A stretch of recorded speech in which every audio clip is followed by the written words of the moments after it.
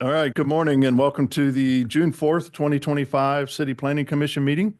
The commissioners look forward to hearing your case as we understand every project is important and unique.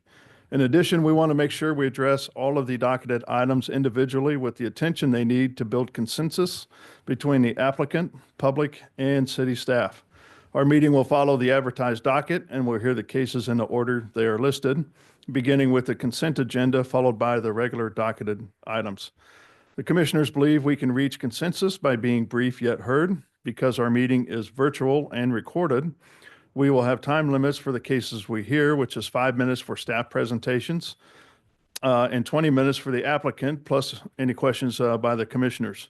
When we move to public comment, we will call on those who have joined us here locally in person, followed by those who have joined us virtually.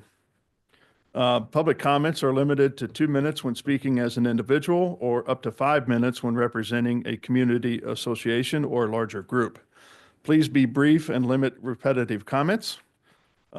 Those of you who are joining us virtually, please be ready to go when it's your turn to speak. Have your video camera turned on and your screen name correctly displayed. This helps us make sure that we get your testimony for the record. So as we get started, I ask staff to provide the additional ground rules and instructions as we conduct this meeting. So Sarah, can you remind us of those, please? Thank you. I'll describe the testimony procedures for our hybrid meeting today. First, for those joining us online, please know that there are 2 categories of people participating in the meeting: attendees and panelists. Right now, the only panelists are the commission members and city staff. If you are an applicant or a member of the public who is interested in a case, please use the raise hand function when the case is announced to let staff know you would like to speak. There is a ribbon at the bottom of your Zoom screen with a hand icon. Please click this to raise your hand to request to speak on a case.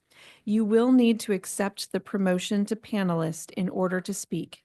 It may appear temporarily as if you have been disconnected, but don't panic. You will reconnect shortly. If you are calling in on a phone line, your screen name appears as your phone number. You can raise your hand to speak when the case is called by pressing star followed by the number 9. When you are promoted to panelist, the chair would like for you to turn on your camera so that the commission can see you when it is your time to speak. Your microphone needs to always be on mute unless you are giving testimony at the appropriate time. When you are called upon, you will be able to share your screen to display exhibits. You will be given 2 minutes to testify, or 5 minutes if you represent an organization such as a neighborhood association, HOA, CID, or business association. The chat box is only for questions about the agenda. Merits of each case should not be discussed in the chat box. For everyone joining us today in person, applicants may be seated at the center desk when the case is announced. Members of the public who would like to speak may approach the microphone on the podium when it is appropriate to give testimony. If you are in person, there is no need for you to be on the Zoom meeting as well. Joining the meeting in both manners causes a lot of unnecessary feedback and audio disruptions. We ask that you please keep devices on silent and be quiet when entering and exiting the hearing room. Those are all of our procedures. All right, thank you. So let's begin with our first discussion item, and that's the election of a vice chair. Mr. Chair, I'd like to nominate Tyler Enders. Okay, I'll second that. I've got a motion and a second. Any further discussion for Tyler Enders as vice chair? No. All right, Margaret, can you take that roll call, please, on that motion? Arkin, Aye. Beasley, Aye. Crowell, Aye. Enders, Aye. Padilla. Aye. All right, I think we've made a great selection on our vice chairs, done a fantastic job the last couple of years, and look forward to seeing him continue in that capacity. All right, with that, let's move to our consented docket item. So here you go, Vice Chair, your first item. Oh, all right. Could you open up the consent docket, please?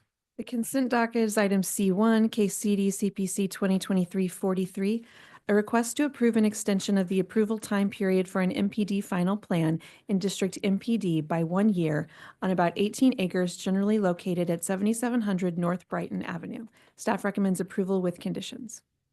Any questions from the commission for city staff? No. Nope. Seeing none, are there any comments from the public on consent docket item C1? There are no hands raised online. All right, with that, we'll go ahead and close testimony and I'll take a motion. Motion to approve consent item 1 with conditions. Second. It's been moved and seconded to approve docket item C1 with conditions. All those in favor, please say aye. Aye. Aye. Any opposed? Abstentions? C1 has been approved with conditions. All right, thank you. All right, let's move on to our regular agenda items, beginning with those that we're looking to continue to a future date, please. The continuances are items 12.1 and 12.2.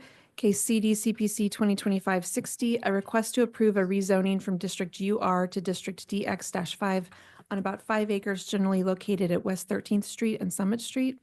And case CD CPC 2025-59, a request to approve a development plan and proposed District DX-5 to allow for a school, entertainment venue, and spectator sports and recreation participant uses on about 5 acres generally located at West 13th Street and Summit Street. Staff requests continuance without fee to June 18th.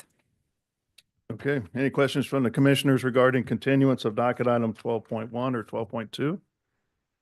All right, let's open it up for public testimony. If there's anybody out there that would like to speak regarding continuance of 12.1 or 12.2, please come forward or use the Zoom feature and you'll be called upon.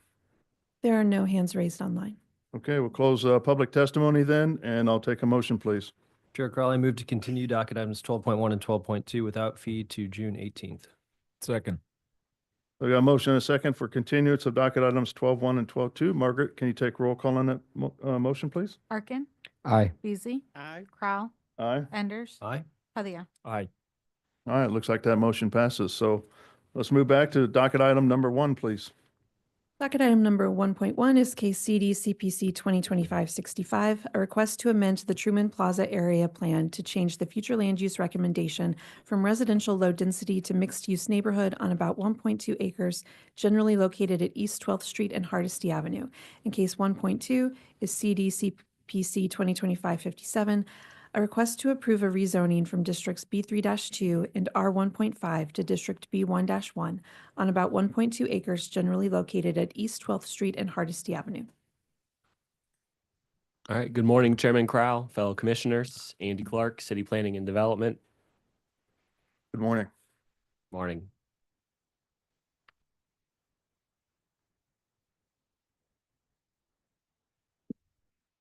And before you this morning are docket items 1.1 and 1.2. The first is an area plan amendment, and the second item is a rezoning.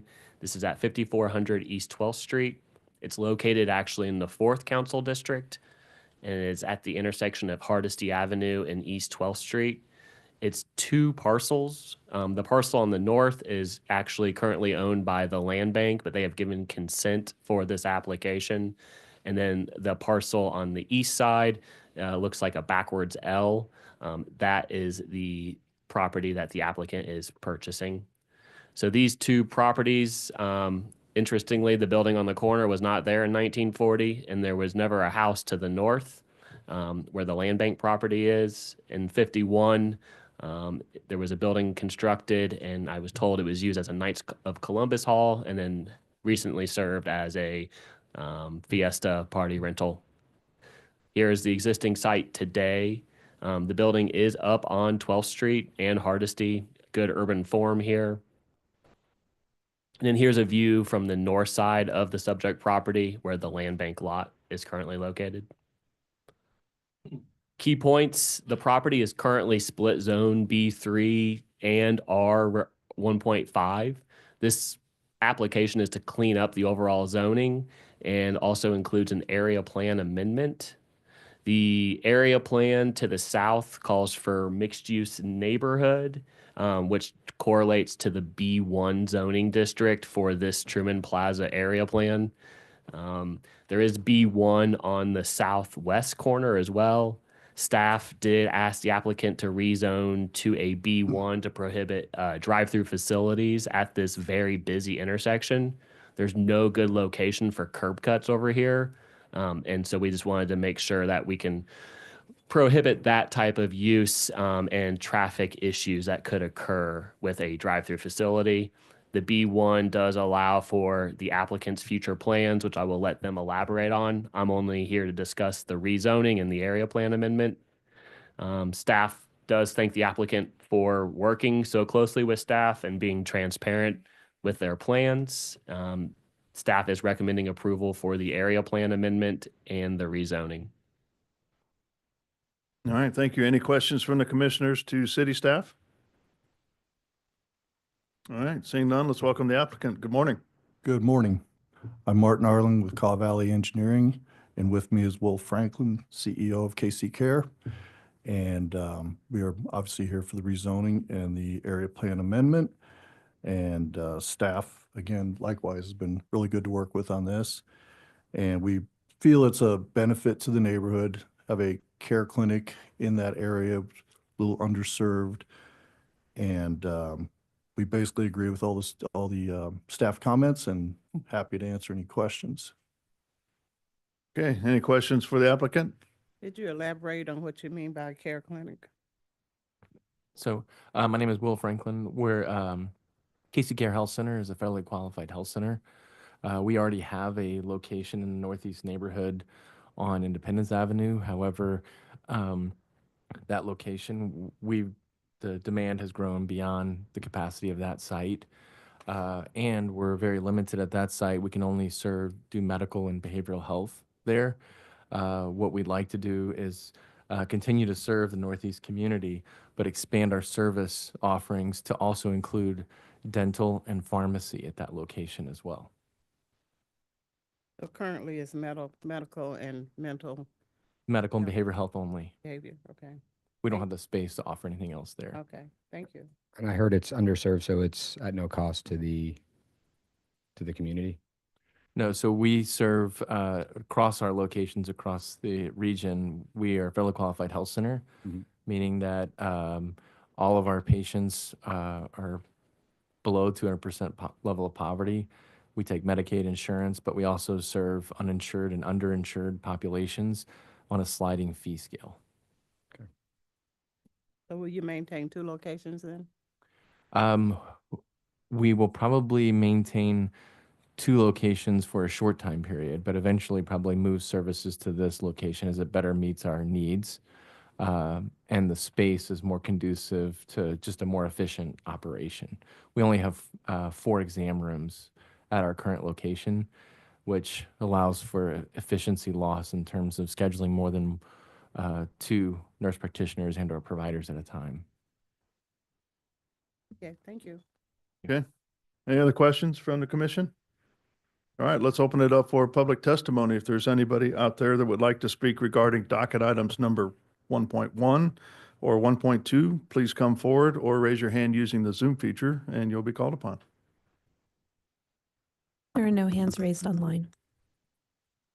Okay. All right, we'll go ahead and close public testimony then. Anything else you guys would like to add from the applicant standpoint? Not at this point. No. All right, thank you. With that, we'll close testimony and speak amongst the commission. If there's nothing to discuss, I'll take a motion. Chair Crow. Quick question. So we are here for rezoning and the amendment plan. Will they have to come back before us for their actual plan to develop? That's a really good question. That is why staff recommended a B1 zoning, which really prohibits a lot of uses that could be of concern to the community or traffic at this intersection. As long as the building is under 8,000 square feet, the applicant would be allowed just to submit their building plans. There would be no approval from the City Plan Commission. Okay. Thank you. Chair Crow, I move to approve docket items 1.1 and 1.2 without conditions. Second. Got a motion and a second for approval of docket items 1.1 and 1.2. Margaret, can you take roll call on that motion, please? Arkin, Aye. Beasley, Aye. Crowell, Aye. Enders, Aye. Padilla. Aye. All right, looks like the motion passes. Thank you and Thank you. Thank you. good luck. Thank you. All right, let's move on to docket items 2.1 and 2.2, please. Docket item number 2.1 is case CD CPC 2025-49, a request to approve an area plan amendment to the Hickman Mills area plan from residential low density to mixed use neighborhood on about 4.86 acres generally located at the northeast corner of Blue Ridge Boulevard and East 102nd Street.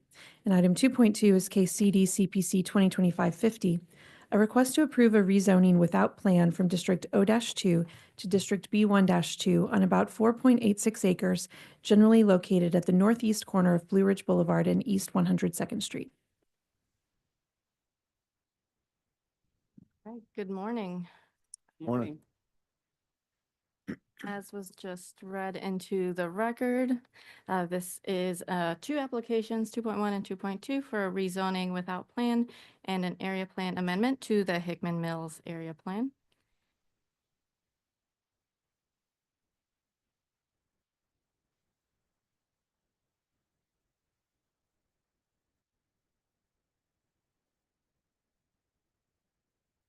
Okay, I think that's sharing. This is the subject site. It's down in the southern part of the city. Again, a closer look, you can see I-47 just to the south. And then I did include just a couple blocks surrounding the property to show the current zoning and the residential neighborhood surrounding it. So that current zoning is O-2. And it does include these two properties highlighted in yellow. The applicant is proposing to rezone this to B1-2. And then here's just looking at the base map to look at the development densities. The Hickman Mills area plan is currently has the site as residential low density and is being proposed to change to a mixed use neighborhood, which you can see down south as well. So the applicant did provide plans for the future development of the site. Those plans are required to go through the project plan process, so you will see that at a future date. The staff is proposing approval without conditions for both because we will see those plans again. I did go through and highlight just B, D, and B and C of the criteria in my presentation while showing you those maps. D, whether the public facilities will be adequate to serve the development. Those are being reviewed with that project plan. And then criteria F, the length of time the subject property has remained vacant. This property has been vacant since about 2010, and that rezoning to O occurred in 1991. So it has been vacant. This approval would allow the use that the applicant would like to have on this property and would then allow it to be developed as such. And so this is just a view looking southeast on Blue Ridge Boulevard. It's this vacant lot that you see here. And then just looking directly onto the site, it is a fairly large site. And then a look directly from Interstate 470, and this is the median right off that off-ramp of the highway. And so that concludes my presentation. I can answer any questions if you have them. And then I did hand out two public testimony letters that were received after the publication of the staff report in opposition to the rezoning and area plan amendment. Okay, any questions for the city staff? Right now on this project, we're looking at just a rezone for the two parcels. Correct. And then after that would be I didn't look as close as I probably should have, the conditions. And so they'll have to plat to bring them together. But is there a plan Yes. that needs to be provided, but it's not? Can you explain the process of Mhm. rezoning now and the plan comes later? Yeah. So the rezoning is required to allow for the use as a sports and recreation participant indoor. It'll be a basketball phenom facility. It is about 39,000 square feet for the proposed building, which is just below that requirement for the development plan. So that's why they're going through the project plan review. And they are currently under review for that. It can't be docketed for the City Plan Commission until the rezoning is approved, because the rezoning would allow the use. Okay, can you reiterate why? I mean, this is not available in the O2 zoning that's currently zoned? The O2 really focuses on neighborhoods serving retail uses and office uses.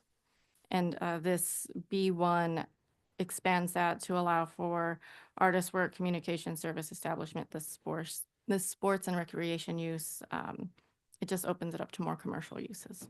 All right. No questions from the commission? Okay, with that, let's open it up for the applicant. Good morning. Good morning. How you doing, sir? Can you explain your project a little bit and why you want the rezoning? Um, excuse my nerves as I talk. I understand. Our project, this is, we're looking to build our headquarters. We are a youth basketball organization that's been around since '07, and we've just grown, and we've completely outgrown all of our spaces. This will be our home where all of our kids train. And as I'm going through the process, I'm learning as I go as it relates to the rezoning and all of the different options. Sure. So I can't really speak intelligently about why, other than this is what I've been told we're supposed to do, so this is what we're doing as to be in compliance with the city. Okay. Tell us a little bit about why this site. Why this site? Sure. Yeah. I grew up in this area. This area is very, very near and dear to my heart. We're currently operating out of the old O'Hara High School at 9001 James A. Reed. And this is a site that we've been attempting to acquire for 5 years now. And we finally got our financing in order to be able to purchase that site. Other than it provides great access from all over the city. I wanted our headquarters to be in a spot where kids who grew up like me could play for a club like ours. We've been blessed to be sponsored by Nike. We've been blessed to have kids play at the highest levels. And as a kid, I couldn't afford to play on a team like ours. And so we've created this to where anybody can afford to play. But it's really important to have it located to where kids can have access to it. So that's why this particular spot is near and dear, because it allows kids who grew up in the 5th district like myself to have access to the training that we provide. How many kids are in your program now? Well, our program reaches across several states. Okay. So we have Hopefully. roughly 75 teams. Okay. Boys, girls, but the vast majority of them are girls. And here in Kansas City, we have roughly 20 to 25 teams, and which is the reason we need a space. Like, we've completely outgrown the capacity at O'Hara. Yeah. And what's the ages for the kids? Sure. Kindergarten to 2 and through high school. Okay. All right. Thank you. Anybody else have any questions for the applicant? Yeah, I've got a couple. You want to go first? Well, I think mine might be simple, but y'all know me, I'll come back later. What is the name of your organization, sir? Sure. Our nonprofit is Missouri Valley Youth Services, doing business as Missouri Phenom. Missouri what? Phenom, Phenom. Okay, thank you. Go ahead. Can you tell us a little bit more about the facility? What's the split? Is it going to be office space? Is it going to be courts? Is it going to be do you have a program planned when it's Sure. not in use, or is it always in use for training? Hours, security, is there a plan for those type of things? Parking? Yes. So it's going to be courts, it's going to be office, it's going to be speed and agility, it's going to be strength and conditioning, um, all of that. Um, Do you know how many, about, if you give me how, is this all, it's all going to be indoor, correct? yes, all indoor.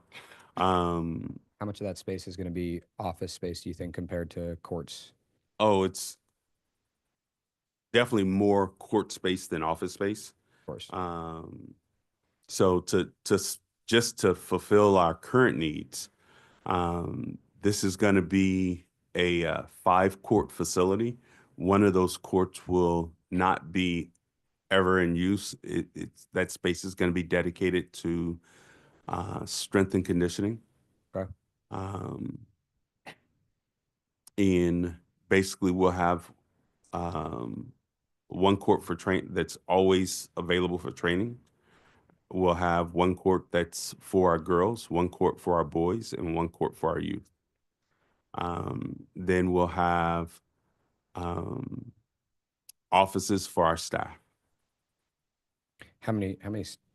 If you have, how much, do you have like 10 staff members, 30 staff members? How many do you have?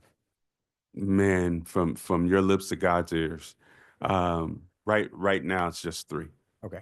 And in the office. and your, at any given time, what do you see the max amount of people in this space? Great question. So the max number of people in this space um, at any point in time could be 50. Okay. Most of those are kids, though. Yes. So So so let's call it 60. Let's Okay, call it so 60. so it's not like it's not a viewer location, it's true a training facility, so you're not gonna have like tournaments there where No. parents and. No. Okay, So if we were to host a tournament, Yep. this place is too small. Um, the tournaments that we host tournaments across the country, Mhm. and minimum 18 courts minimum, up to 50. Understood. And we only do one of those per year. Most of our events are college events. Like we're bringing Wichita State in to play Missouri State, and as the first game, and then the headline game is KU versus MU down at T-Mobile, November 15th. Gotcha. Love to see you guys there. But as far as youth tournaments and all that, that's not our thing. Appreciate it. That's all my questions right now. I've got one for you. Fully appreciate that you're new to the process, and I've been there. I get it.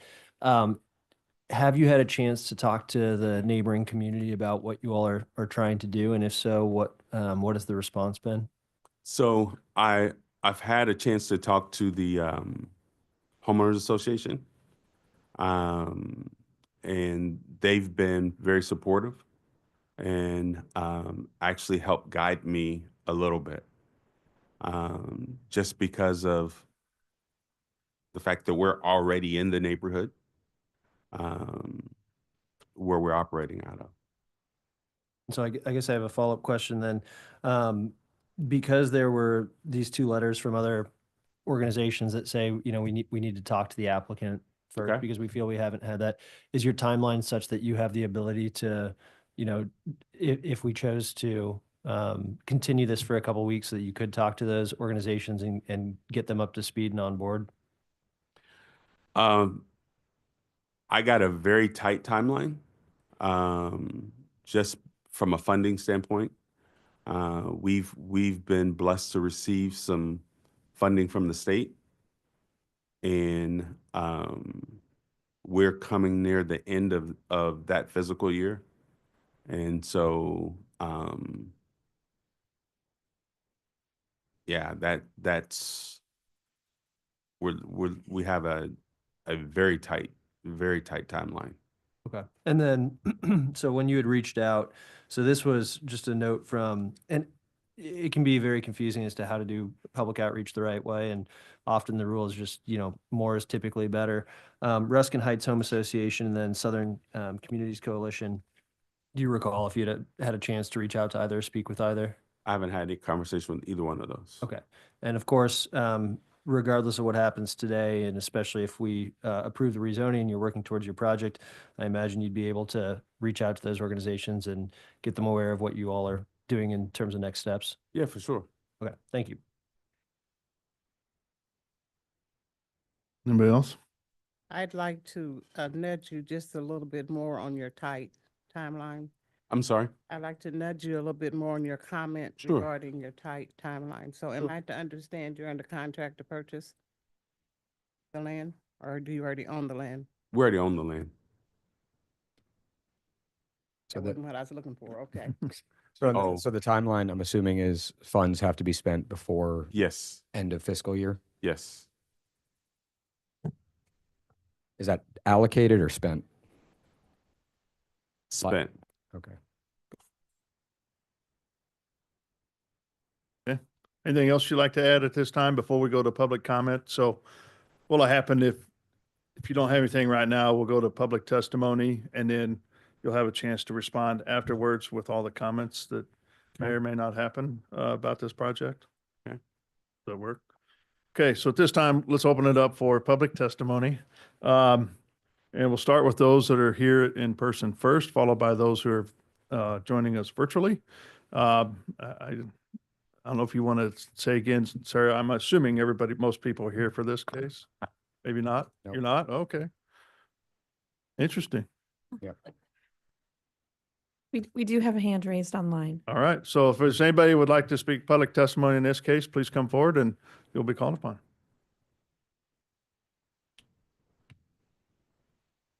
Well, I'm promoting. Teresa Edens has a hand raised online, but needs to accept the promotion to panelist in order to speak.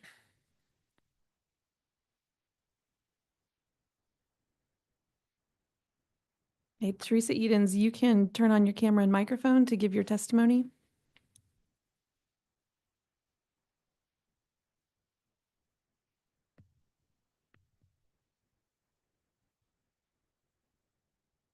If you're speaking, we can't hear you. You need to turn on your microphone, please. Can you unmute her from there? No.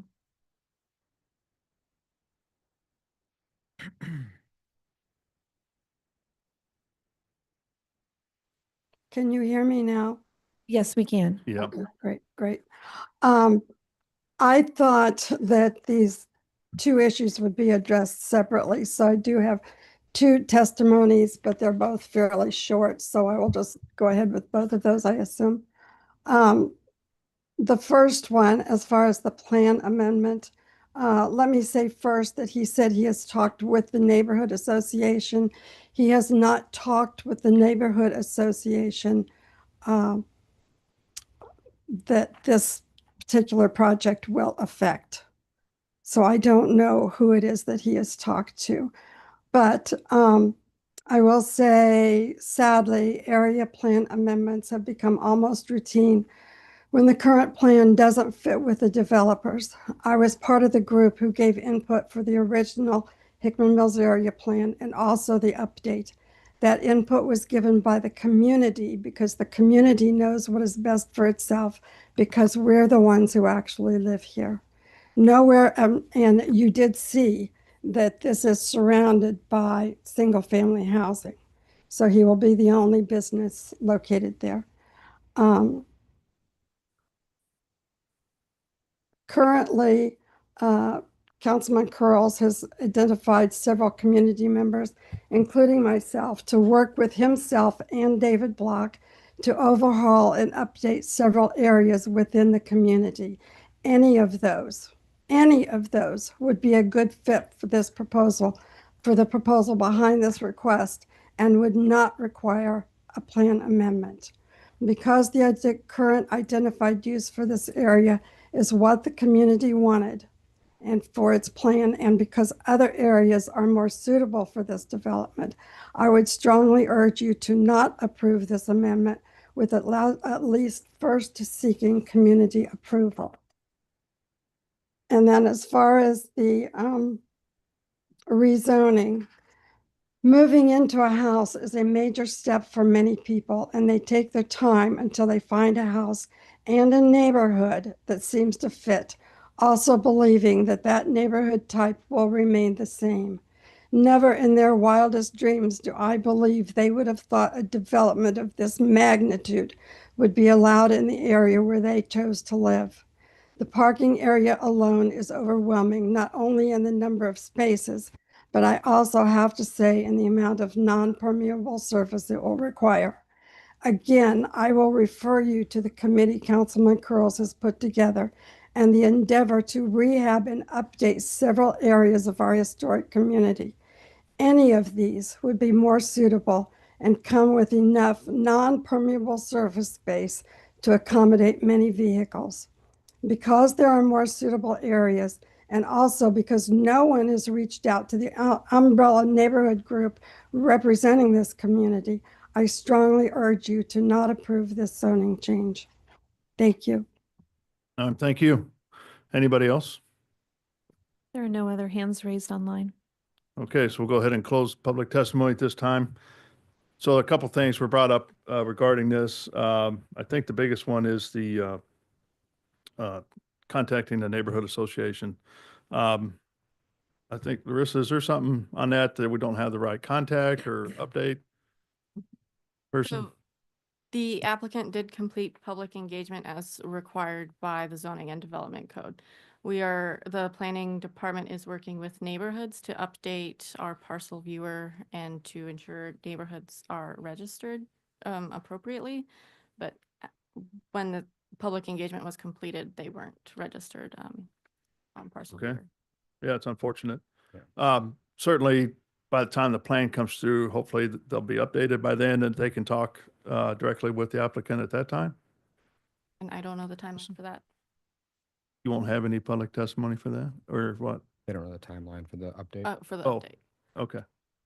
But we do have contact information. I mean, they're known to us now. Okay. That, you know, our neighborhood engagement process does not prohibit people from continuing to speak to the association or to meet with other neighborhood associations who are interested. Okay. All right.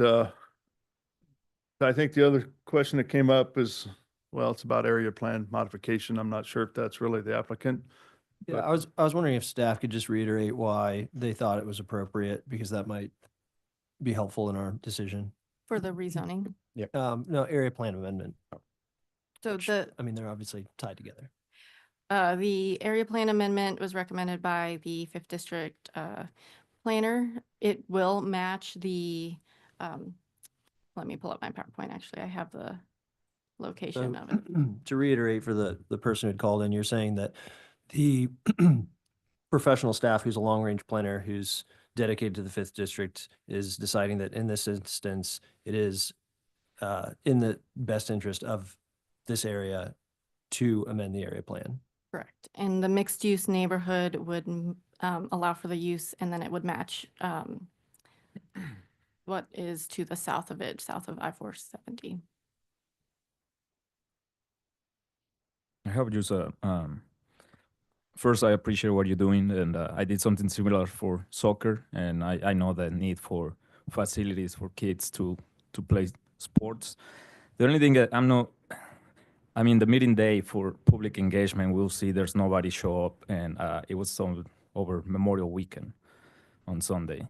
So to me, it's just, like it was not a good time. So I don't know how the other commissioners feel. And I understand you in a tight timeline, and I don't want to mess up with the financials and the project, but to me, is that they didn't have the opportunity to talk to the neighborhood.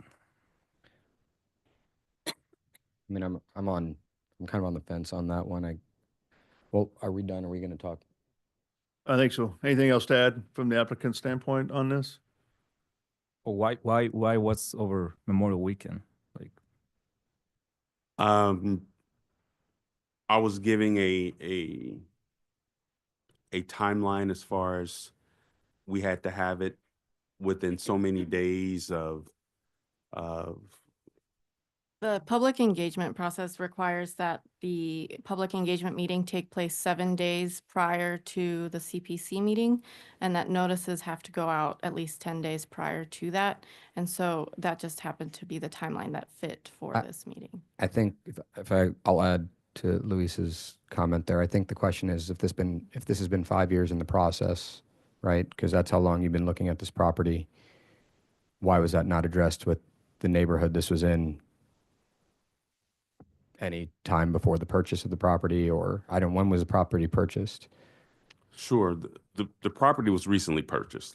Like within the last 6 months? Yes. So And so again, I'm new to this. Correct. And so I wasn't aware that we were gonna have to rezone.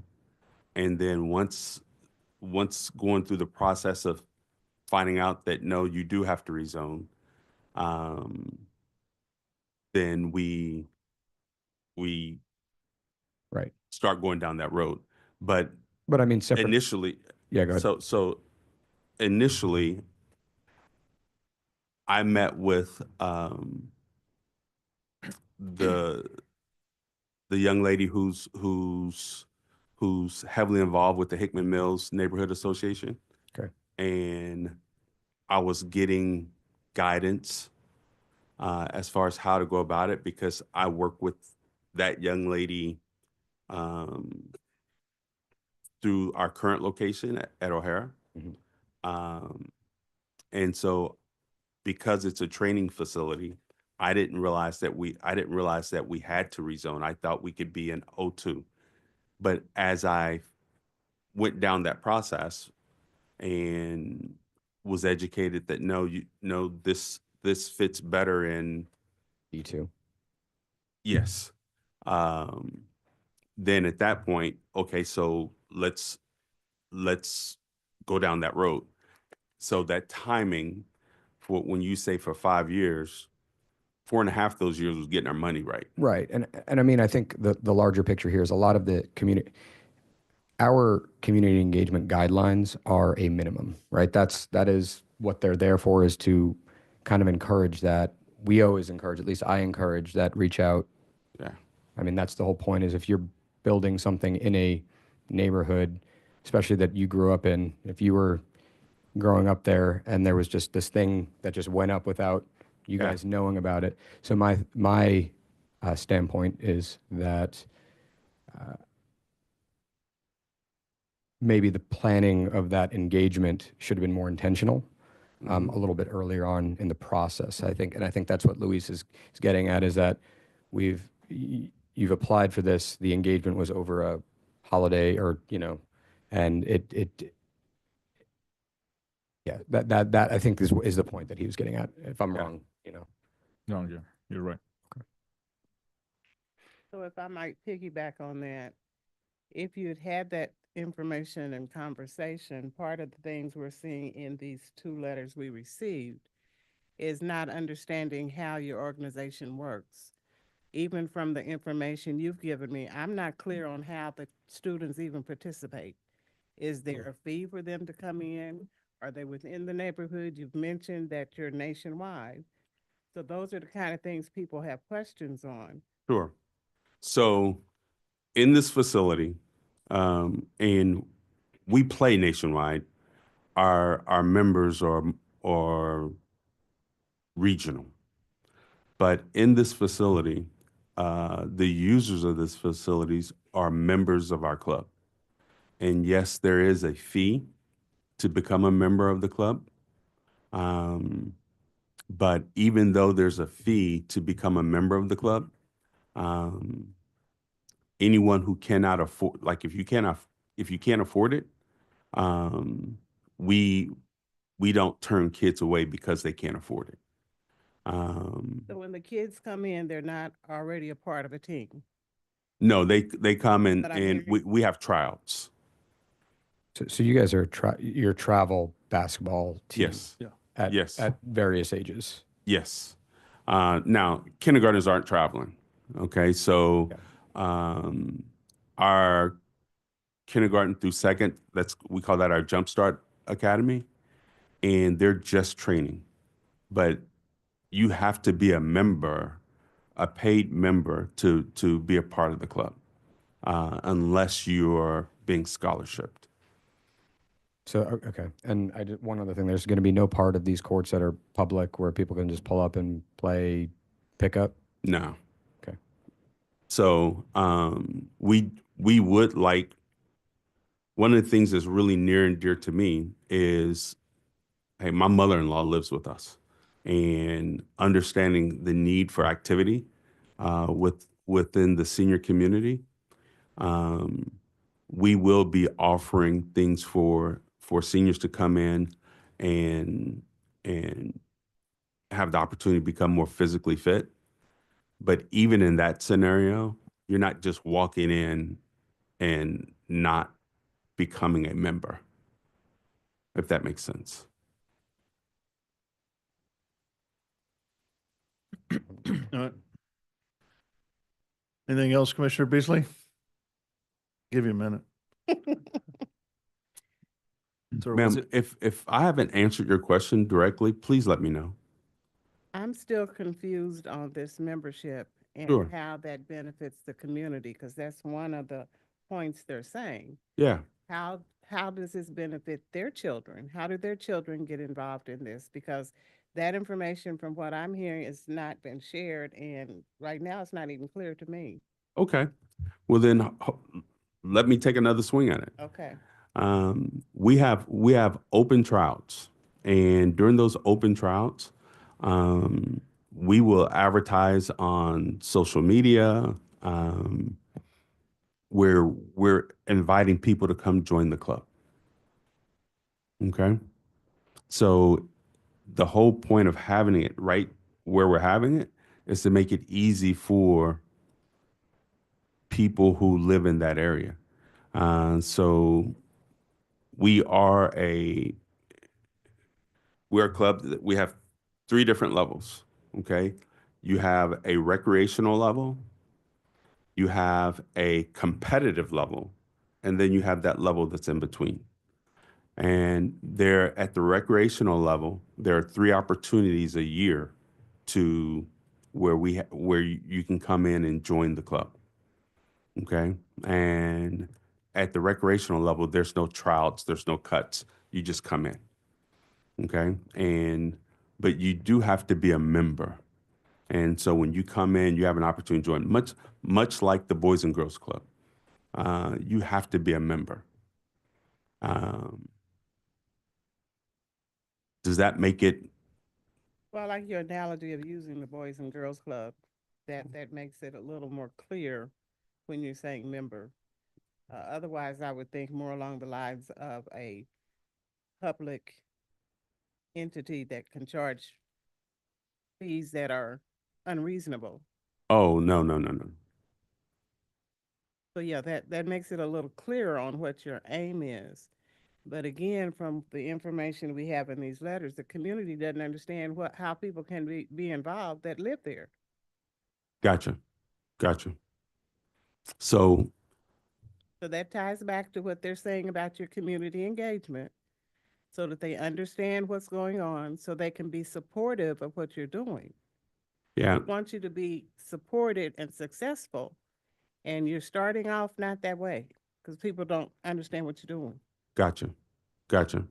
So in the basketball community, we are a well-known entity, and typically what we try to do is reach out to high school coaches, and it's through the high school coaches that a lot of our kids come to, where a high school coach may have a youth camp where they're bringing in their elementary students, and we'll come in and we'll help work the camp. Kind of information you could share with the community Yes. so they Yes. understand what you're doing. So I because we're already in the community, I would welcome anyone to stop by, announced or unannounced. And I think what Forrestine is saying is that it's not their job to do that due diligence. That's your job. You are putting a Gotcha. facility in their space, understood. and explaining what that is and how it benefits them and how you are giving back to that community, especially when you're asking for a change in something in the way that it's zoned. Obviously, you are right. You're helping students and you're building that up. You might be bringing from different areas, and that's okay. But it's about those steps that you take, which is kind of, I think, what we were alluding to a little bit there. Okay. It is. And I think that it's not a long process. I'm not saying you do 6 months of engagement. I think that it's a sit down conversation with these two organizations and say, these are the things that are happening. This is a facility that we're using for these things. This is our schedule. This is who we bring in. This is what we do in the community. And, this space, if you mentioned Boys and Girls Club, right, which is more of a community center, right? Mhm. This space can be something that we can lend out for events for the neighborhood. Things like that would appeal to the community, where they're like, oh, why wouldn't we want this entity here? It's helping our youth. It's helping our neighborhood.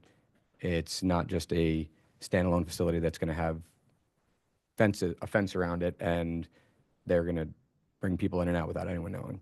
Because I Gotcha. think the way that I see it. And I agree. I would add your council person for your area as well to make sure he understands what your project is in that portion of engagement. So I have met with Councilman Crows on 2 occasions and Mayor Pro Tem on 1. That's good. But this feedback is very welcome feedback, and it's in my best interest to let everyone know, whether they're in the community or not, about what we're doing, right? Because we want to grow membership. So I'm not trying to not do these things, but there was only one neighborhood association that I was aware of, and it wasn't one of those 2. So, And when I asked the question about the over the holiday meeting, I didn't mean to. I just wanted to make sure that it was clear why, and that it was no, like super intentional to do it over the weekend to miss HOAs. In this case, where they explained the HOAs were not in the system, so and they have a long process to go still. So there's time for them to meet with the HOAs and explain. And I think that, a youth sports club is, they can go to the website and see everything and how it works. I think here's more like of the location, but so just to move forward, I'm okay with moving forward with the project. Well, are we going to close and talk amongst ourselves here? Yeah, I think you guys done with questions? Yeah. Okay. Yeah. Yeah, I'm ready for that as Okay. well. So it's close testimony and speak amongst the commission. And I'll take a motion when we're ready. I kind of want to hear what some everyone else's thoughts are. I was kind of leaning towards what Tyler had mentioned earlier, Commissioner Enders, Vice Chair, sorry, Enders, about your timeline or the timeline of this project. Yeah, I probably should have been more careful when I first asked the question, but obviously all of us up here really enjoy a project when it's been talked through thoroughly with the community. There still might be disagreements, but it's just nice to know that at least everyone feels communicated with. I mentioned these 2 because they were passed out. I think it's important to note that the applicant did what they were supposed to do based upon what they were told to do and what we require as a city. One of these is a homes association. Homes associations, we don't require people to speak with homes associations. The other is a different type of larger umbrella organization. Again, best case scenario, you talk to everyone. So I probably should have been more careful when I asked about this and been more specific, but appreciate you've done the right thing. in terms of what's required. I sincerely hope that you do above and beyond, as the other commissioners were saying, in this next part of the process. I'm supportive of city staff and the professionals who do long-range planning, saying that this is the right area amendment, because the plan will be discussed, will be put forth in a public way. I'm totally comfortable with where it is right now, but I think this is a good opportunity to, as someone who's learning the process now, to realize how important it'll be to have some of those conversations before this next stage. Because as you very, very well know, this is just one step in a pretty long process for you, and it by no means guarantees that your project will be able to come to fruition if the same people who are concerned about not having a conversation today don't like the project. What is the next step? The rezoning and area plan amendment need to go to city council for a final decision. Okay. And then the project plan needs to finish the review for the site layout, elevations, the typical review. Okay. And then that'll be on the consent docket. Will the for- rezoning go through the council first Correct, before yes. the plan comes through? Yes. Okay. But you yes. said, so you said the project plans will be on the consent docket, not on the regular docket, correct? Correct. Project plans But are, would give the opportunity for Yeah. neighborhood members to say something else here at this. the plans are currently on Compass KC and are available to the public. So Understood. they're, Okay. Yep. And I'm comfortable pushing this through. Okay, so there are no conditions on either case of this, correct? correct. So just hearing everybody, do you want to add one to have the discussion with these two before it goes to the council? I like the way Tyler worded it. Okay. All right, Okay. I'll take a motion, please. With that, Chair Crowell, I move to approve docket items 2.1 and 2.2 without conditions. Second. I got a motion and a second for approval of docket items 2.1 and 2.2. Margaret, can you take roll call on that motion, please? Arkin, Aye. Beasley, Aye. Crowell, Aye. Enders. Aye. Padilla. Aye. That looks like the motion passes. Thank you. Thank you. Good luck. Good luck as Thank you you. move forward. All right, let's move to docket item. We're going to do 3 and 4 at the same time. Yeah. Yes, we'll call 3 and 4 together because they're companion cases. Okay. Docket item number 3 is case CD SUP 2021-18, a request to revoke a special use permit, CD SUP 2021-18, under section 88, 525, 13A, on about 0.3 acres generally located at 2802 East 9th Street. And docket item number 4 is case CD SUP 2021-17, a request to revoke a special use permit, CD SUP 2021-17, under section 88, 525, 13A, on about 0.3 acres generally located at 2802 East 9th Street. All right, good morning. Morning. Before we get started, I believe I need to recuse from this one. Okay, Still have a quorum. We're good. yeah, we'll still have a quorum before. Okay. Yes. Do I need to give you a reason? Nope, Okay. but you'll have to sit at the table, I need to leave. preferably, so that way everybody knows that you're recusing. Yes, Okay, thank you. no problem.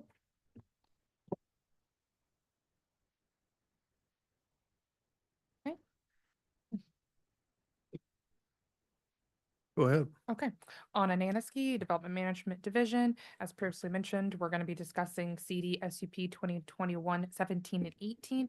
And this is a request to revoke a special use permit. So the site is located in the northeastern portion of Kansas City, Missouri. More specifically, it's at the intersection of Chestnut and East 9th Street.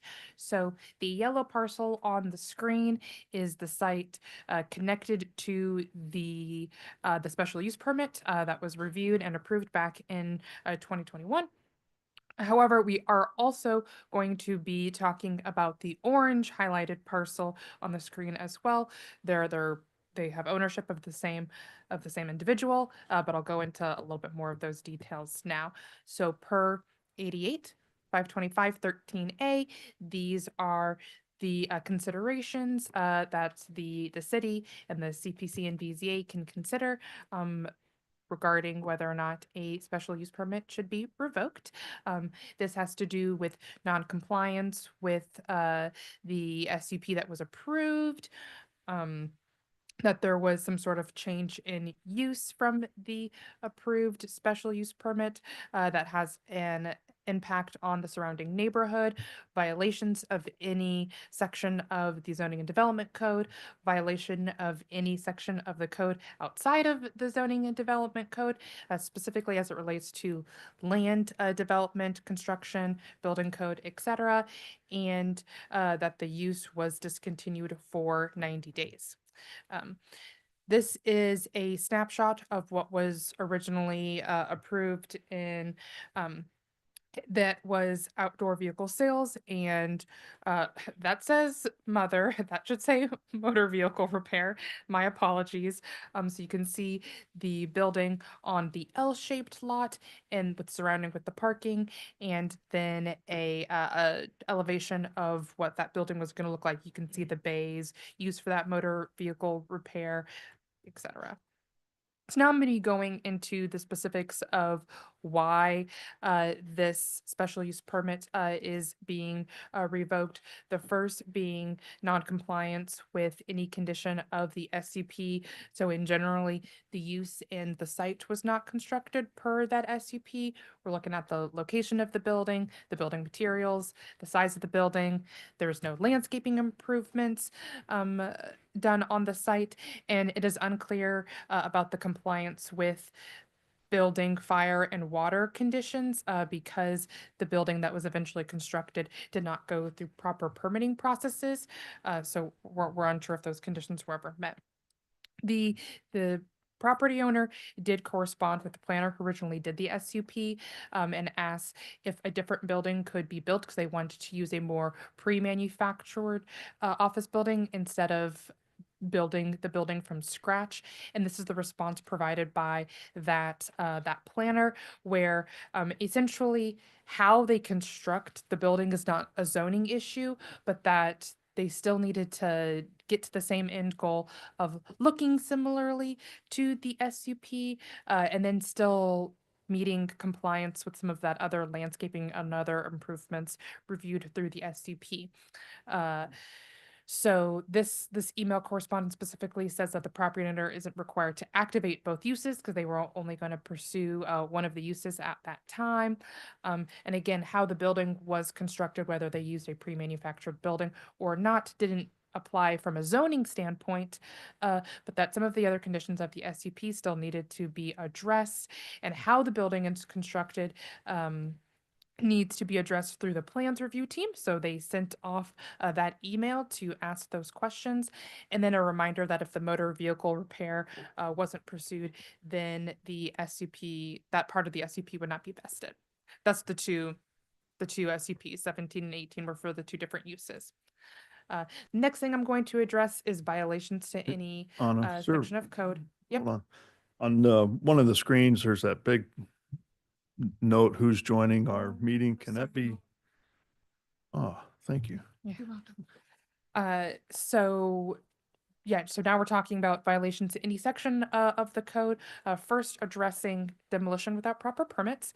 So in 2019, there was a structure, and these images are taken from Google Street View. And in April in 2002, there was no structure. And we have no record of a demolition permit being applied for and approved. So we can only assume that this was done without proper permitting. In addition, there is construction of the structure without permits. So I mentioned before, they wanted to do a slightly different building. That was okay. They submitted plans for that new building, and it got approved in 2022.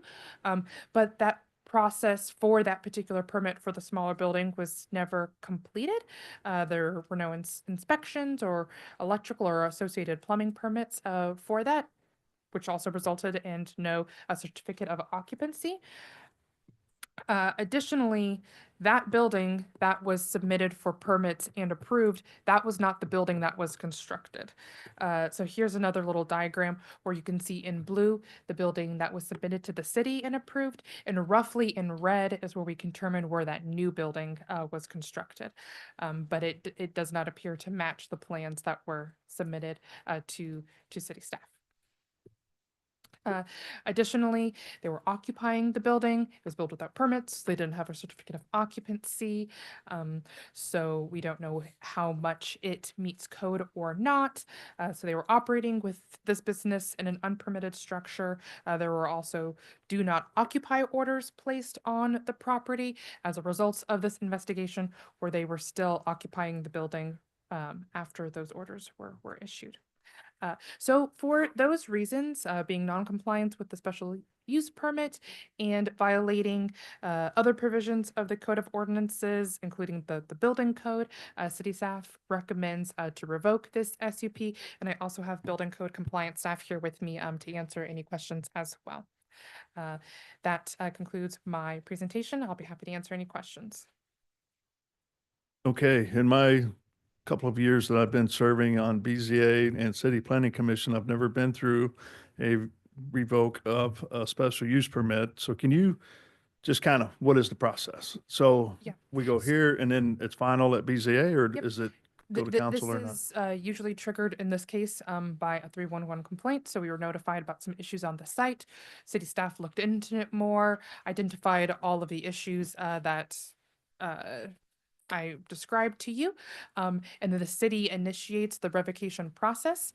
There is a letter that gets sent to the property owner, as well as the general notification for a CPC meeting. So all properties within 300 feet also get notified. The CPC is a recommending body of the revocation, with the final decision maker being the Board of Zoning Adjustment.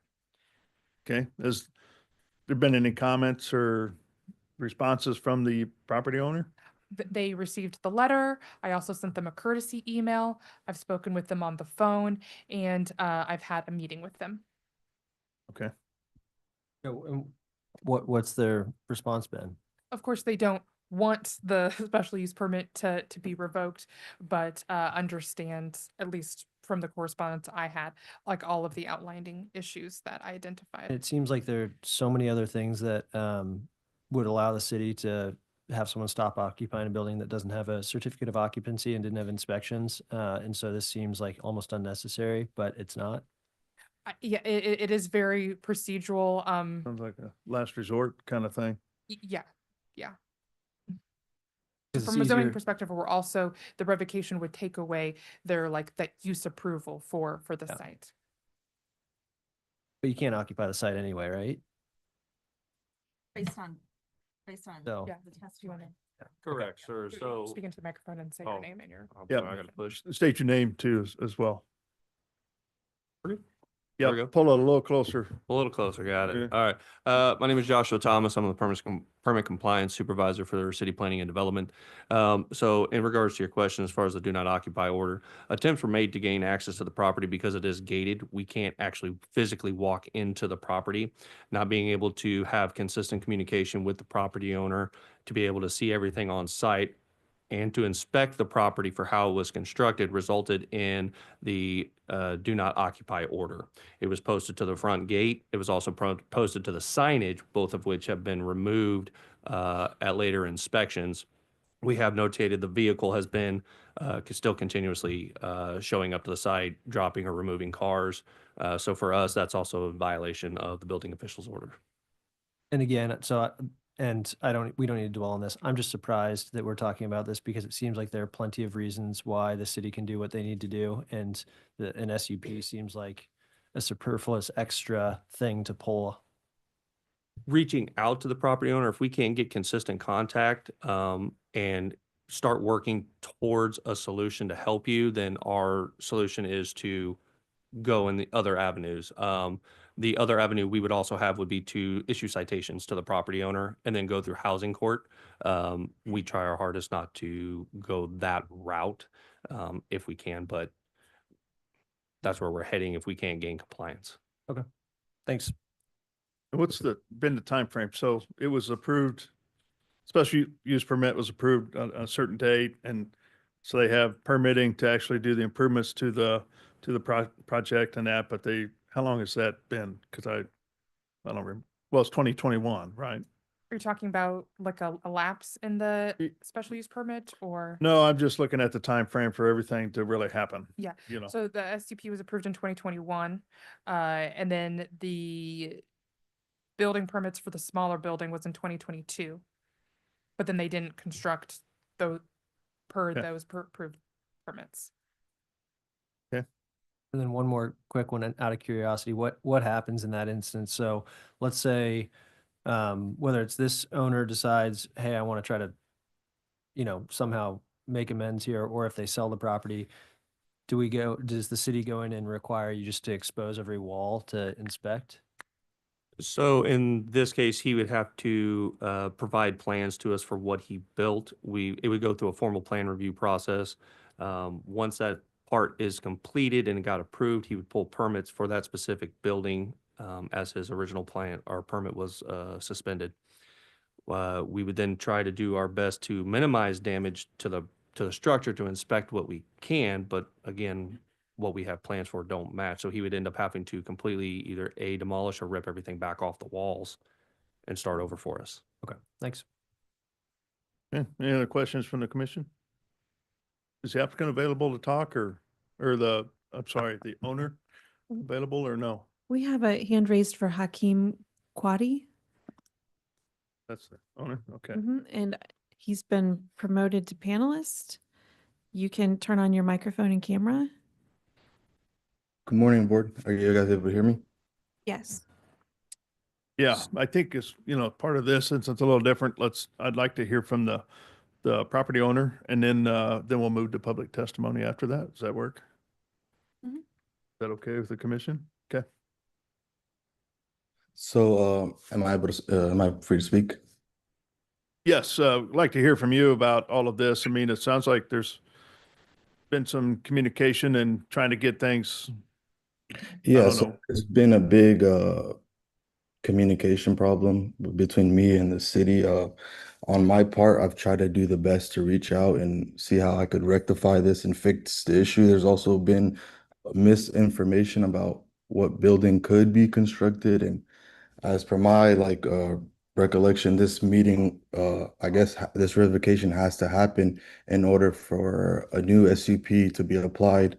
Because I did try to submit permits for this building and I was told that the parcel attached to it, 2800, was not grandfathered in and didn't have an SUP. And at the time, when I applied for the original SUP, I didn't own the 2800. And I thought it had been grandfathered in because the previous use, I did not demolish it. I purchased it and there was just no building there at the time. There was a foundation there. And for that building, I did construct, an inspector did show up to inspect the electrical, and I was told that I didn't need any permit because of the square footage of the building. He didn't mention anything about it being a commercial building or on a commercial zoned lot that it would require any permits. And a year passed, and then that's when the city was involved. We haven't been operating the site, but I have the site used as storage, so I do have to access it every now and then. And I've tried to reach out, to the proper people just to rectify this and get some kind of courtesy and trying to figure out what's the right process and what to do. And at the time, 2021, for the original building plans, I had medical emergencies and I just couldn't use the money at that time.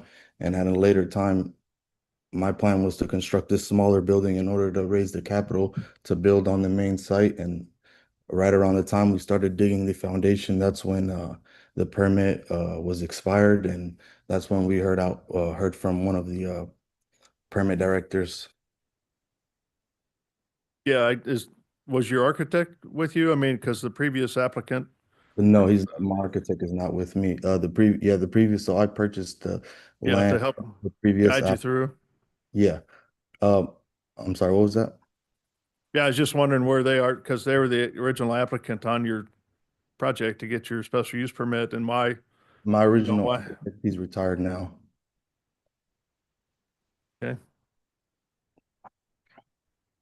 All right, any questions anybody has? I want to make sure I understand what you said correctly, and I think I'm making a jump and this is not what you said. But the building that was it built on the foundation of the building that was demolished? Yes. Okay, and then so you did or did not demolish the building? I did not demolish the building. So it was when I purchased that part of the parcel, it was there was no building there already. And even whenever I owned the one on 2802, there was no building there at the time as well. Okay, and when did you purchase each property? This was back in 2021. And then the second property, the smaller one, the 6,000 square feet, was back in 2024, I believe. Okay, and the original SUP application, you were a part of that process, or was that the previous owner? That was the previous owner, but I did go to the hearing and I was there at the hearing and I kind of knew about the approval of the SCP. And that's Okay. when I reached out to some board members, or not board members, city staff, about putting up just the office section because of the funds weren't available at the time. Uh, so we went and proceeded with that, and they told me that was okay. And at a later time, I could put up the mechanic facility, the automotive repair facility.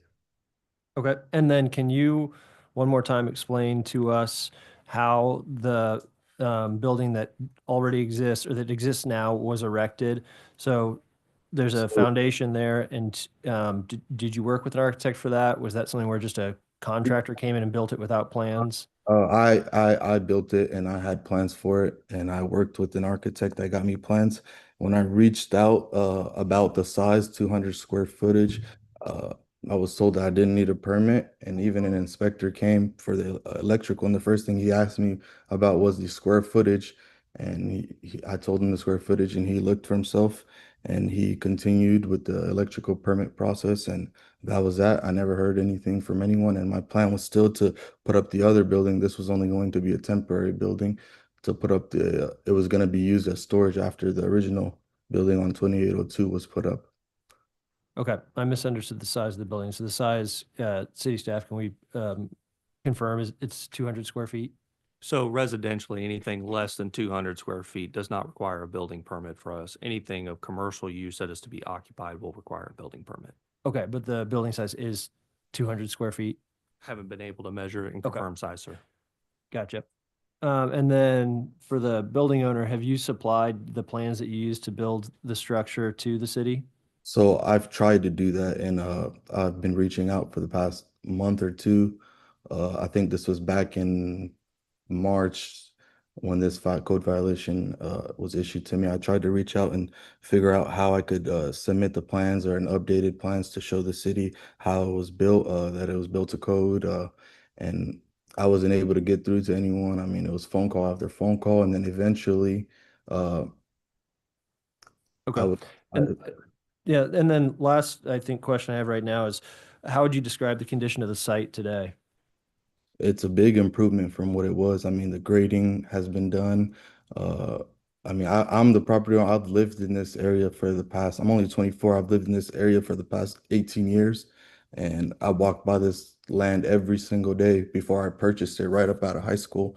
And I've, done my best to develop it over the years and, year by year to do things just out of pocket just because I didn't have the typical financing. So, I mean, it's a big improvement from what it was as far as the fence and the gating and as far as the safety it's brought to the neighborhood. Okay, and then I have one more. So what's your ideal scenario with what happens in the next few years with this property?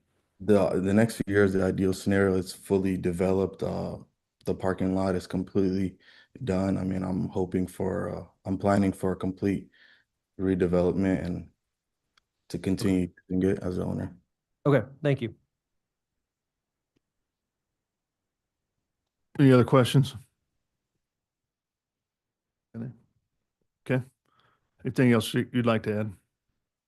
No, sir, unless you have more questions for me. I don't think so. Okay, so at this time, let's open it up for any public testimony. If there's anybody out there that would like to speak regarding docket items 3 or 4, please come forward or raise your hand using the Zoom feature and you'll be called upon. There are no hands raised online. Okay, so we'll close public testimony then. Kind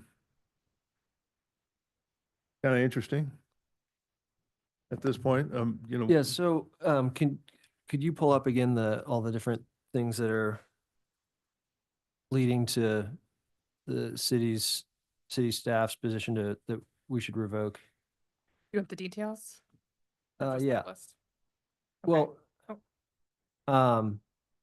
I guess I'm just trying to understand. So like clearly we're in a position where it's overwhelmingly obvious that yes, we could revoke the SUP.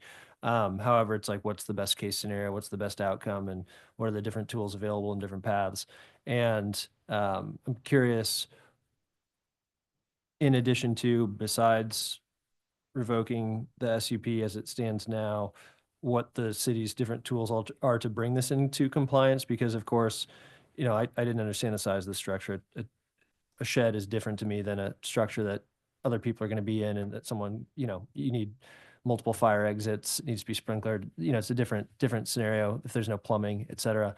And so I guess I would just like to understand if clearly we want to take a step forward with this property, and is there a scenario in which revoking the SUP is not a step forward because it creates a less desirable property that has to be sold, and then maybe it doesn't get developed the way that we hope it gets developed? Yeah, the meeting I was referring to that I had with the property owner was to talk about refiling a new SUP. So they can include both properties into the SUP, clearly identify what's there now and what they want to do moving forward. So their path forward is one of compliance, not of a plan that they can't meet now or don't intend to meet. So from a zoning approval perspective, we have had discussions on what are the correct steps to do next. And then building code, is handed off to a different team. Awesome. Thanks. Any last thoughts? Okay, thank you. Okay. Then Chair Crowley, I move to approve the staff's recommendation of revocation of docket items 3 and 4. I'm just curious too, just a thought here. I mean, obviously we revoke it, but I think there's got to be an opportunity for staff to get back in to see the current building and what they're doing as they reapply for the new special use permit. I'm hoping the applicant or the owner can actually do that. Yes, he can have us come out and look at everything. The biggest path forward for him as far as city planning for permitting will go is that he will have an architect engineer draw up what he currently respectively has. That'll get submitted. It'll include all the details, the existing foundation, plumbing, sprinklers, everything that would be required. And then we would go off of that. It may be that his existing building doesn't meet the standard that we have for building code applications, and he may have to remove it, rebuild it, or just add on to meet compliance, but that would be up to the plan review at that point. Okay, building owner, do you understand that? I understand, yeah. If I understand correctly, it's applying for the SUP first and submitting those plans, because I tried to submit plans and I was told that I couldn't submit them without a new SUP being approved to include the adjacent property. Okay, yep, that's correct. Okay. All right, so I've got a motion. Second. I've got a motion and a second to agree with the city staff to revoke the SUP for these two lots. Margaret, can you take roll call on that motion, please? Arkin, Aye. Crowell, Aye. Enders. Aye. Padilla. All right. Okay, it looks like the motion passes in. Thank you. Okay, we're getting ready to start docket item 5, and thank you everybody for letting me know that you're all here for that. So I think we need to take a small break so that we can go to the restroom, and before we get started on that. So this clock is not right, but I think the one out there is, and it's 10:30-ish. So about 15 minutes, Okay, 10:45. 10:45. We'll be right back. Thank you. I must have misread that or skimmed staff before. Yeah. So, staff before that.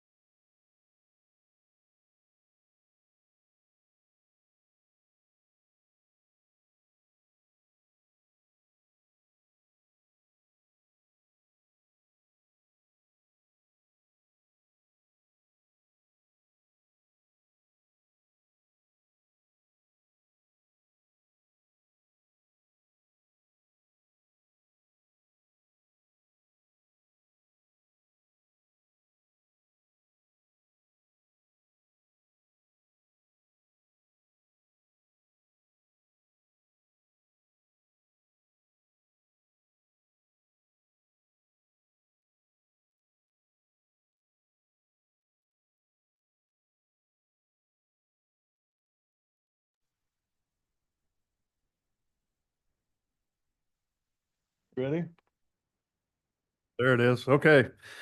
All right. Thanks for the little break there, everybody. And let's move on with docket item number 5.1, 5.2, and 5.3. Docket item 5.1 is case CD CPC 2025-55, a request to approve an amendment to the Midtown Plaza area plan from a future land use recommendation of residential low density to mixed use neighborhood on about 0.6 acres generally located at 3809 Roanoke Road. Item 5.2 is case CD CPC 2025-54, a request to approve a rezoning from districts B3-2 and R5 to B3-3 on about 0.6 acres generally located at 3809 Roanoke Road. And item 5.3 is case CD CPC 2025-56, a request to approve a development plan for a multi-unit residential building with limited commercial space in proposed District B3-3 on about 0.6 acres generally located at 3809 Roanoke Road. Good morning, Commissioners. Good morning. As stated, we have 3 companion cases in front of you: an area plan amendment, a request for rezoning, and development plan for 3809 Roanoke Road. Site is generally located in the Midtown area of the city. And I did want to point out, I handed out a stack of public testimony that was received after the staff report was posted. The overarching general concerns in that testimony is architectural design, traffic, building massing and placement, and overall alignment with the area plan. So looking first at the site, it's highlighted in yellow. It's a single parcel on the corner of 39th and Roanoke. And then just to orient here, to avoid any confusion, Roanoke Road is an established boulevard at the intersection of 38th Street, which is north of the site. This site is not abutting and adjacent to and within 150 feet of the boulevard. So this project was not reviewed against the Boulevard and Parkway standards. And then also, point of confusion, West 38th Street is a Parks Street, which does, again, this site is not abutting that. It doesn't have any additional standards in the zoning and development code. Okay, so first looking at the area plan, this is in the Midtown Plaza area plan. You can see the overlay here shows the future land use recommendation for the site is split between mixed use neighborhood and residential low density. The site is also split zoned B3-2 and R-5, and even the area plan designation doesn't quite follow the zoning line. So the request is to amend this property to be entirely mixed-use neighborhood, and then the entire site to be rezoned to a B3-3. And do you have any sense of if that was because there were 2 different lots at one point, or 2 different parcels? I would assume so. So that is the request for the area plan amendment, really to clean up the site as well as the rezoning to B3-3 to better accommodate the proposed development. So the uses allowed aren't changing, but the intensity, lot and building standards are going up just a tiny bit. And then the Midtown Plaza area plan describes mixed use as the slide identifies. This does say that generally aligns with the B1 zoning. However, this general area of 39th Street is zoned B3 and also identified as mixed-use neighborhood. So we didn't feel it necessary to completely change the property from mixed-use neighborhood to mixed-use community. Again, just trying to keep mostly consistent with the area. And again, just showing the rezoning, this entire site will have one single zoning, requesting that be a B3-3. So getting into the plan, the proposed building is approximately 63,000 square feet, 4 stories tall. There is some grade change across the site, and there's variation in the roof line. There will be 73 units and 73 parking spaces, and then a very small corner space for potential commercial tenant. And there are a few deviations requested with this plan. So the rear setback and the side setback, when a B or commercially zoned property is abutting an R zoned property, it must use the required setbacks of that adjacent R zoned property. So in this case, the rear setback, which is the north property line, at the top of the plan here, that is abutting an R5 district. And so the setback required is 30 feet. This development is trying to maximize the space, of course. And so they are proposing a 0-foot setback. So the deviation requested is 30 feet. And very similar to the interior side setback, which is on the east side, the right side of the plan, there is that R zoning line cuts across the commercial property to the east as well. And so really it's just that northeast portion of the building is required to have an 8-foot setback. Proposed is 0. So the deviation requested is 8 feet.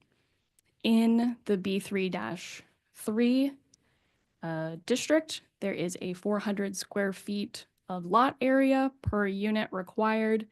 And the development is proposing only their site can only accommodate 348 square feet per unit lot area. So that is a 52 square foot difference. And then just showing some floor plans. There is a parking garage that will be somewhat under the building and at grade, which you'll be able to see a little bit better with the building elevations. And then the proposed unit layout and the commercial tenant space in the corner.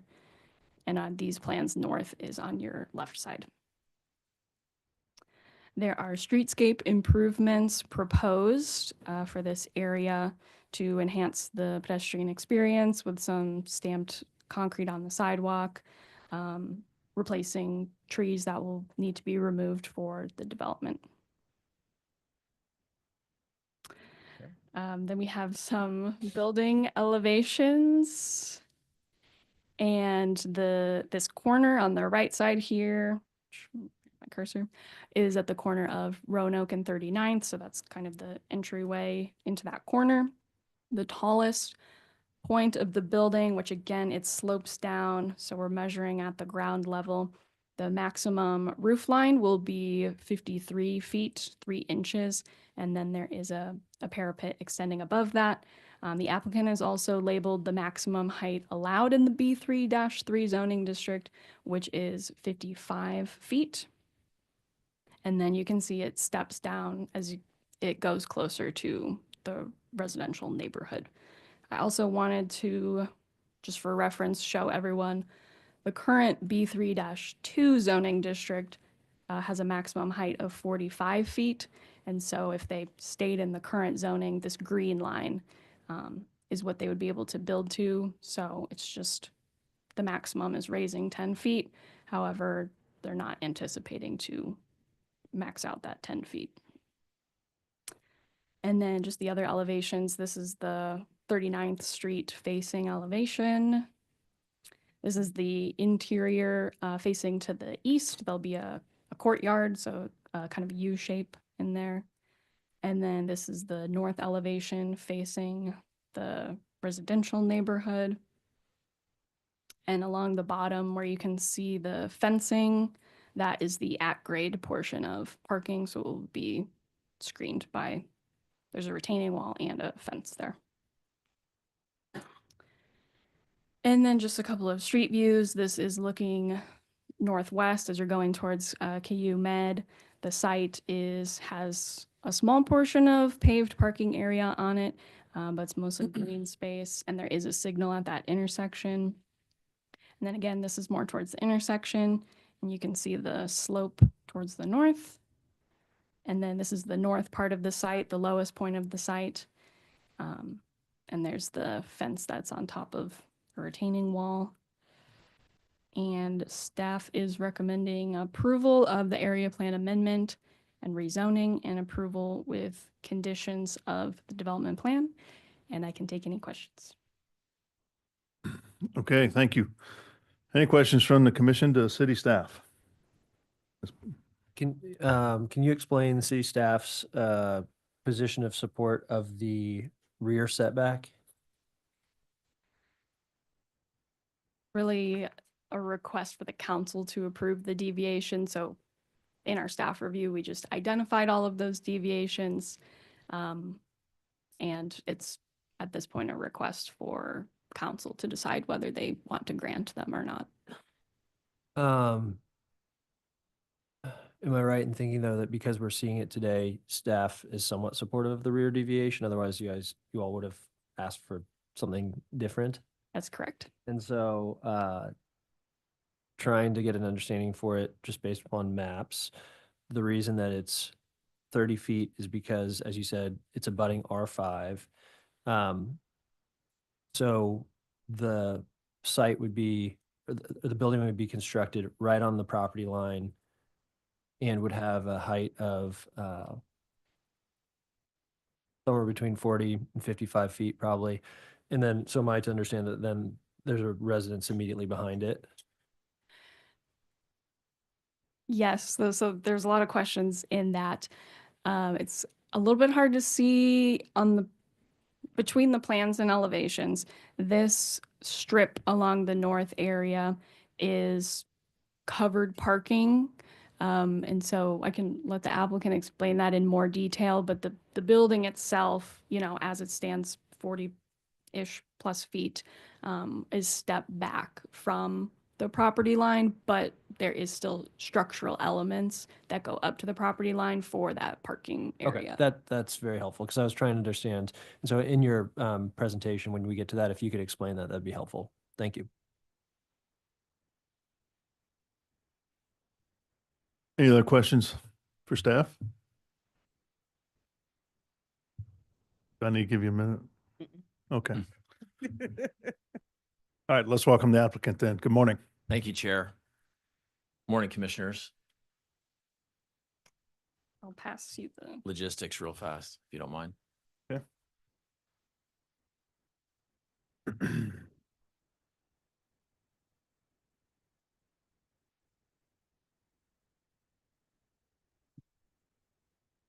Left hand, this is like driving the stick shift with your left hand, right?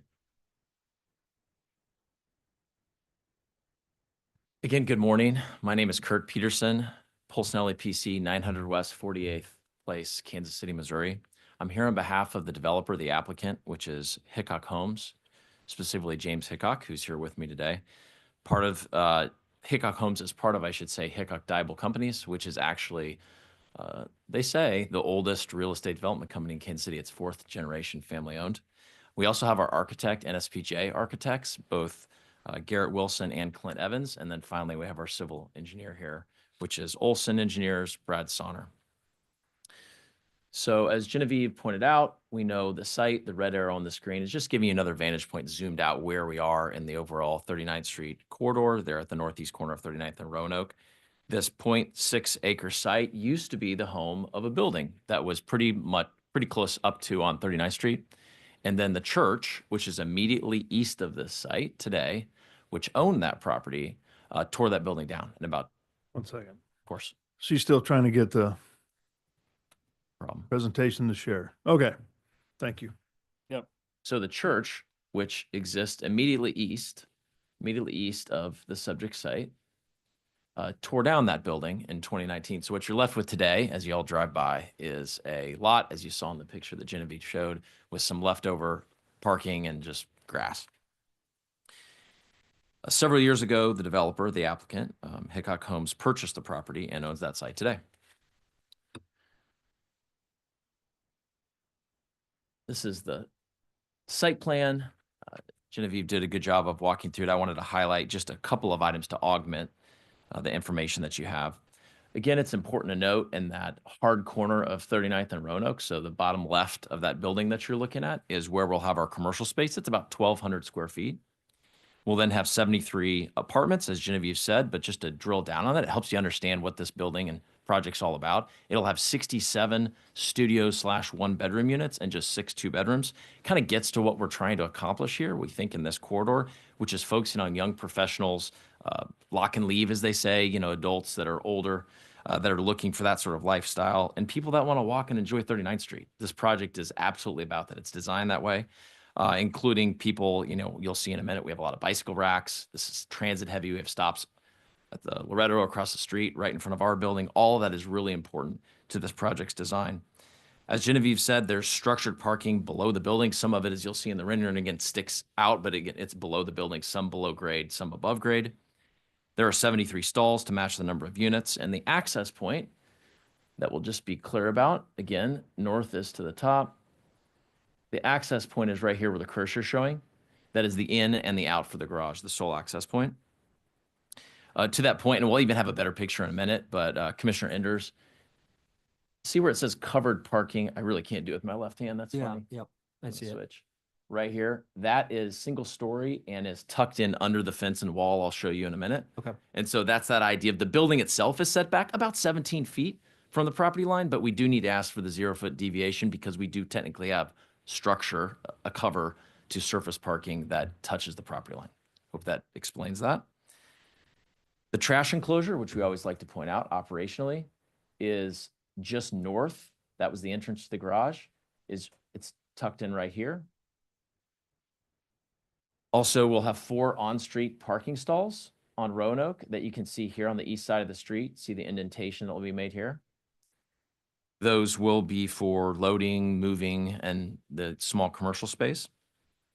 And then lastly, just pointing out, Genevieve showed an east elevation that you saw, but this is that interior courtyard area that's generally at grade, but has a nice fence and wall here to give some privacy to it.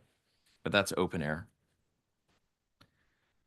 I'll go through these very quickly because Genevieve did a good job, but I just had a couple things to augment. These are the elevations. So starting with the south elevation, this is what you see from 39th Street. You see that commercial space in the bottom left again. This is 4-story. Go to the west elevation. So you're looking at Roanoke. You really get a sense for that building stepping down the hill to the north towards the single family neighborhood. The back half of the building, as you can see, is 3 stories of multifamily over whatever, half a story growing to about 1 story of parking structure that peaks out as you go down grade. You can also see again that this probably is the best way to show what I just spoke of that little jut out, the covering over the behind the wall with that surface parking that connects to the garage. We have the east elevation, which faces the church.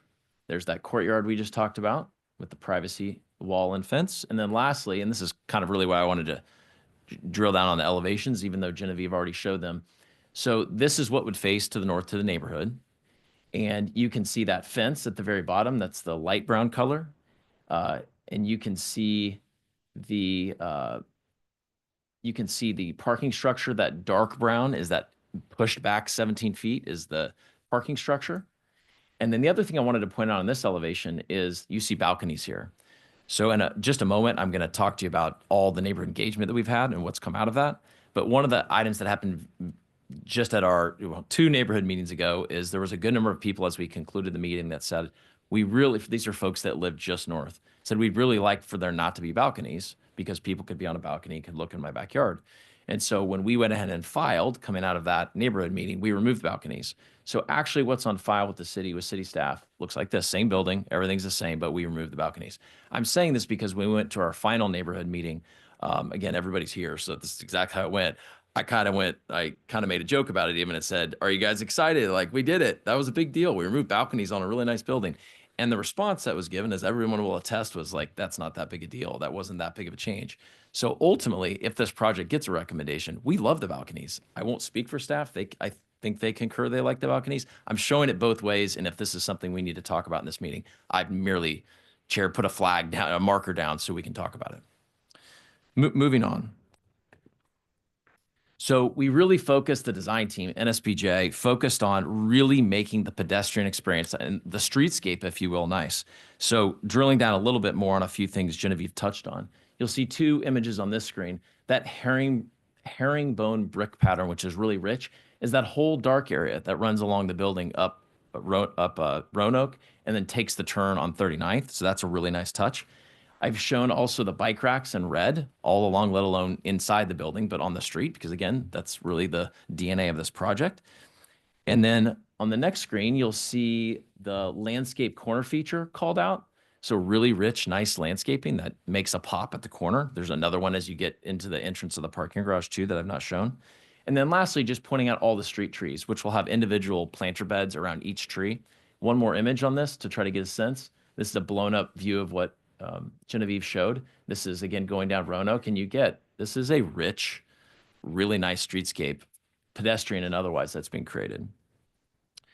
Two renderings we wanted to show because pictures tell 1,000 words. You saw this one. This is the one that is looking to the northeast as you're standing on 39th Street. You see again that commercial space in the bottom left, and you look as the project goes downgrade to the north. Also, you have not seen this one, but if you turn around, now where are we? We are on Roanoke. We're north of the project, and we're looking back towards 39th Street. You can see the entrance to the garage in the kind of foreground there, and it kind of gives you a sense again of the grade as it steps down. You can also see that wall that exists today, and then the fence on top of it. And again, we're replacing that, so that'll be brand new. In terms of building materials, it's largely thin brick, wood look, plank, stucco, cement, and metal would be all the primary materials on this building. Neighborhood engagement. Anytime you have a project of any scale, you engage the neighborhood. It's the right thing to do. It's something that we always do. When you have redevelopment, you double down because it's just, there's a lot of questions and they need to be answered. So that's exactly what we did. In this case, we engaged very early on with the Volker, Roanoke neighborhoods and others. In fact, it goes all the way back to our first very large neighborhood meeting we held at the Loretto, just across the street from this project. It was in October of 2022, believe it or not. We were far from filing a plan. We just had a sample plan. We went, our conceptual plan, and we sat around tables and we talked and we listened. We had another follow-up meeting because there was even more people, word of mouth, that said, we didn't hear about this meeting. Next month, November 2022, we did the exact same thing and got more feedback.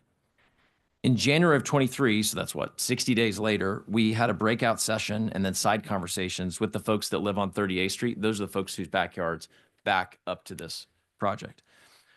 Then we paused, to be totally candid. We knew we weren't going away, but if people noticed the economy wasn't so great in terms of construction prices, interest rates, all that.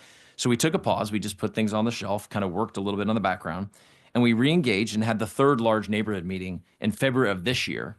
Still hadn't filed a plan yet, said, here's what we've done, everything we've taken into account from our neighborhood meeting several years ago. And then after that, we finalized our plans and officially filed with the city and had our last, which is kind of the official neighborhood meeting that goes along with a rezoning like this, was just last month. And at that, we went through in detail all the plans that were filed and make sure everybody, whether they love it or hate it, right, or something in between, they knew exactly what the plans were. As a result of those meetings and other informal communications we've had with neighbors, there were some significant changes. I'm going to give it about 30 seconds to give you a feel so we can talk about it more if you want to, but here are some of them. Based on where we started, the plans we originally showed and listening, we reduced the number of multifamily units by 25%. We came in with a design at the beginning that was 98 units and we're down to 73 units. We also significantly increased the 39th Street setback. People really talked about wanting that building moved off the intersection. So we did that. We dropped the building height from what used to be, it started out as a 5-story building and it went down to a 4-story stepped building down the hill. We offered to remove the balconies. I gave you that history. We planted already, we haven't waited. We planted fast growing large evergreen trees about 10 feet tall just north of the project for screening so they can get a head start should this project move forward. We also completely redesigned the building architecture based on feedback we got. We had more of a modern style when we started, and people talked about having something more traditional. So that's what we would say, NSPJ would say we have now. Now, this is, again, there's not everybody, if you haven't noticed, agrees on architecture. It's probably one of the most subjective things we'll talk about. So I'm not suggesting everybody's thrilled, but we tried. We really did. We completely redesigned it. So while there are definitely residents that do not support this project, do not mishear me, I think most everyone would say there's been a lot of engagement and there's been significant changes. And it was mostly before the developer even filed a plan with the city. Quickly on the area plan and the zoning, just to touch on this issue, just to speak to it a bit. Staff report says that, quote, rezoning the site to B33 generally aligns with the area plan, end quote, and calls for mixed-use neighborhood up and down 39th Street. And that image that Genevieve showed, which she explained well, you see it leaves out a little piece. And there was a good question. I think it was Commissioner Enders that was asking why. Yeah, it was asking why is that little piece in the back? It's about 40% of our lot. Why was it left out of the mixed use designation, the area plan? We thought early on, I mean, a couple of years ago when we first started looking at doing a project here, that it was probably because if you look really carefully, it's a little hard to see. But right here, there's a house right up against that property line. And that's our best inference to this day. So what did we do? This developer took the sort of, in my opinion, extraordinary step and at market or above market price bought that house. Said, I don't want to risk hurting somebody's, whatever, quality of life being, that's very, very close to that. And so we own that house. The developer's intention is to continue to maintain it, to use it for residential purposes, rental, in compliance with whatever the requirements are of the city now and in the future. So now without any special sensitivity, with a house right up against our property line, we're asking to, again, bring mixed use to the whole site. So overall on this topic, this is the only thing I'll read. It's 3 sentences, so you don't think I'm launching here and reading something. But I thought it was so on point with the essence of what this project is trying to do in terms of the DNA of 39th Street. Here goes. This is from our long-term planner in the staff report. This project advances long-range plans by increasing housing diversity and density on a large infill lot along the popular 39th Street corridor. The placement against 39th and Roanoke intersection helps improve walkability and creates a more connected feel along the corridor. The applicant has used high-quality materials and demonstrated mindfulness for neighborhood concerns to the north. Now, final considerations. With this project's consistency with this mixed-use vision just described, there's still a final consideration. Just because we're consistent with the spirit of it, it doesn't mean we implement it in the right way, right? You can still implement it wrong. So 3 deviations in brief, as Genevieve pointed out. The rear one is the one that takes just a minute to go through. We kind of touch on it, Commissioner Enders, but I want to say it again. While the request is a 0 setback against a 30-foot requirement, the building itself is approximately 17 feet. So it's even then the spirit of it is a request to have a deviation, but it's the fact that we have that covered surface parking connected to the garage that connects to that wall that technically puts us at 0 feet. I just wanted to be explicit about that. And related to all this, the neighbors at our 4th neighborhood meeting, which was the one last month, were explicit and said, you've shown that, we want to see this. You've shown us the image from Roanoke looking back to the south. Can you come and shoot? I mean, this is, architects and engineers doing everything just right. Can you shoot pictures from our backyards and show us and then render in what it would look like? So we did that. We actually, whatever day last week it was, our architect met a property owner there and they picked 2 homes. And so the images I want to show will help give a sense for that. So as you're looking at the screen really fast, you have, when we say 38th Street homes backing up to the project, you have 1, the blue lines are the lot lines.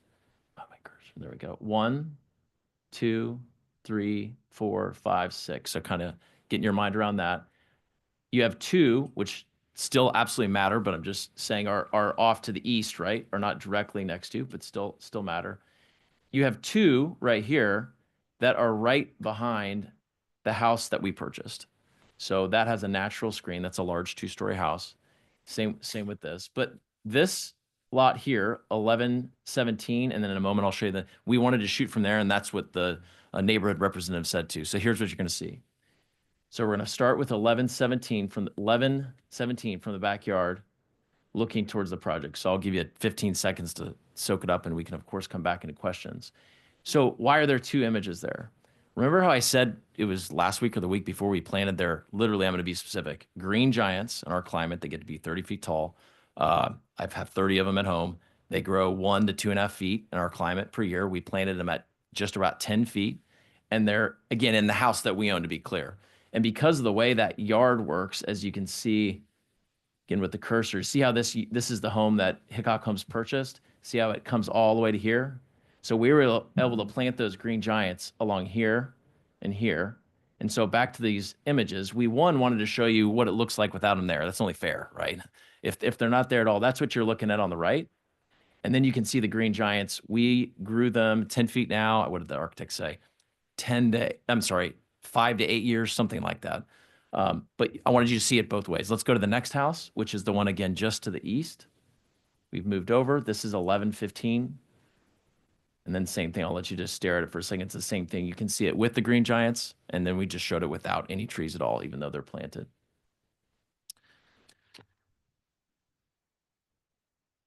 So as we had these neighborhood discussions, particularly in the last meeting we had in May, someone brought up shadows from the building. And so we wanted to pull a slide that, you know, this isn't the only answer, but just to say there's quite a bit, 8 months a year, there's quite a bit of vegetation, as you can see in the backyards, that are casting, you know, a lot of shadow to begin with. But at the same time, we ran, coming out of that meeting, some basic calculations, not me, but the design team. And while we didn't do a full report, we certainly can. It was immediately clear that given the sun angle, it's really just in the winter months, in the dead of winter, that you're going to have some shadow on the backyards. But wanted to note that because it was something that came up at our last neighborhood meeting. Lastly, in conclusion, just want to leave with this, 30 seconds. How do we, after several years of working on this project, what do we think that we're proposing here in a nutshell? We're proposing high quality housing that's in great demand, underground parking that minimizes the need for street parking. And as you know, that's extremely uncommon. It's really expensive, hard to do. We have a beautiful and functional streetscape. We functionally extended the pedestrian nature of 39th Street. I think the planners would agree, to get it farther east with our people walking west to Commerce. And we've done all this in a way that has a design that maybe not what everybody wants. It's been adjusted and changed, and we've listened. And for that reason, subject to your questions, which we'd love to answer, we appreciate your time and ask for your support and a recommendation to MPD. Thank you, Chair. Okay. Thank you. All right, any questions from the commission to the applicant? I have a question for either person. I cannot visualize any other housing along 39th Street. Other housing? To the Curve state line. west. I mean, Pretty far. depends on what kind of housing. I know there's some like colonnade type, 3-story, 2-story, older brick residential buildings. The Loretto, obviously, but it is primarily 1, 2, maybe 3-story commercial with maybe that like top story residential. And this is all the way to state line. Yeah. The West 39th Street, yeah. Yeah. And then That's what I'm Millhouse on the doing. south side. Talking about the other direction. Yeah. Between Southwest Boulevard and State Line. Or not even as, I didn't go as far as State Line when I was trying to visualize housing. I think I stopped the block that has, I And the- always mess up their name. It's not Quiznos. What's the one that has the? No, Oh. no, the healthy Mexican dish. Oh, Chipotle. Cordova. Yeah, I always mess up the name. Well, we saw that huge project that is going up behind Jazz. and- yeah. Yeah. Yeah, but I was thinking specifically on 39th Street. There's a little bit further east on the south side. Yep. Not quite before you get to, Broadway and Truce, well, no, before you get to Southwest Boulevard or Southwest Trafficway. is it? Mhm. Between Clark and Southwest Trafficway.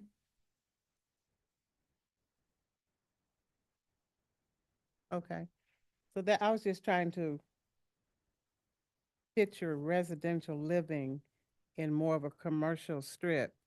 Then I was thinking about the impact of traffic and those type of things, or what I was thinking of. My other question I'll wait on. Do we want to talk about traffic a little bit? I mean, I'm happy to, if that's a question. If it's not, that's fine. Yeah, I mean, that's in my list of questions. Are you? No, go ahead. Yeah, so that was my first comment, and I'm trying to look through the site plan and kind of understand, so kind of reference back and forth. So it looks like on the edge, kind of on the edge of your property, between your property and that church, there's a bus stop right there. Yeah, that's right, on our side. That's right. And then Loretto has the one on the north side. Correct. Sorry, south side. Sorry. Yep. So let's talk about that and talk about increased traffic and, was there any conversation with Public Works and any sort of improvements that need to be made or anything like that? The short answer is, and I think you'll appreciate this, it's one thing when we come in with a Q39 or something, and there's there's massive traffic with commercial. With 73 units, almost all of them, studio and 1 bedrooms, it actually, from a traffic study perspective, it's not material, even if it might seem like it. So staff didn't even require, it doesn't even trigger the requirement for a full-on traffic study. That's the short answer. And how many, so you're 75 units? 73. Okay. And how many parking spots? 73. We're 1-to-1. 1-to-1. Yep. And we talk to the neighbors a lot about that, not to go on and on, but because this is a good thing to ask about. Yep. Every unit will get a parking stall. And as I kind of said in a number of these neighborhood meetings, it's very much a self-selection. There's a lot of people have choices on where they want to be. They're going to know going in there, they have 1 parking stall. Right. And if we think people will self-select, especially with the walkability and So, grants and all that. one of the questions that pop up a lot with these type of developments and kind of adjacent to residential neighborhoods and things along those lines is what are the options when, because I would argue that most units are probably going to have 2 cars, right? You have a husband, wife, whatever, partners and whatever it might be. Or if it's do you have a split between 2 bedrooms and 1 bedrooms and 1 bedroom dens, or what's your split? No, there's just 6 2-bedrooms and the rest are studios or 1 bedroom.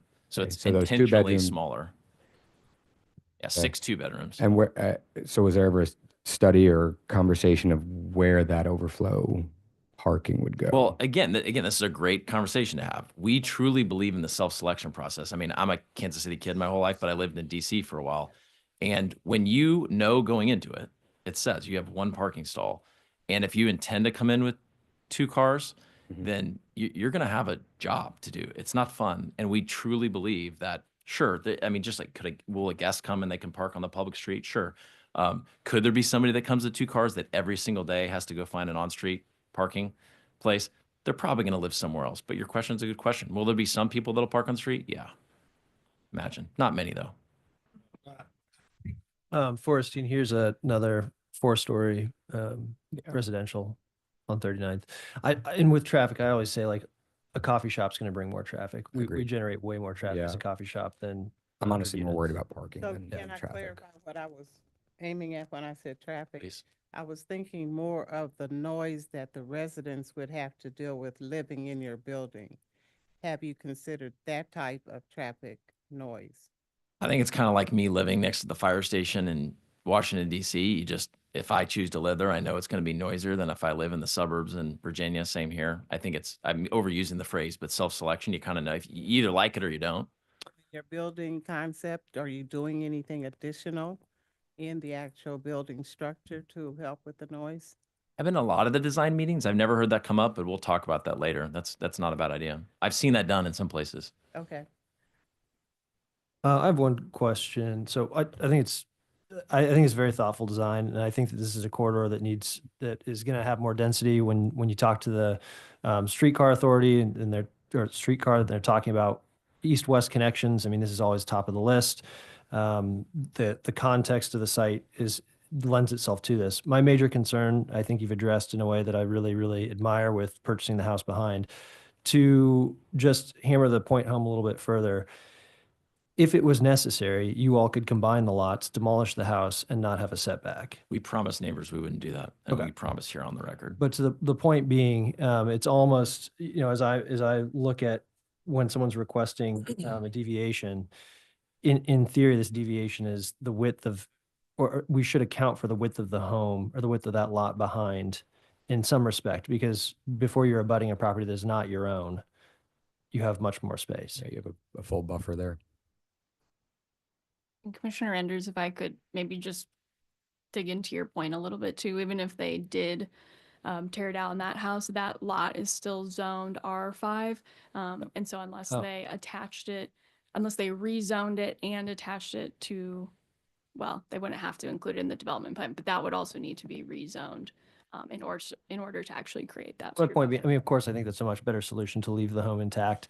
But my point being that there are other solutions to get to the same thing, that if we were stuck on, because my biggest concern was the rear setback deviation. I also think that the building is fortunately oriented in a way that because the sun is going to come from east to west, you aren't going to have the shadows that you would have otherwise. So I think it worked out nicely there. So I like the balconies. I hope they come back. I think that gives that tenant in a smaller unit the appearance of more space. They can go outside if they have it. My other question that I typically ask is your anticipated rental rates and your anticipated timeline from beginning to end of construction. In reverse order, timeline for this, roughly 22, 24 months, pretty typical. On rents, there's probably snickering. I say that in a nice way from neighbors, because that's everybody always asking. They ask, and I was like, the answer that Hickok Homes has was, look, we now have, I can't remember what Millhouse is going to call it, but we have West 39th Street on State Line, right? The apartments you all were looking up, and then we have Millhouse being built on the south side. They're going to set I mean, there's going to be a market rate. I mean, we have ideas. I'm trying now. I can't even remember the neighborhood meeting when we talked about it exactly what it was. Was it $2 a foot? Let that be unofficial. You guys might remember, but the whole idea is it's going to be really nice, and it's going to be kind of set in the sub-market rates in that area. It won't be just in a vacuum. So one additional question, what's the square footage for each type of unit? Great. I love when you stump me. I want to say average was, I'll just look for a nod,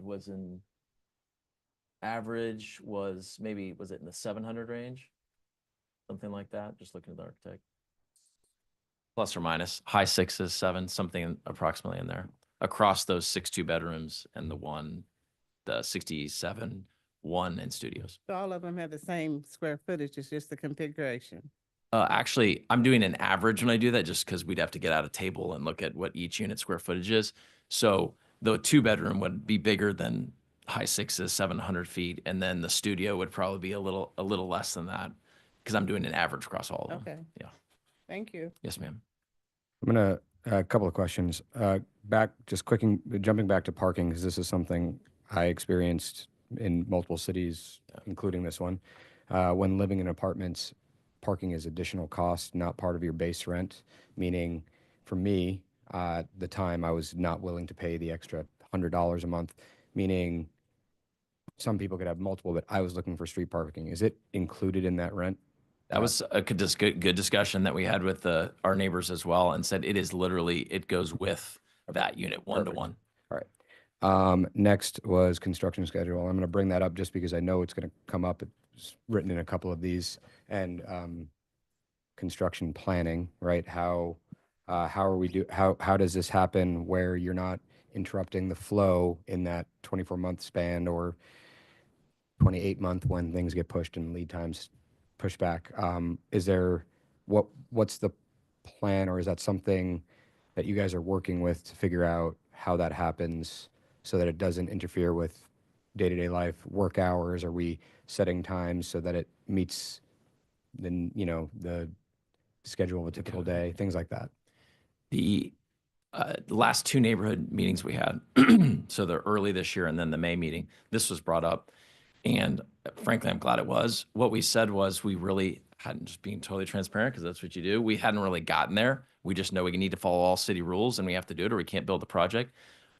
If you let me, and I think the neighbors will know what I mean, I don't really in a public meeting want to get super specific, but there's an opportunity that was softly discussed in the meeting that could be a really good idea, just because it has to be negotiated and things, that I think would be a really good idea that everybody would like, but that's not done yet. Gotcha. For the construction timeframe. Gotcha. Um, okay, I've got a couple more, but I'll let you guys have anything. No, keep going. Please get all your questions out. Okay. A couple of things. I do like the intention there. I do like the step down. I think study or the semi-study of sun study, understanding where things are going to happen are nice. I want to talk about that property on the rear that you guys, you were mentioning. You'd mentioned that the trees are planted in that property, correct? On the property that Hickok Homes bought, which is the one that's immediately north, it juts out. I guess we should look at. No, well, I you get- saw. yeah. The trees were planted along we're in the backyard. They were planted along Along that fence line. along the north fence line, along the east fence line to make an L shape. And there's no intention of you guys selling that property? I mean, we've never talked about that. If you want to have a discussion, we've I would- never I talked. mean, part of no, it- no is the answer. It's supposed to be a Part of- yeah. rental. Part of the screening, I appreciate that. I think it's very thoughtful in being able to do that, but with the ability of Yeah, making being sure a- it stays there. yeah, making sure If there's that- ideas, this is earnest. If there's ideas that this No. commission has and legal has, then we're open to that. Because I mean, I think that the intent is great. I think that we just think, planning. So 20 years down the road, Yeah. when someone else owns it or someone else, and they're like, we don't need that. They get rid of it. And then those trees go down. Completely open to ways to address that. Okay. And then, Just raised a question. go ahead. Are there any amenities on site for the tenants? Community room, Yeah, the anything like that? there's some first floor space. Again, a picture of the rendering when we were looking at from 39th Street. There was the commercial space, but then the rest of that first floor, there's the various, off the top of my head, I don't know the exact programming, but there's space there. And then we have our outdoor space, which is that really nice The corridor. inside the U. Yeah, there's the main ones. Genevieve, can you pull up that one rendering? I wanted to ask you, it looked like the second and third floor there on the corner, it was glass. Is that an apartment or am I looking at something? I know it's an apartment, but let's look at it. Yeah, because anytime it's upper floor, it's going to be. It's that one. Those 2 floors above the ground floor, those are apartments? Mm-hmm. Utilities are going to be fun on those.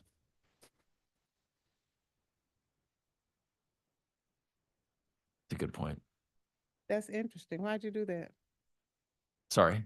That's interesting. Why of all the building, you just did that one corner like that? I think sitting through a number of design meetings, I'm not in every single one. I would say NSBJ would probably say one of the things they're always trying to do is have interest and not having something that's monolithic. And I think that was supposed to be such a nice prominent corner feature. They just extended what you had down at the commercial below, and they tried to stick with that motif. That's my best inference and Calling recollection. attention to your commercial entrance. From you saying that and looking, so yeah, I can see that does draw my attention to where your commercial space will be. Okay, thank you. Yes, ma'am. Any other questions from the commission? How's the site going to be operated and maintained? Who's going to manage the property? Hickok Dibel can self-manage. That's the parent company. The family can self-manage. Sometimes they'll self-manage and sometimes they'll get a prominent local Kansas City management company. So that's yet to be determined, but one of the two. Will somebody be on site full time or just if they're off-site management? Not living, but yes, during business hours, yes. I was just curious with the house to the north, could that be, Haven't gotten that far down the road. yeah, It part was of your, meant to be every time the owners have talked about it, it's the idea that it's a rental for people to live in, but okay. All right, if there's no more questions. Oh, yeah, that brought up one security. I mean, is it itself secure? So there's no one on site kind of managing the security, or is it a third party kind of like Titan or something like that that'll be kind of helping out there? yeah, I'm just drawing from experience that this building from the get-go is not designed where it needs to have someone 24/7 there. I'll just say any given community, if there was a need, then the space is there on the first floor where someone could be there 24 hours a day or late hours. Okay, thank you. I'm good. Okay, yeah, so the corridor to enter is off the west side or through the garage, I'm assuming. So it looks like. Okay.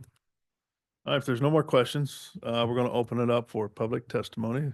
I'm And Mr. assuming- Chair, if there are additional questions about the area plan, I know there's a lot of testimony. We do have the 4th District Planner available if there's any questions from you all. You want to do that first before we go to We'll do- public testimony, or let them wait? We'll let them wait. We'll wait. Okay, let's do the public testimony and then we'll come back to it. Yes, so come on up.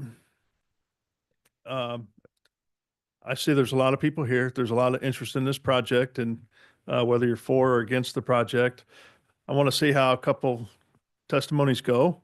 And if we have a lot of the same, concerns, problems or whatever, let's take a roll call.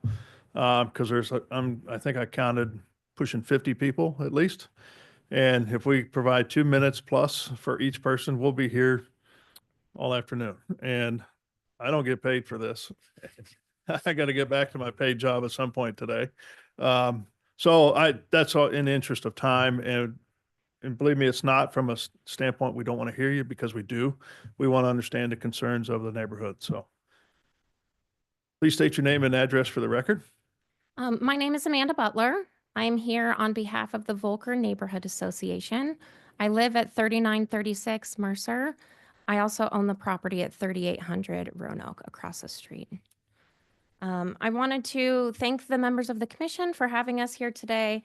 I'd also wanted to thank Commissioner Beasley for asking about the rents. We had asked about that multiple times and still don't really have a clear answer, but I do appreciate your inquiry, as well as Commissioner Arkin on asking about parking. So Volker as a neighborhood supports responsible development. It is important to note that we're not anti-growth, we're not anti-density, and we're not anti-development. In fact, we welcome responsible development that works with our community, respects zoning, setbacks, and the Midtown Plaza Area Plan, which was created to guide balanced, intentional development in our part of Kansas City. But what we do oppose is irresponsible development. Development that disregards these frameworks, exceeds what's allowed, and ignores the voices of residents who live, work, and contribute to our community every day. The proposed rezoning to allow a 73-unit and at its tallest point, 76 feet at its parapet, apartment building where only 35 units and 45 feet are currently permitted is a significant overreach. It's out of scale, it's out of step with our neighborhood's character, and it's out of line with the careful planning that has protected Volker's livability for decades. Volker is Kansas City's second largest historic Midtown neighborhood. Many of our residents have spent their entire lives here. We've invested not just financially, but with time, energy, and care in our homes, our neighbors, our parks, and our local businesses. That's what meaningful investment looks like. The developer, James Hickok, may come from 5 generations of wealth, but he is not investing in the fabric of our community. He's not interested in building within the rules or meaningfully engaging with neighbors. He's interested in maximizing his profit. That's not inherently wrong, but it does not entitle him to exceptions that everyday residents and small property owners would never receive.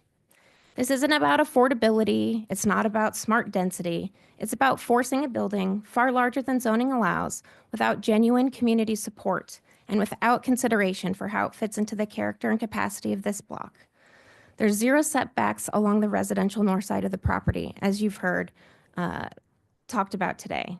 And beyond the height and unit count and the setback issues, there are specific tangible concerns from the neighborhood's perspective. We have concerns on the curb setbacks and allowing enough space for pedestrians, creating potential safety issues for our walkable, family-oriented neighborhood. It's not consistent with the Midtown Area Plan, and it's not responsible development. They're also taking away green space, cutting down trees to account for on-street parking spaces. The project also brings traffic and parking concerns that could further strain our streets and compromise the safety for our pedestrians and cyclists. And frankly, we don't need more luxury apartments. Representatives from the Citizen Apartments that have been brought up multiple times today told us in April that the 250-unit Jamestown complex nearby had only 3 units leased at launch, and it still has less than 16% capacity this week. If this type of housing were truly in demand, it would be filling up. Instead, it suggests that this development may not even be financially viable long-term, raising questions about what happens if this property becomes another under-occupied, poorly maintained building. Even more concerning is the developer's dishonest behavior throughout the process. Mr. Hickok has submitted plans that differ from what was presented at various neighborhood meetings. They've sent misleading documents to concerned residents and misrepresented the project timeline. This is not just bad faith engagement, it is a deliberate bait and switch. If this is how the process begins, what can we expect going forward? Let's talk about the balconies. When we met with Hickok on the 22nd, they showed us an image where they took the balconies off. And then today, they asked for you all to allow to put those balconies back on. This has happened multiple times through the last several years in conversations with Hickok. The neighbors to the north have asked multiple times for rendering from the north that we saw today. We asked multiple occasions. It was brought up at our meeting on the 22nd of May. And they just today provided us with the renderings that you saw 8 minutes before the docket started this morning, though it was dated June 2nd. We've seen this happen in other neighborhoods, and once a character begins to erode, it's difficult, if not impossible, to get it back.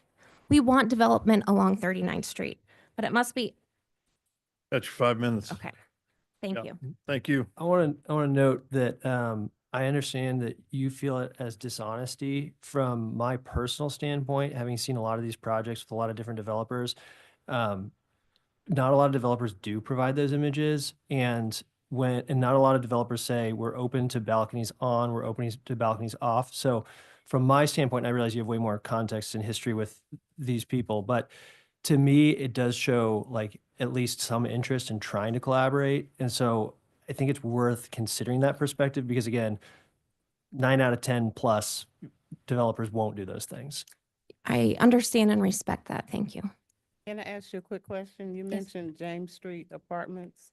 Yeah, so that's Jamestown Where Square. is it located? That is just, Is that behind the Jazz? yes, it's behind Jazz. So that was just built. And they opened, I believe, in March or April with 3 units rented. And then we connected with them this week and they're at 16% capacity. Okay, thank you. You're welcome. Any other questions? Yeah, it was just one, I mean, just a comment there you mentioned about, I just want to clarify, May 22nd was when they requested the renderings or something like? We requested before that, they, and then again at the meeting, and they said they'd talk about it, and then those renderings were provided this morning, 8 minutes before the docket. I'm just timeline wise, renderings getting done in like a week and a half is pretty. Yeah, we had Okay. requested it prior to that and in-person meetings via email, again at the meeting, and then we were provided with those this morning. Understood. Thank you. Okay, thanks. All right, who's next?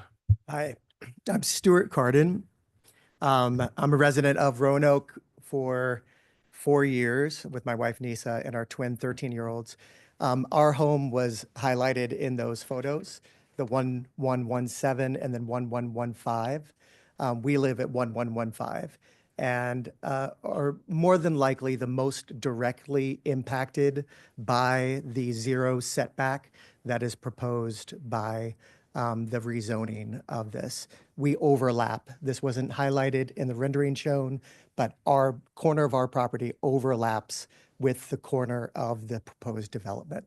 So there is a direct overlap with the corner of so our southeast corner, is that right? Southwest corner overlaps with the northeast zero setback proposed. So I'm going to speak on behalf of the following review criteria, 8851508G, the extent to which approving the rezoning will detrimentally affect nearby properties. I want to highlight that the proposed rezoning and building is significantly detrimental to nearby properties, including our home. The proposed rezoning and building would have 0 feet of rear setback on the north side against our property versus 30 feet as required by the current zoning. The proposed rezoning and building would have 73 units versus the 35 required by the current zoning. The proposed rezoning and building is over 200% more dense than the size of what is required by the current zoning. And we really strongly oppose the rezoning for that degree of density in this proximity to our neighborhood and single-family homes. Why does this matter and why is it detrimental? Rezoning and allowing the proposed building will mean that there is a 4-story building. It is 4 stories on the back. The parking, story. Make one more point and then I'll wrap. Before we purchased our home, we took great care in evaluating our house and understanding what the zoning was next door. We purchased our home, a middle-class family, at the top of our price range for our forever home. And now with the expectation that the zoning would stay the same. And now to have someone else come in and change the zoning that directly impacts a new building, 4-story high, on the back of our backyard where we play and celebrate with our family, we highly, highly oppose. All right, thank you. Thank you for your time. Next. Hello, board. Thank you very much for giving me this time to speak. I'm the owner of 900 to 1000 West 39th Street, and that is Q39 and Artigos and the rest of them. But I was saying that if he mentioned something about commercial property, where's this parking? Where's this parking going to be at? That's real critical. My other point is down the street from him, from 1 block away, is a stone road. And can you imagine that the cars letting out the back end? What they're going to do? Coleman Highland right now is put on blocks and secrals in their neighborhood to to slow down the traffic, but it isn't slowed it down. It's increasing with all the construction that's going on at Southwest Traffic Way. And I did not get a notice from the realtor why they were going to put up this building. Thank you. Just one did you say, so you're the owner of it's the Q39? Yes, sir. The whole shopping center, okay.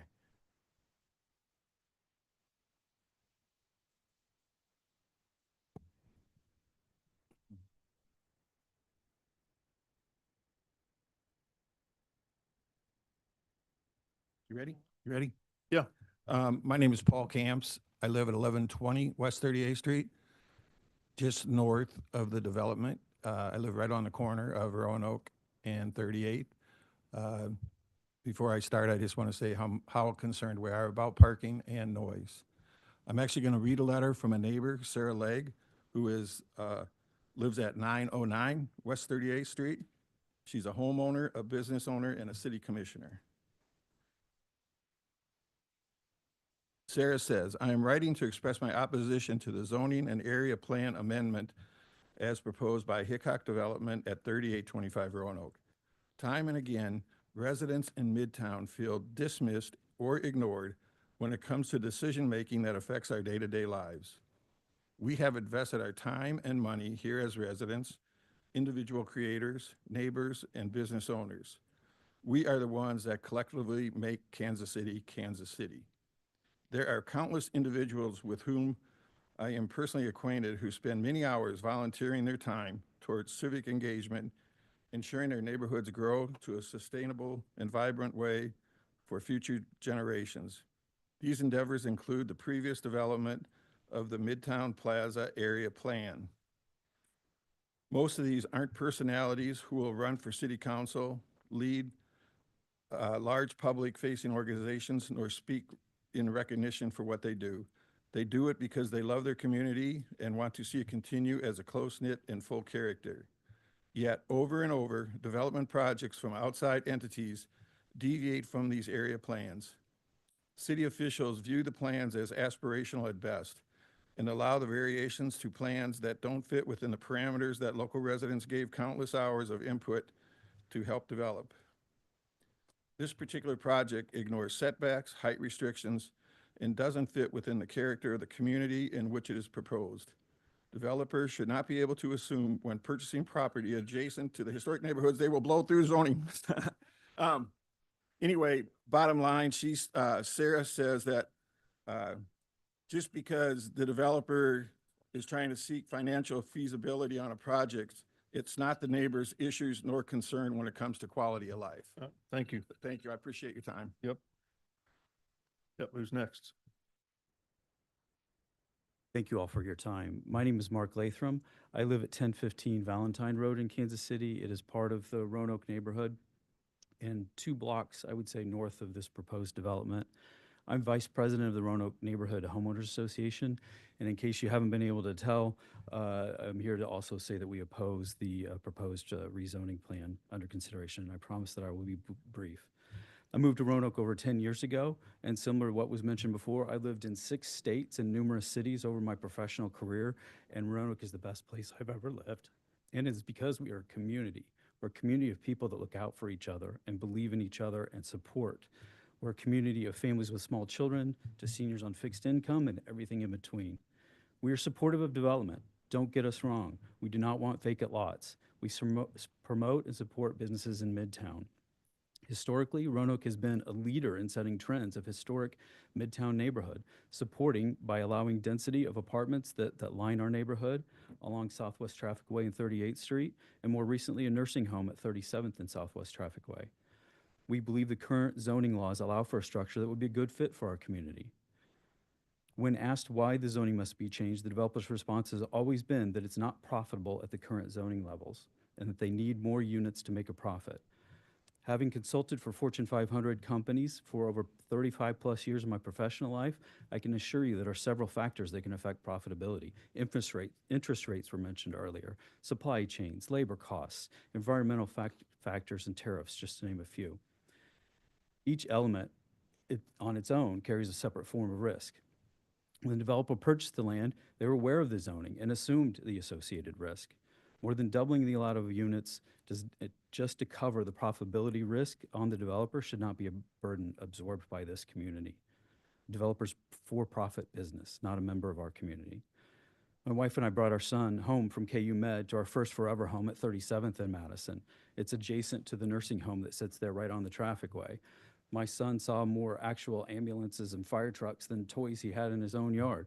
And we support that, and we love that. That is the community that we live in. We understand the risks of living in Midtown and the urban core that it represents. Last year, we moved to our second forever home, also in Roanoke, at 1015 Valentine. Valentine Road is one of the 2 main arteries. We've talked about traffic study, and there's a lack thereof of a traffic study. Valentine Road is one of the main roads that will feed this development. I'm concerned that the current infrastructure, its age, is not built to support it, and that the burden of improving this, the developer will be long gone from their project when it comes to time to improve those infrastructure. There are plenty of other 200-unit structures, as mentioned before, the one behind Jazz, that are coming online, in addition to other several high-density parcels that are within a 1-mile radius of this proposed structure that do not need to be rezoned. The community of Roanoke is opposed to this development. We fully support a structure under the current zoning requirements, and I respectfully request that you deny this rezoning proposal, and I thank you for your time. All right, thank you. Who's next? Go ahead. Hello, Commissioners, and thank you for allowing me to speak. My name is Michael Dickert, and I live at 1117 West 38th Street. While there are a number of concerns I have regarding this proposed development, I wanted to spend my time primarily talking about rezoning review criteria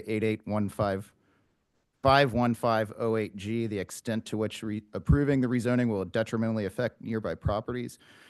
I have very much appreciated the responsiveness of Genevieve and city staff over the last few weeks regarding a number of questions that I've had, but I do respectfully and wholeheartedly disagree with the staff report stating that the rezoning is not expected to detrimentally affect nearby properties because there's an explicit deviation that is being requested to have 0 setback to an adjacent R5 zone property. The height of this building is 55 feet on the northern edge, and our property sit 4+ feet lower than this. So the structure is 59 feet tall. I have a presentation that I sent to Genevieve that I was wanting to broadcast for the shadow renderings that I had to do because the developer wasn't able to provide us with information about that. So the first slide is just in winter time, the shadows cast currently in our backyard.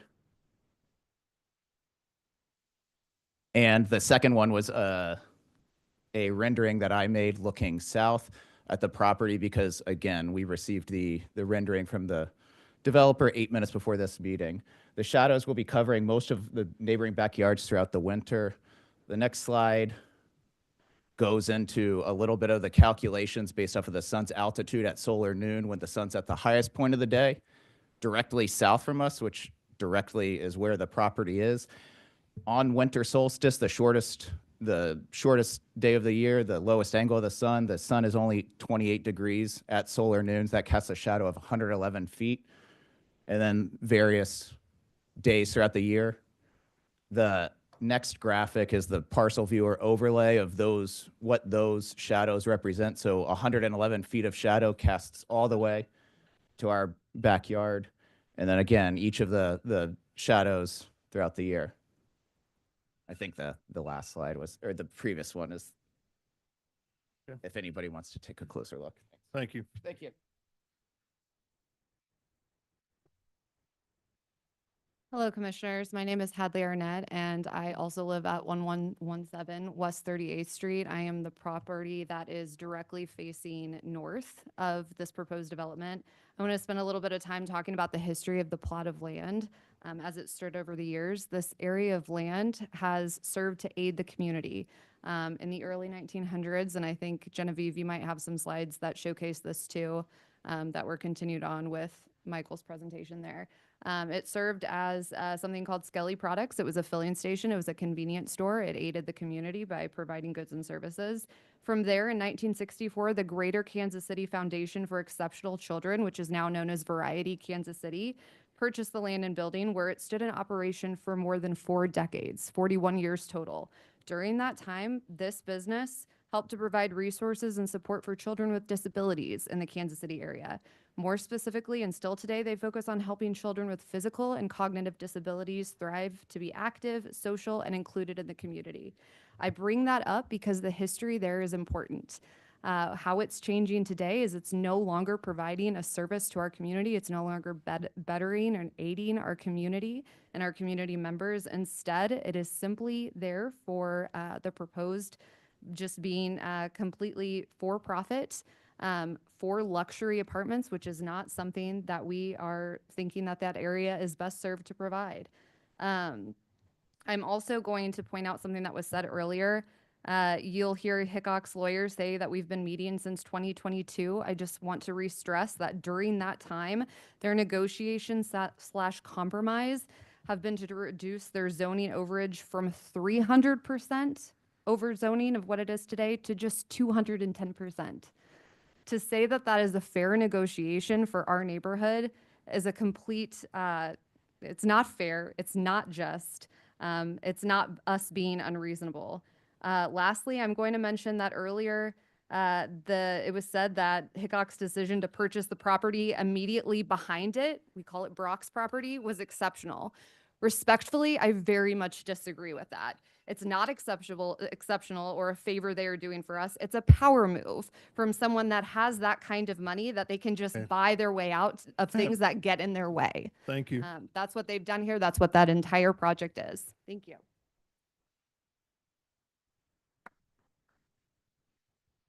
Who's next? Mr. Chairman, or is it Chairman, members of the commission, I'm Kite Singleton. I live at 3603 West Roanoke Drive, Kansas City, Missouri.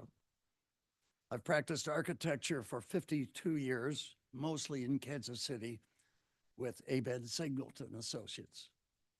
I served as chair of this commission from 1973 to 1978. So I've faced numerous proposals such as before you today. I've attended 2 neighborhood presentations by the Hickok team and expressed my primary concern over the curbside parking proposed on Roanoke Road from its intersection with 39th Street to the north property line of the proposed proposal.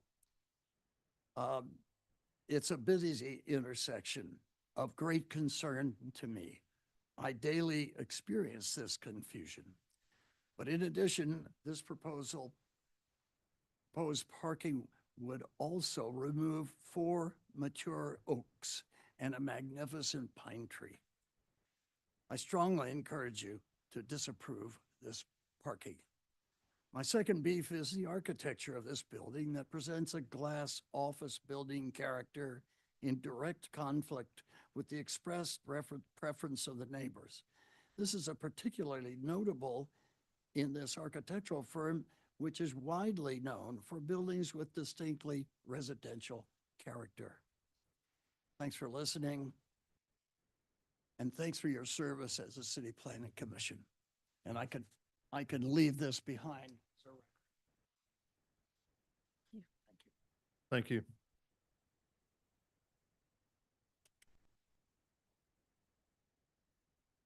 Good morning. My name is Bonnie Maloney. I live at 1111 West 38th Street. My property comes up to the back of their property as a diagonal angle.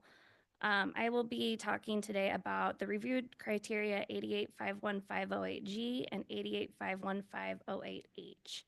In regards to criteria G, how will this rezoning affect nearby properties? And with criteria H, how will this rezoning affect public health, safety, and welfare?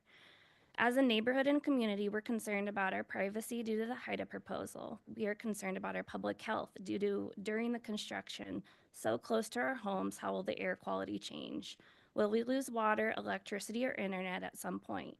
In a working from home era, we all need to be able to complete our intended professions as well as low noise.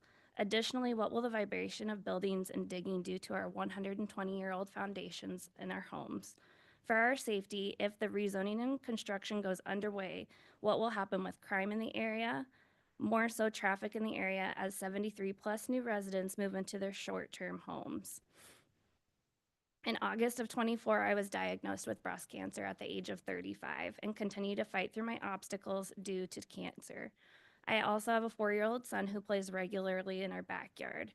We've been fighting cancer really hard, and now that we have this rezoning issue threatening our quality of life and home, I worry what type of people my 4-year-old son will play in his backyard world. What will they be watching? What kind of background checks are done or accepted? I'm worried about my son playing in the front yard because of the traffic.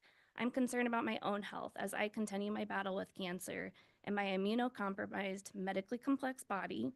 I've survived chemotherapy, a double mastectomy, radiation, an infection that took off my right breast, and I'm completely lopsided. So I have a personal history with Roanoke neighborhood. I was born, my grandparents lived there for 60 plus years. It's always been a dream to live here. We're done fighting. My husband and I have put our house on the market. It's been on the market for a week.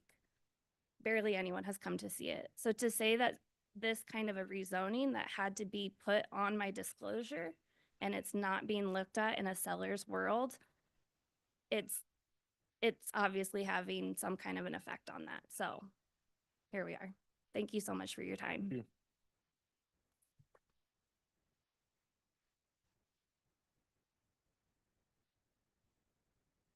Hello, my name is James Maloney, and I live with my wife Bonnie and our 4-year-old in the Roanoke neighborhood at 1111 West 38th Street.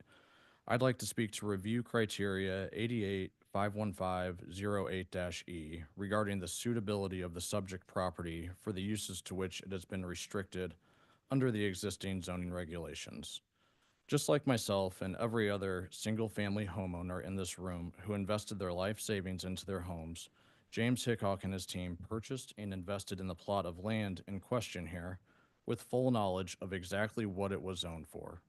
We are all here today to say that we are pro-development of this land within the current zoning, but we are staunchly against this proposal, which far exceeds what this land is currently zoned for. Mr. Hickok's attorney publicly stated at our last public engagement meeting numerous times, all of which we have on video and would be happy to submit to this committee, that the sole reason for his seeking rezoning and needing this land rezoned is because Mr. Hickok cannot make a profit on this project unless rezoning happens, allowing him to build a building more than double the size of what is currently allowed. When given numerous chances to back down from this statement, he continued to reiterate the only reason rezoning is wanted and needed is so that James Hickok and his company can make a profit. A vote to approve this project is a loud and clear statement to single-family homeowners and taxpayers throughout the city that the profit motives and desires of real estate developers, this one based in Kansas, are going to be prioritized over middle-class single-family homeowners. Allowing this is allowing him to profit off of our backs as our homes lose value and our quality of life severely diminished. Thank you for your time. Thank you. Hi, I'm Nisa Page Lieberman. I'm at 1115 West 38th Street, one of the homes that was shown, and next door to Bonnie and Jimmy. I'm also here to represent the interests of my children and their safety. Hickok's Homes building plan seeks to more than double the allowed size of new developments, which can mean a 75% longer construction time, at least 2 years, a dramatic increase to the duration of time that my children and other children are living in toxic air that poses real risk to their health. So my kids are already nervous about, oh, this comes all the way up to our property line and there's going to be balconies right there and who's looking at us. I'm more concerned about their physical health. I'm worried about one of my kids who has asthma, who's been hospitalized. And so imagine what's going to permeate all of our yards with this huge excavation project and a longer construction time. We're talking dust and fumes, heavy metals and chemicals that all of us will breathe in, and our children and people like my great neighbor Bonnie are more susceptible because the oversized size of this development. Fine particles of construction dust can penetrate deep into the lungs, triggering asthma attacks, worsening respiratory illnesses in adults and children. So like our neighbors, we're now thinking, do we need to move? And this was unthinkable to us when we uprooted our kids just 4 years ago from Chicago to Kansas City and said, this is our forever home. We have fulfilled our promise. This is the community that we're gonna love and they're gonna love us. But all of those rules are changing because the developer wants to come in and make a profit very much on our backs. So now just 4 years later, we're thinking about leaving. And like Bonnie said, we know our property value is going to tank. So this is very much on our backs. Property line that directly abuts us with no setback, the complete loss of privacy. If this plan is approved, a plan designed to maximize profit for a developer, it's on the back of middle-class and fixed-income families and at the expense of the health of our children. For them, I urge you to vote no. And thank you. Anybody else want to speak?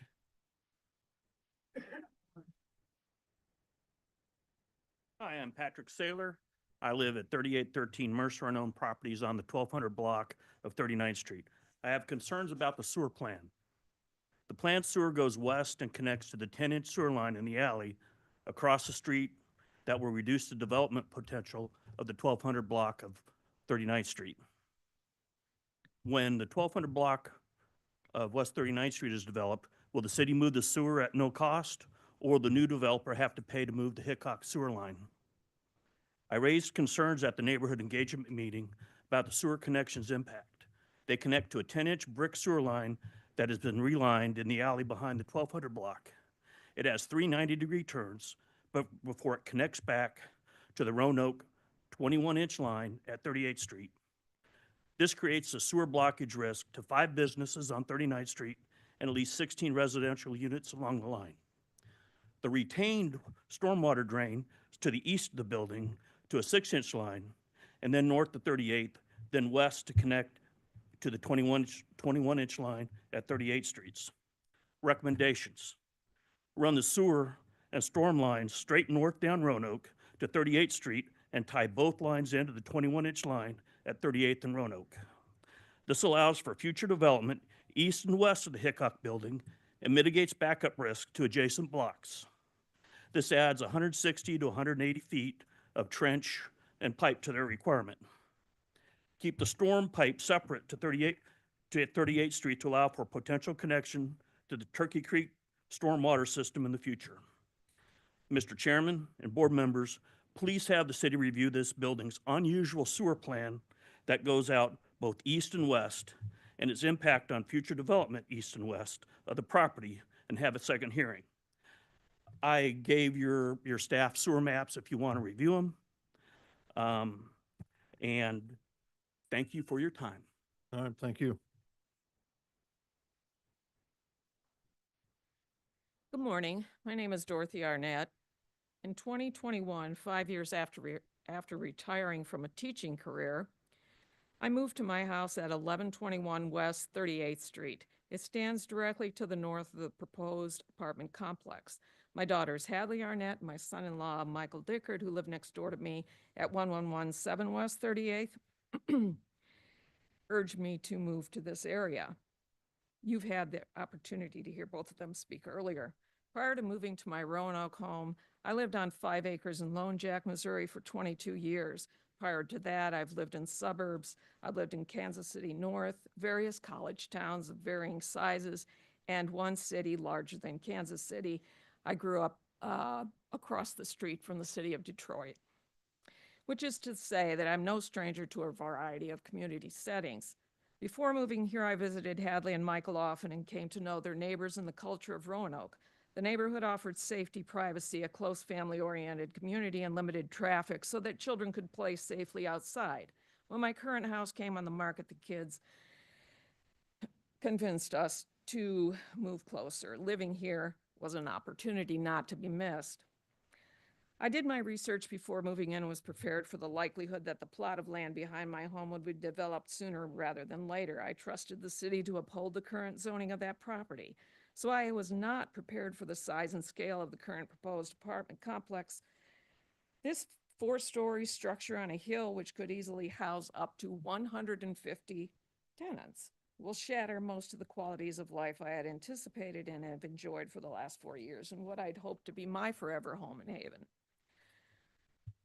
The proposed apartment building, located 67 feet on an incline directly behind me, will loom over my backyard and home. Increased traffic and parking overflow expected to take up both sides of my street will negatively affect the safety of the streets and the sidewalk areas for children and pedestrians used outside, and increase crime, as a sudden dense increase in a city population always does.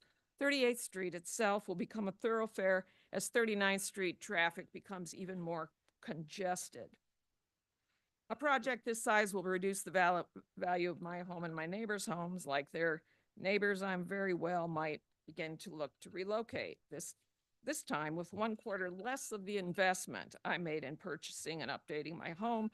Also, that developer Hickok can enjoy a sizable profit that a spokesperson for the company said would be too small if the number of apartments were Yeah, reduced. thank you, Ms. Arnett. Appreciate it. Anybody else? How many more want to speak here? Just curiosity, how many of you have something new to add to what we've already talked about? Can we start with those then? Coordinated efforts to make sure we're not trying to make the same points again. So I think we're down to a small handful left. Okay. Well, I want to add on the profit motive. Nationwide, less than 5% of units are made by nonprofit developers. We would love to see more affordable, more nonprofit developers. The market that we live in it's for-profit developers. And if it was so profitable, we would have a housing surplus, but we don't have a housing surplus. So I don't think it helps to demonize the people who are building homes because we need more people building it. I think every point that you all make about why this isn't right or in your neighborhood it isn't right, I think that's very valid and very fair.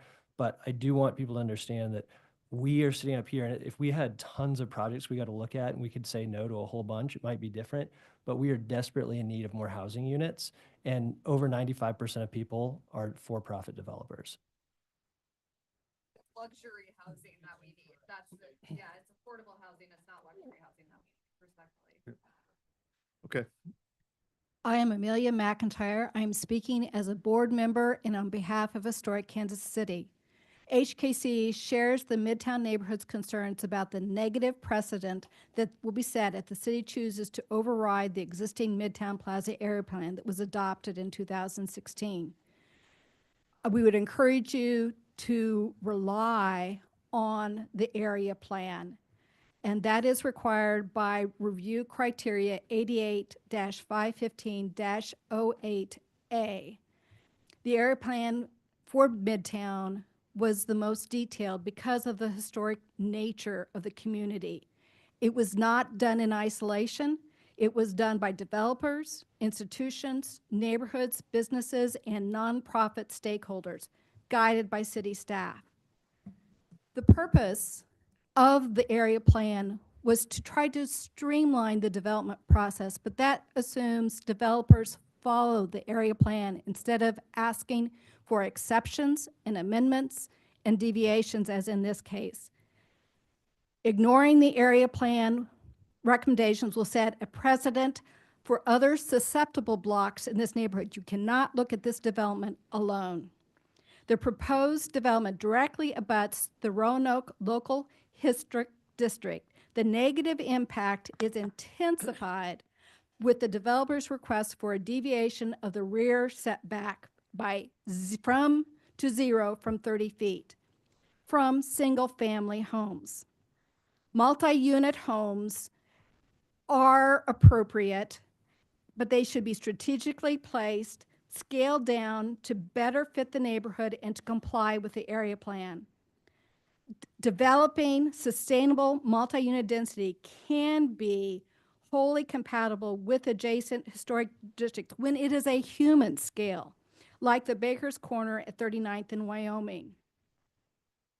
If the city signals willingness to allow developers free rein in remaking the corridor, then existing uniqueness of Roanoke and Volker neighborhoods may be lost. I would like to call out something said today. The trees are not on this development plan that you're approving. They can be lost with the sale, and that person who buys that property isn't bound. If they want to rely on the goodwill of the trees, put it in the development plan and put it in the rezoning. It's a game. The parking and the rent was asked for at the neighborhood meeting, and they would not commit. Make it a condition. If you believe that that is an issue, Commissioner Arkin, put a condition in the recommendation that you make. In particular, we have provided written testimony, and I think it's important to examine 2 points. That area immediately along West 39th Street was recommended for mixed-use neighborhood, and the area to the north abutting the single-family homes was low-density residential. Residential low density is primarily for single-family homes at 7.2 units to the acre. This entire parcel is 0.6 acres. The mixed use, as stated by the staff, was to be for B1. That is not the same as treating this all as B3-3, which is a much more intense development. Again, we would recommend a less dense structure that is more architecturally compatible with the historic context of the surrounding residential neighborhood and does not encroach into such neighborhoods. What is proposed is bad precedent. The deviation for zero setback is significantly inconsistent and contrary to the area plan, and the proposed density is incompatible with the surrounding neighborhood. We would ask that you follow and implement the area plan instead of granting an exception to it and a deviation. Thank you for your time, and we appreciate you willing to hear so many different voices. Thank you.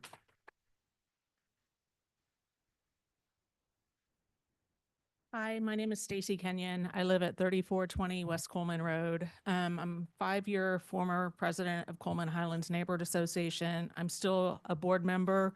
I know we could have 5 minutes today. I'm not doing that to you.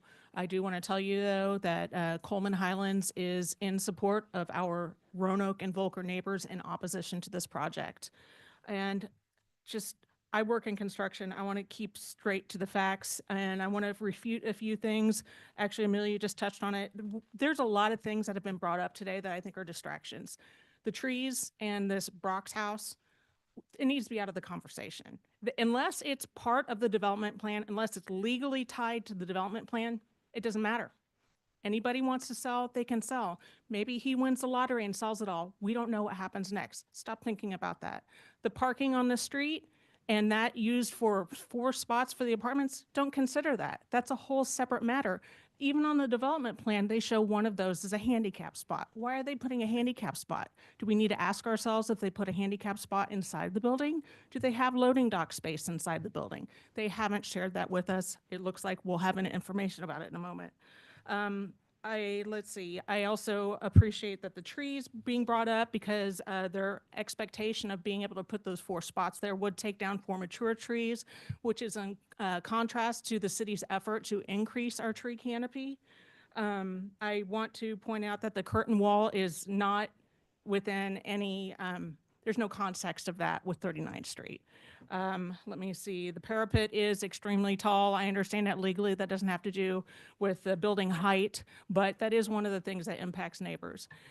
And then as a person who works in construction, and although it's not part of the development plan, I think we really need to consider here, you know, the rezoning, the Midtown Plaza area plan, there should be no change. Well, that's one thing. Number 2, the rezoning is extremely touchy. They're not just trying to bring it all to the same level, they're trying to blow that out. Not a good idea. They want to put maximum density on that lot. I've asked them twice. They've never been able to come up with a construction plan, which means at least for the short term, they're going to be impacting the greater neighborhood. They don't know where their overflow parking is going to be. They don't know where laydown yard is going to be. They don't know how they're going to erect steel. They don't know how they're going to pour concrete. This shows how much they are not putting into the long-term thinking of this project. If you guys are kind today and listen to us and push the development plan back to the developer, and really hopefully the developer would get involved too this time because he's been very quiet while the attorney does the talking. I believe, as a person who does not live right there, that there is a way for people to meet in the middle. I think that a reduced development would really work. I think that these people, they're not NIMBYs, they are YIMBYs, but it has to be on a respective scale. Follow the Midtown area plan. Keep that at 3.2. Don't go up to 3.3. You bring that scale down, there's more space, there's less disruption, and it can be done. Thank you for your time. Thank you, and thank you for that, as well as for the point about developers. My name is Patrick Amy. I live currently in Roanoke. I'm former owner of 1111 West 38th Street, and I only bring that up to say I was heavily involved in this in 2022 and 2023 prior to moving 6 houses away, so I'm still impacted in the neighborhood. And I want to be very clear about the conversations that I had intimately. Name again? I'm sorry. I didn't hear. Patrick, Amy. Okay, thank you. The small group that you see directly impacted, as well as the larger group, are very united against this and organized against this. And we hope to be very organized and united in support of it, and have expressed that from the very beginning of this project. We are pro people being there. We are pro development. And we are excited that a local developer was involved. This is somebody with historic ties in Kansas City. This isn't somebody coming in from out of town and saying, hey, we don't care about you. You know, this is a neighbor that we want and has said, hey, we understand the zoning restrictions. We understand the density and the setbacks, and bring us a plan that is within that or even nearer to it, right? And we'll talk about it. Instead, they've said 93 units at the beginning, now 73 units now. That's, you know, you could have started at 200 units and be down to 150 and reduce it by 25 side. It doesn't change the fact that you're still 200% over the current zoning laws. So that's, I just want to express that, as well as, again, that has been our messaging to the team from the very beginning, is we are for you doing something on this piece of property as long as it is nearer or within the current zoning regulations. Thanks. Okay, thank you.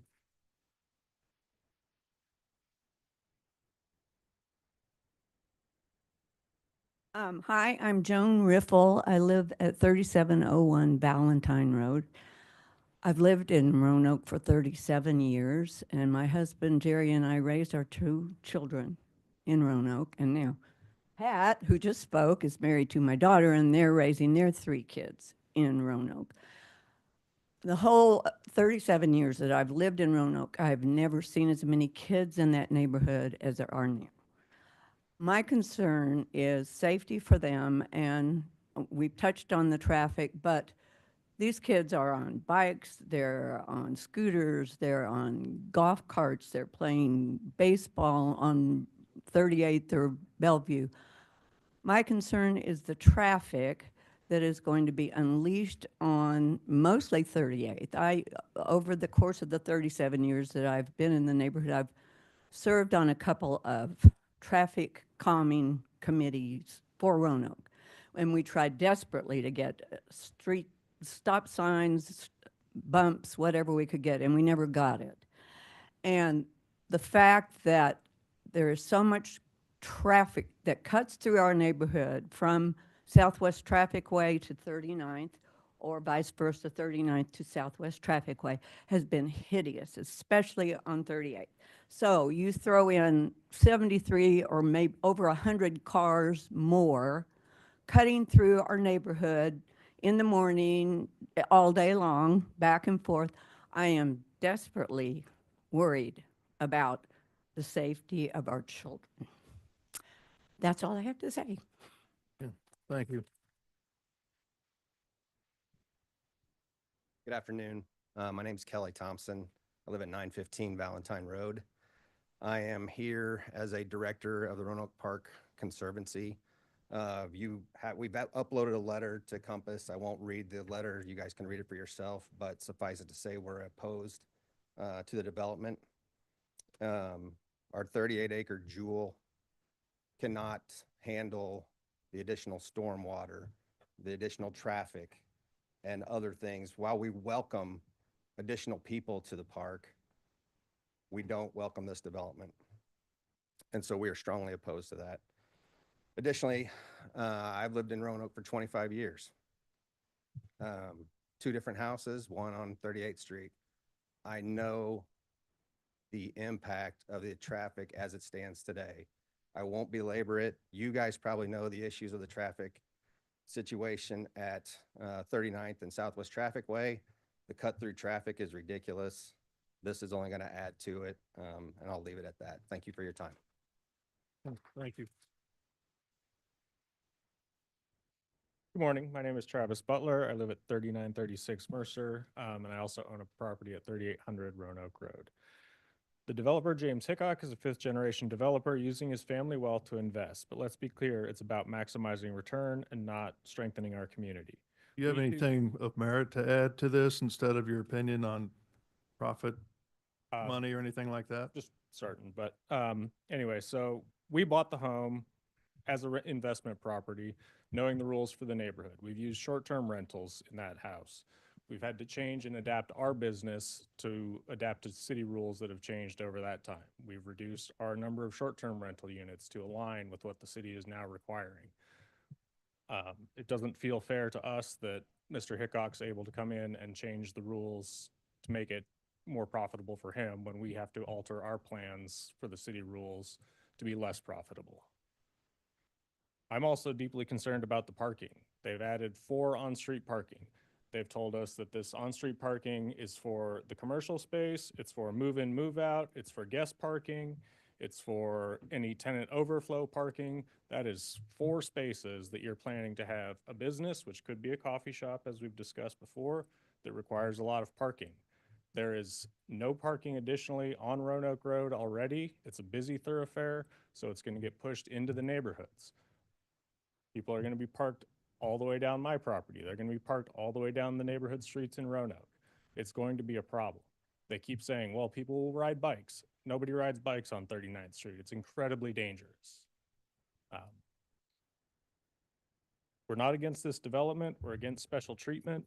And this project doesn't respect the zoning or the area plan, and it puts our residents at risk. We ask you to please deny this zoning request for the sake of fairness, infrastructure, and the future of our neighborhood. Thank you. Thank you.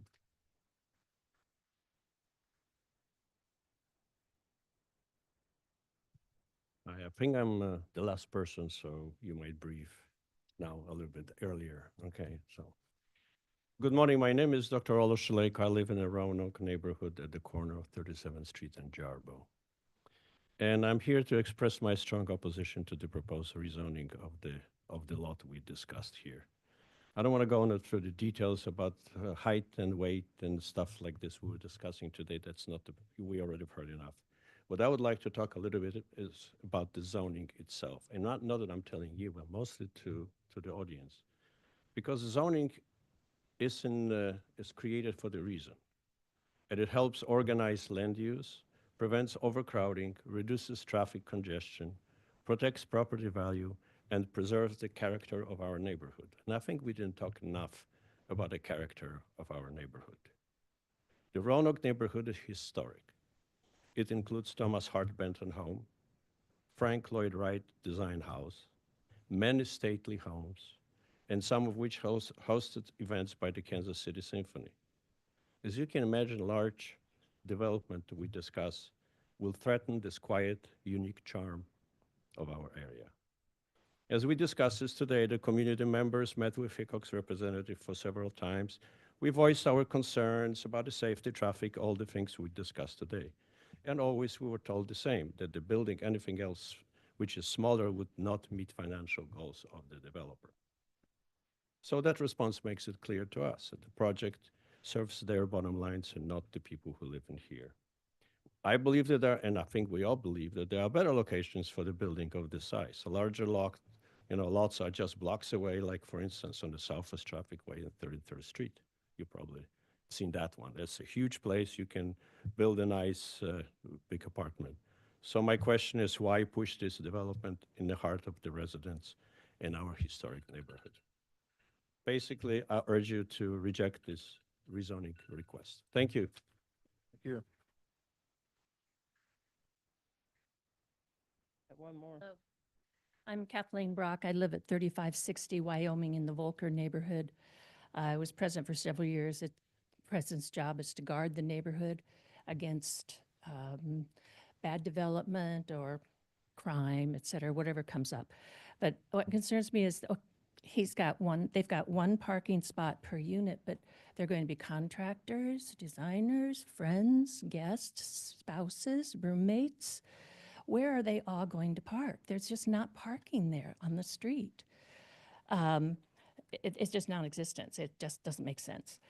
Secondly, the design, it's a big box. Everything now is big boxes because it's a lot cheaper to do. You're dropping this big box.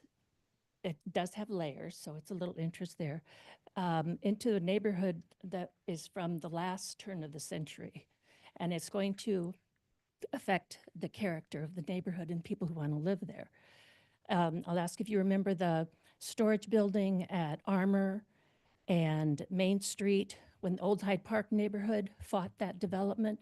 The developer went ahead and had the facade on the street level all look like walk-up apartments, and it fit beautifully into the neighborhood. Yes, it might be more expensive or whatever to do it so that it fits, but I think that's where the long-term value is going to be, and it's going to encourage proper development. So I am just asking you to say no to this because there are other developers who care about the neighborhood and how it gets developed. Thank you. We have 4 hands raised online. How many? 4. Okay. Well, and we still have people raising their hand. I'll start with Greg Allen.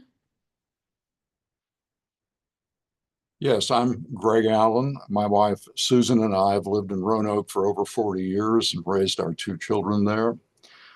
I'm a former president of Historic Kansas City and a board member, and I formerly chaired the Landmarks Commission. And I spent a great deal of time along with other citizens working on the Midtown Plaza area plan at behest of this city staff and approved by the city council as official policy of this city. And I just want to add to what you've heard already, one sentence from this plan on page 94, where it reads, and this is concerning 39th Street west of Southwest Trafficway. The character of 39th Street, with its smaller scale, unique buildings, narrow streets, on-street parking, and walkability all contribute to making it a special place within the city. Residents require stable, consistent, and reliable zoning. You've heard that a lot today. I earnestly urge you to reject this plan. Thank you. Thank you. Second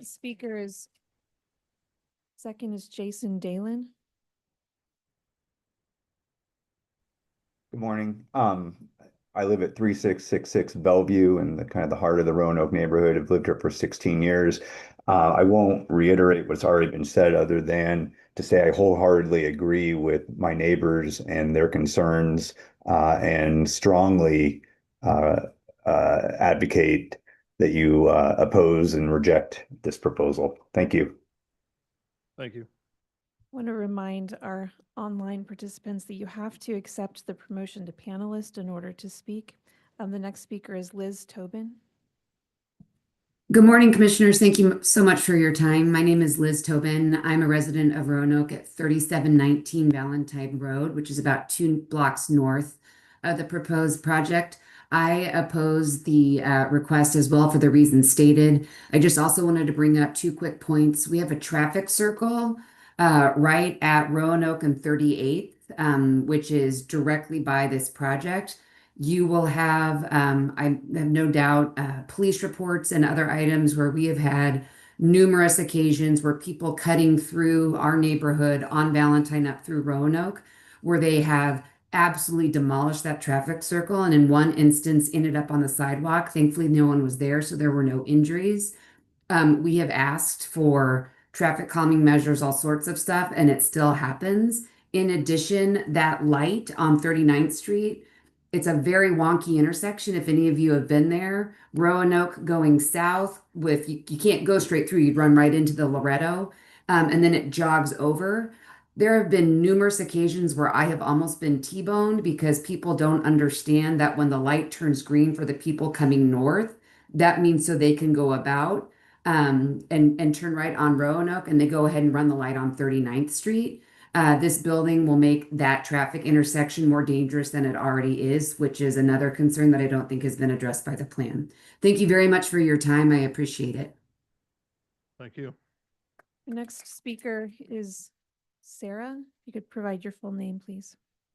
Hi, I'm Sarah Legg. I live at 909 West 38th Street, and I'm also a city commissioner, and I'd like to remind commissioners that you are an unbiased part of city, and when making a decision, we should remain unbiased when making decisions. And if we can't be unbiased, we must recuse ourselves from hearing cases. So just want to keep that in mind.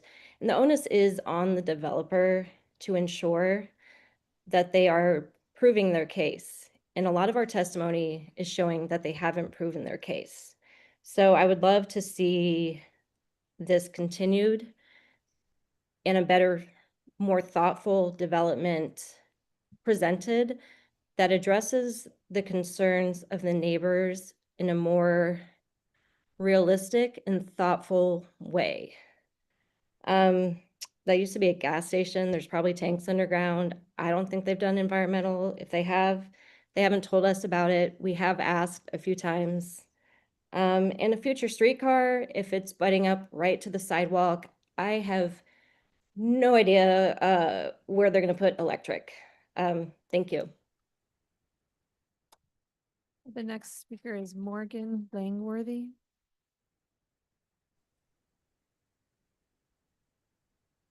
Hi, I live at 3714 Jarbo Street. My husband and I have 2 small children. We were drawn to our home in this Roanoke neighborhood because Jarbo Street sits on a T.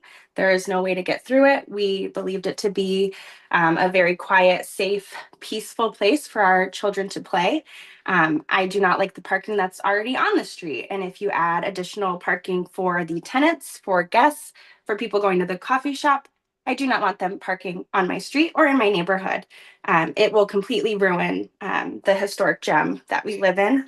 I want to thank Sarah for what she just said, because it quite feels ridiculous to hear the commission talk about, oh, the tenants will love the balconies and that's so nice. They'll have extra space.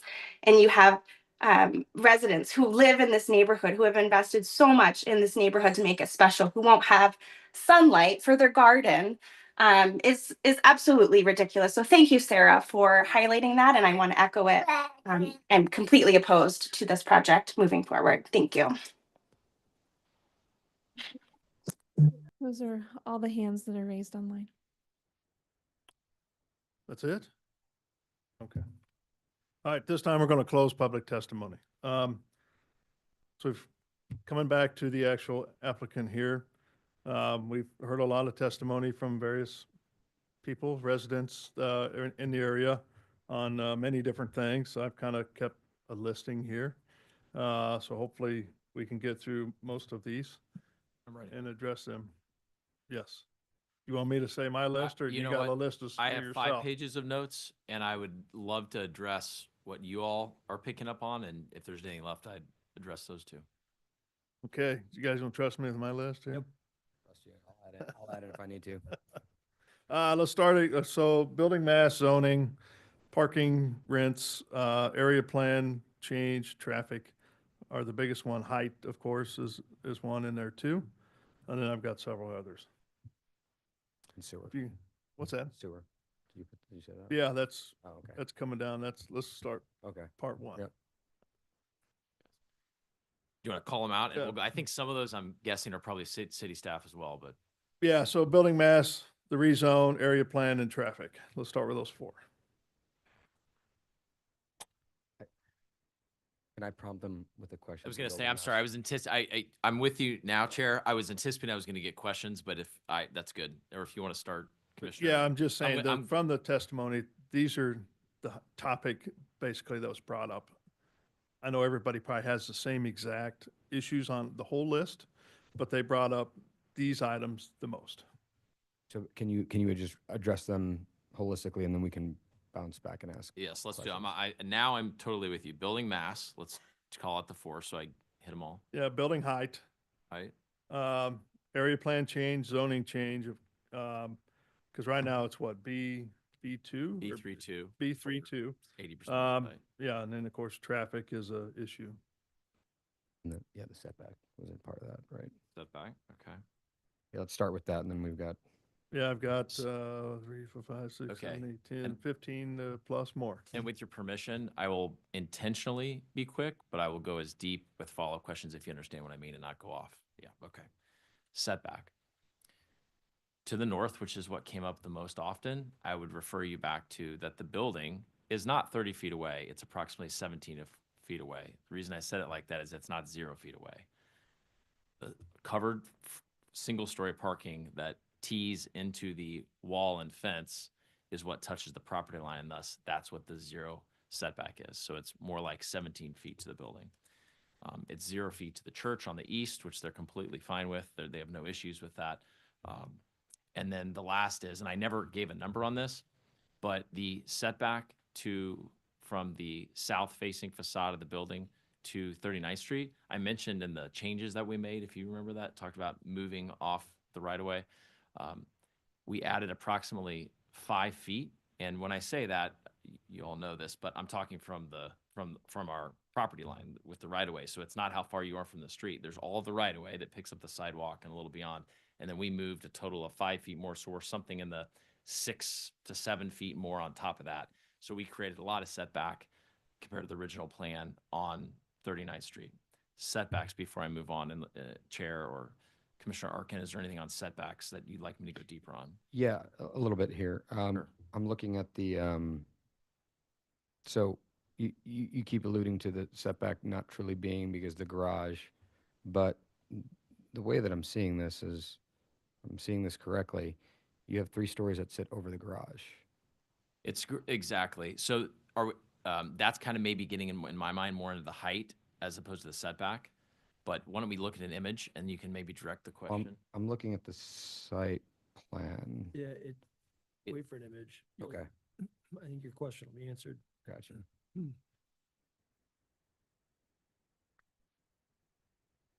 Because I know that we have it's that low level, that's the trash enclosure Yeah, that you're runs on it. over all Think the of way it down. like 3 tiers. So if you wouldn't mind going to the rendering, it's okay. It's Yeah, I okay. We can see that. start here. Yeah, the covered parking is. Yeah, at that's the last tier, which goes down to 1 story that tees into the top. So of the that's what I fence. wanted to understand, is that 1 story, what level does that sit at the existing remaining home? Is that 10 feet?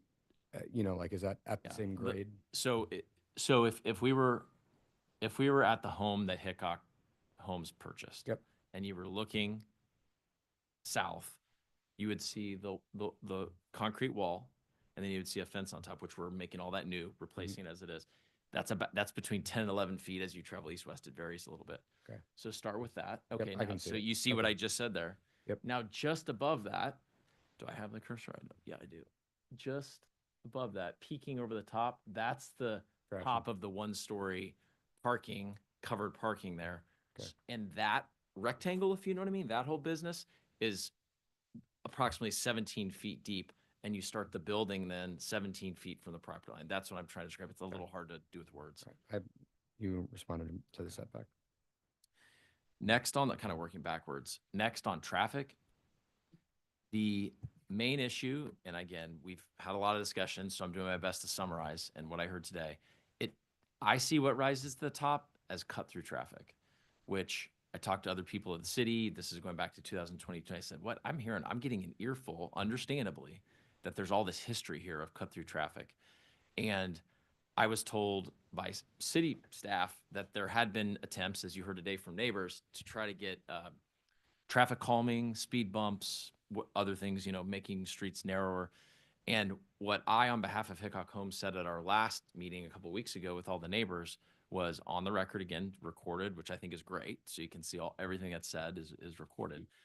Said we would be happy to join any effort going forward with the city. If that's something that's a problem for you, we're joining your neighborhood. If it's a problem, then we want to contribute to that voice to say we'd like traffic calming. There was subsequent. If I can jump in, just so that we all have a general understanding, if you're on Southwest Traffic Way and you're headed south, you cannot turn right at 39th. Right. You have to turn early at 38th, and then you're supposed to turn immediately onto Summit. If you know you're going to be going west, I could see why a driver would say, well, I don't want to go at Summit because I'm going to hit extra lights. I'm going to go through this neighborhood, which doesn't have any lights, and then I can just get all the way through there. I've taken that turnoff many times. I've never done the cut through. I can see how it would become a huge problem. We've seen this often where a project identifies a huge neighborhood problem that needs to be addressed. To me, it's a neighborhood problem that needs to be addressed by the city, but it has nothing to do with the development. The cut through traffic on 38th has nothing to do with the development. So I don't think we should spend time on that. But I think that what I hear is parking more than traffic. Yeah.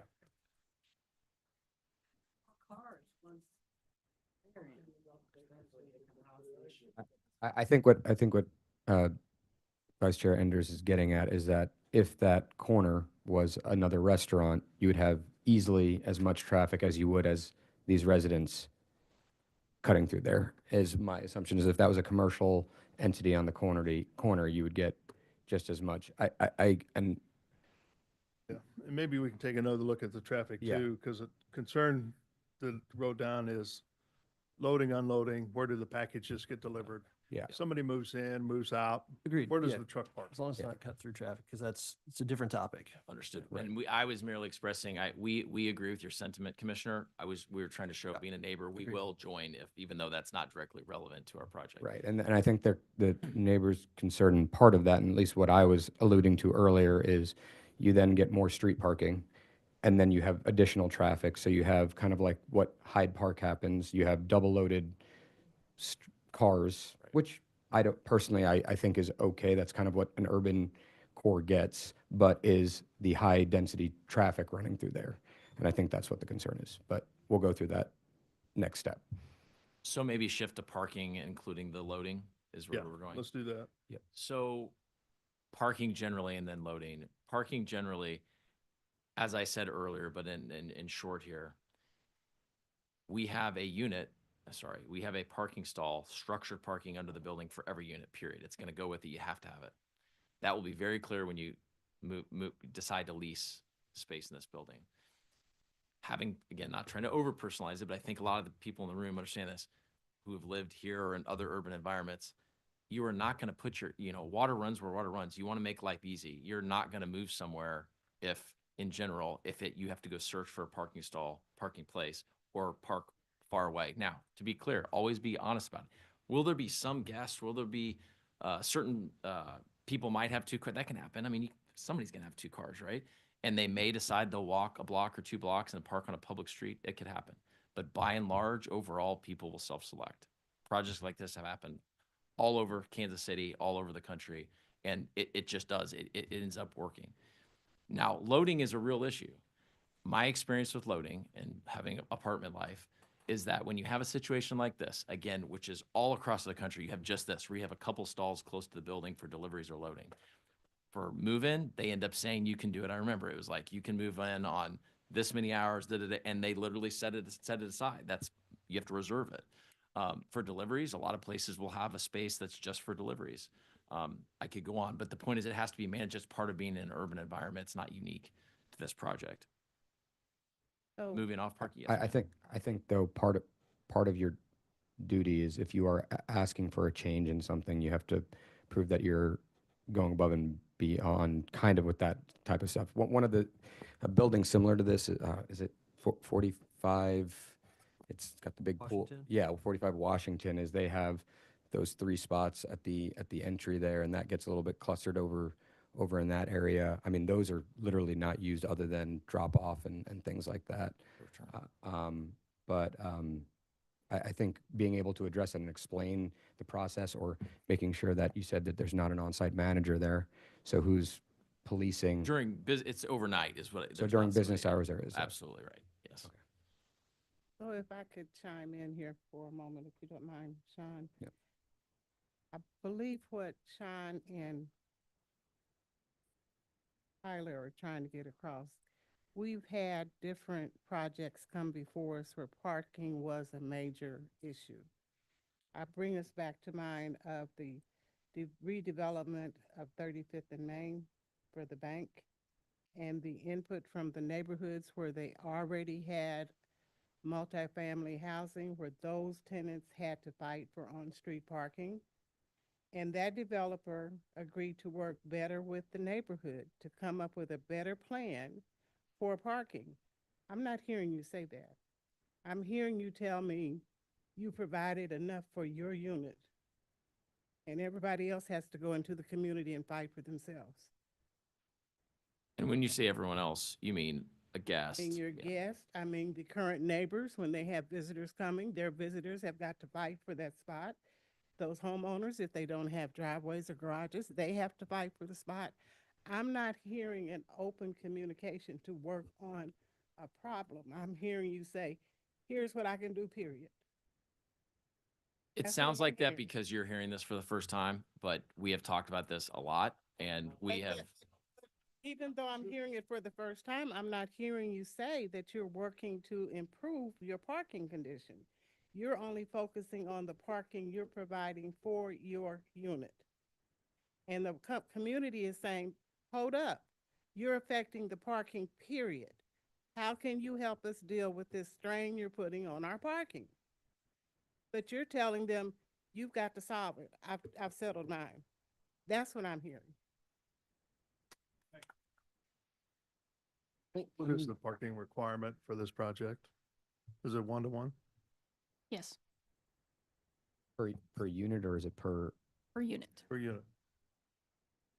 And again, I bring that up because I'm looking to hear there is cooperation and ideal sharing to address it. That's why I brought up the example of the project on Main.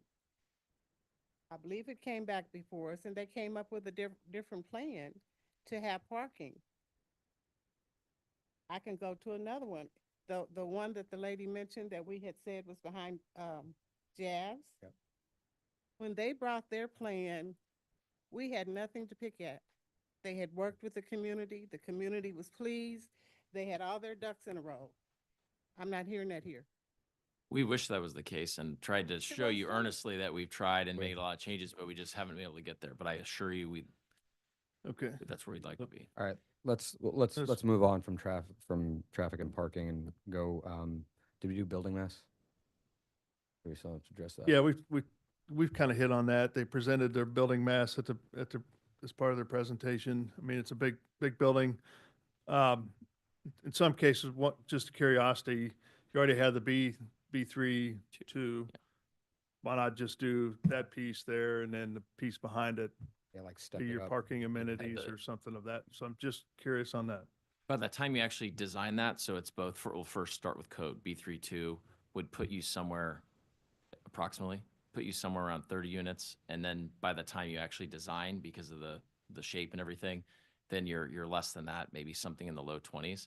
And that's just not, I mean, I would say this, and I don't mean, I'm not asking you a question, this is rhetorical, but when have we seen that built lately at all, anywhere in the area? Not Like a not tiered system? not come something of that small units. It's just not something that you see, and you'd have to have on-site parking again. Sorry, surface on-site parking. And we do really believe, and commissioners may or may not, but putting the parking away, under the building is a really big deal for aesthetics and functionality and everything we talked about with the pedestrian streetscape. So that is somewhat subjective, and you all don't have to agree with the developer, but that's a big deal to be able to put this parking under the building, which you can't do at 20, 23 units, 25 units. Sorry, I've got a question for the city, or for staff. So the property to the south, the most south portion of this property, what is the height restriction there? In the current B3-2, the maximum height allowed is 45 feet. So even in that front, you are still maxed at 45, and then it steps back, you're still at 45? Across all portions of the B3-2 area of the site, yes. On that topic, I thought you said we were gonna hear from city, because I just want to see what's the justification from going from 35 units to 73. Yeah. From the city point of view. Talking about the area There's your plan plan. change? Yeah. Yeah.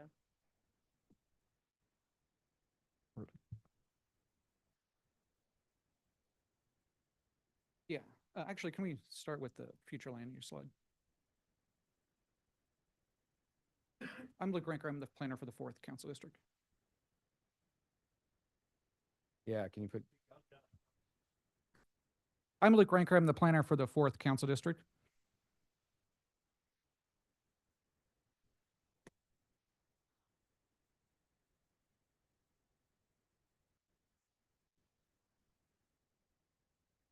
Oh, can you go to the flu map first?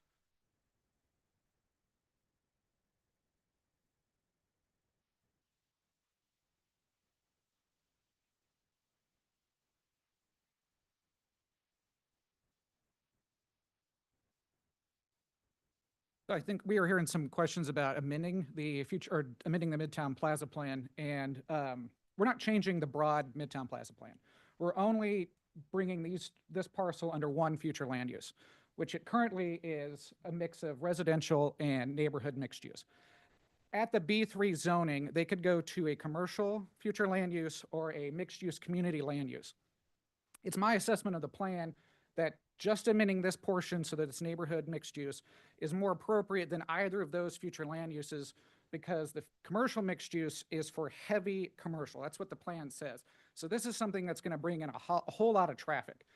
Community mixed use is also pretty intense mixed use that would be a much more dense and much more intense building on that lot. And so I think despite it being B3, the neighborhood mixed use is the most appropriate. And we don't really want properties to have multiple future land uses or multiple zonings on the same lot.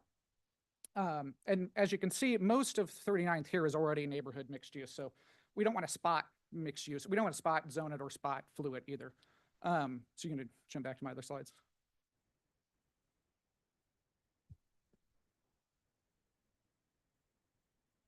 Thank you. So the Midtown Plaza plan is very complex and nuanced, and parts of the plan are very prescriptive. And for like the plaza, for instance, it's got height restrictions and height requirements, and parts of the plan are left a little bit wide open, like in the northwest portion of the plan. So when I assessed this, I looked at the broader area-wide plans or area-wide recommendations. And the one I want to point out is this one that applies to the entire Midtown Plaza. Reinforce and embrace urban development. And what underneath that is a series of recommendations on how to do that. One of those is to do vertical mixed use. That's a tall building with a mix of apartments and commercial. We see in areas that are specifically noted as mixed use on the map, like this one, we want commercial and neighborhood focused commercial. So that's like the small commercial that you see in the corner. And then we want blocks that have high lot coverage and higher scale and intensity than a suburban environment. So we're talking about covering the entire lot or most of the lot. We want short setbacks, if no setbacks at all. And we want something that is pretty intense, right? And that's because on 39th Street is what we call a corridor. And corridors connect the nodes or the districts on either end. So KU-Med and the Westport, right? And we want to see the same or equal level of density along that corridor that we see at the nodes. And we want to cluster high density on the corridors and in those nodes rather than in the neighborhood. So when we're talking about being strategic, we're being strategic by recommending this density on the corridor of 39th Street. You want to go to the next slide, please. So beyond that, the Midtown Plaza Plan recommends that we apply transit-oriented development goals to lots that are along transit lines currently. And transit-oriented development is high density, a mix of commercial and residential that de-emphasizes parking. So we want 1-to-1 ratios on parking, even fewer than that in some cases. Currently, there's a bus line on 39th Street. So as it stands right now, it's a transit-oriented development, or it's an opportunity for transit-oriented development. The plan also requires us to look at future stations. When the plan was developed, we didn't have a streetcar, we didn't have a streetcar extension, but the KCATA has done an extensive study that recommends a streetcar along 39th, which reinforces the need for transit-oriented development along 39th. One more slide, I think. So beyond the Midtown Plaza plan, we also look at the KC area or KC Spirits playbook. And this plan is the overarching plan for the entire city. And when we go to update the Midtown Plaza plan, this will lay the framework for how we update it. And it talks twice about a diverse array of different types of housing and a greater diversity of housing near job centers and on transit lines. It also talks about building pedestrian scale, which we see when right now it's a vacant lot. Vacant lots are very hostile to pedestrians. Building up to the corner creates a pedestrian scale. And it's also an infill lot, which means we don't have to build brand new infrastructure to serve this, right? It meets a lot of our sustainability requirements. And I think that's all I have, unless you have a... Yeah, I've got a question about that. So I'm looking through, the rest of that corridor. And so I guess my question is, if this was a developed plan to bring that, there's other restrictions like height restrictions that we set in place for purposes. You can still have mixed use, multifamily while still maintaining that height, right? Right. Yeah, and so the rezoning would allow it, so there's not a deviation request for the height because of the rezoning. So, yeah, two ways to approach it. Yeah. I think it's worth pointing out that the city staff has said there's high alignment with the area plan amendment and medium alignment with the Casey Spirit playbook. And the Casey Spirit playbook is much more recently produced and adopted than the Midtown area plan. What's the boundaries on the Midtown Plaza plan? Oh, I think it's 31st in the north, state line in the west. It's the creek in the south, is that correct? 55th, sorry. I have half the plan. I have the plan in the north, in the fourth Get me district. what so- I needed though. Yeah. I was trying to determine if the buildings we talked about earlier on 39th Street were a part of this Yes. plan as well. Yeah, and that's a good point. We see this kind of density already on 39th. When we start on the east side by KU-Med, there's a 4-story building. It drops down to about 2 stories, but those 2-story buildings are pretty tall because they're built in a different time period when ceiling heights were a lot taller. Then there's a 4-story building, I think 1412 39th, and it's next to a 3-story building. And then you have the Loretto across the street from this, which is I think 55 units. So we see this kind of level of density across the corridor. So wasn't the Loretto a conversion? It was. Okay.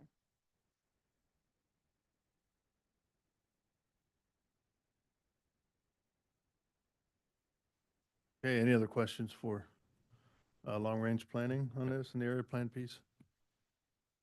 Right. Back to the applicant. I'd like to do it this time, if you got just a summary of the comments, and then we'll stop testimony at that time, speak amongst the commission, and then go from there. So before he does the summary, you have had an environmental study done? Yes, ma'am. There was a filling station there, and most of you is probably why you're asking the question. When you have a filling station, you have some remediation, so we have to do that when we get into the construction. But it's all, Yes, because they brought it up. That's I right. didn't realize the station had been there previously. Is the tanks there? not now. No. With that, Chair, you're inviting me to brief comment. So I just looked back through my notes. I really think those were the major issues. Again, if there's any other questions, I invite them. But I would say my recap for your consideration as you guys wrestle through this is very similar to the city's long-range planner, but it's from a different angle because that's not this team's job. The DNA and the vision for this project, as I briefly described at the outset, was the idea of pedestrian landscape, get the cars off the street, be part of this vibrant corridor, extend it to the east, right? A lot of it gets focused down in the west with businesses, and take advantage of the transit and bicycles. And to do that, you have to have scale. You cannot, you don't just do underground parking with 20 something units. You have to have scale. So then the last question that I emphasized before is, did we do it responsibly? That's part of what you all have to wrestle with, and ultimately the council. We think we have. We tried to step down the building. We did make a ton of changes. Whether it gets to the place where everybody likes, we can't control that. But we did, and then we provided renderings so that you all can make your own decision, not just on what's in your mind, but when you look at it and say, is that all reasonable and responsible? And with that, Chair, thank you for the chance to say a few other remarks. Okay, thank you. And regarding the storm and the sanitary, there's already conditions within the project itself that they've got to verify the capacity and of the existing sewer system, and as well as the sewage they're going to put on the site itself, and then make any improvements.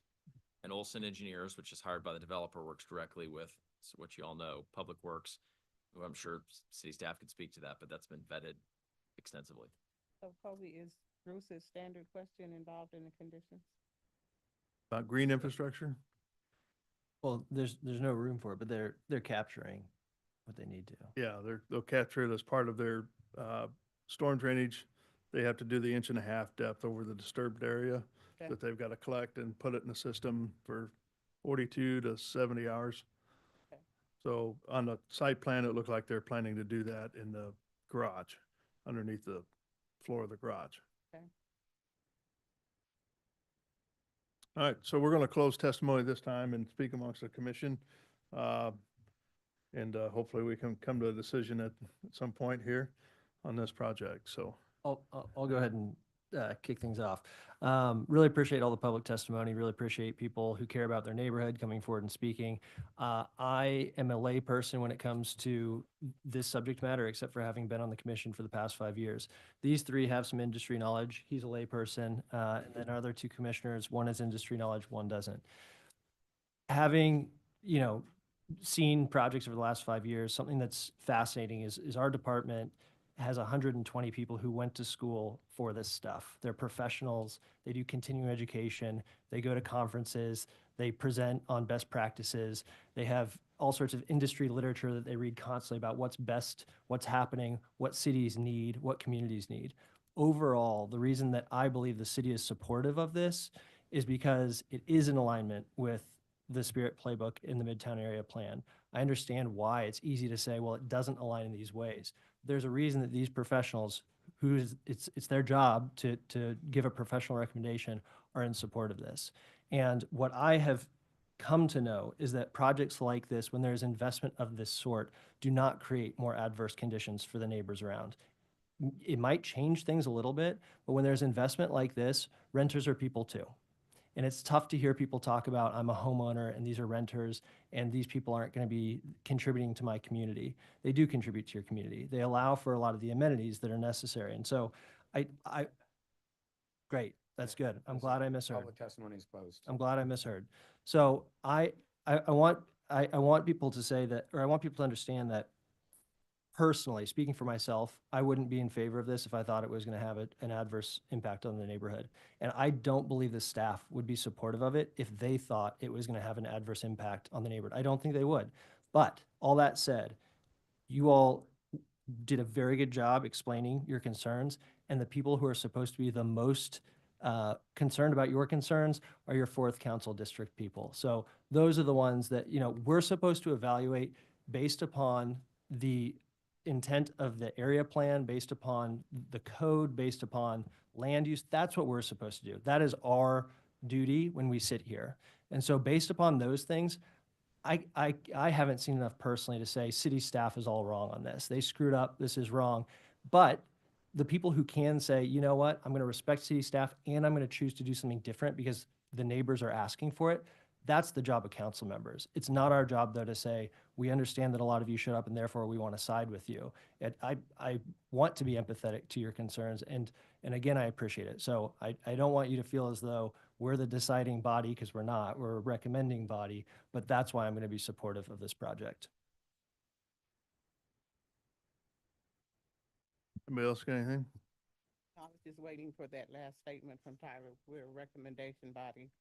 The final decision is not ours, but based on the information we hear and questions we ask, then we make a decision for our recommendation, but it does fall back to your council people. So don't stop. Keep talking. Yeah, I'm going to put a couple statements, maybe a couple opinions on just kind of my my thoughts on this project. I am on the fence.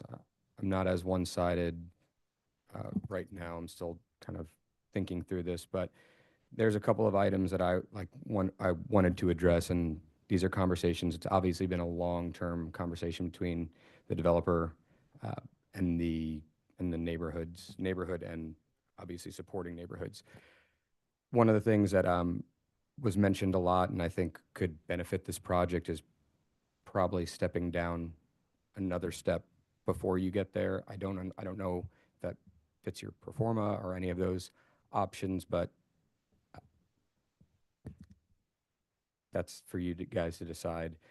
As the neighborhood, I want you guys to understand, you guys are just as worried as profitability as a developer, right? You guys have talked about this whole time property value. I heard it in 10 of them. So I don't know that the argument of profitability is a bad thing, right? Everyone wants their property value to go up. Everyone wants to do something positive. So I just want you guys to understand that when you say that he has to be able, or the developer has to be able to make money in order to build something like this. They're taking a large risk. Same thing with you guys. You buy houses, you take a risk.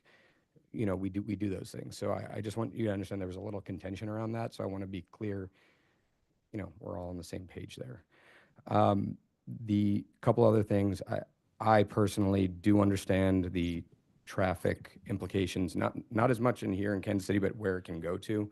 I grew up in New York City, lived in Manhattan. I've spent 3 hours finding parking in an apartment building, lived in Park Slope, did all of that. So completely understand where that can go. What I do want people to understand is we are working towards being more of a city that can be more public transportation driven, which these nodes are supposed to support that, right? So people can get to work via bus, via streetcar, things of that nature. So again, when we're making some of our decisions, we're making our decisions on future planning, right? Where we see the city in 5, 10, 15 years. So I understand that the immediate impact might be drastic if this were to go through, but look at where this sits down the line. Some of the other things for the developer, I know that you had those conversations with the neighborhood, but it seems like there needs to be further conversations, deeper conversations on how we can make this work to hit those nodes. Because from my understanding is, yes, we jumped from, I believe, what we said, 300% to 210% of what, so, shooting high, I understand that, but maybe there's some wiggle room in some of those options. Outside of that, I'm still kind of sitting on the line here. I kind of want to hear what the rest of my commission members think on this and still toying with it. But I do appreciate everyone's effort, both the neighborhood and the developer. I know how much it takes to get plans and renderings and everything to this point. And then the neighborhood, I understand all of you have jobs and are here and supporting your side of the story. So thank you for that. Yeah, so just a quick notes. I understand that change is not always seen as the best thing to happen, right? Like I personally live in a neighborhood that has changed a lot over the last 10 years. But also as a citizen, I understand the city is growing and there's different things happening across the city that we need to embrace and we need to accept, and it's a naturally process and development in the city happening. You know, in order to build something in that lot, that like commissioners say, that it needs to be, it is a business, right? They need to make the money back on this investment. So in order to do something, they need numbers. And I think for what I heard is the only way to do underground parking. Otherwise, with 20 units, 25 units wouldn't be sustainable to do that kind of investment. And then it will be a worse problem, right? To not have underground parking and have just a street parking. I agree with the commissioners, I think, and I respect and rely on the professional opinion of city staff and the research and the knowledge. I'm a little bit, you know, just I'm in favor for what we heard today. Like the other commissioner says, we don't make the final decision. That's not our job. For me, it's just a little bit on the density side. You know, double the density of units. But once again, just relying on the professional opinion of city staff and what we heard today. So just I will be in favor of moving on to the decision makers.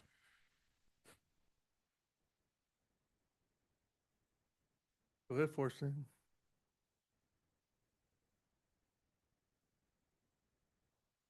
I've come to realize that I'm a peacemaker. I want to see that there has been some peace made between all of those involved. And when I still see there is still quite a bit of contention, I'm subject to say, you need to go back to the drawing board and see what you can do to work things out.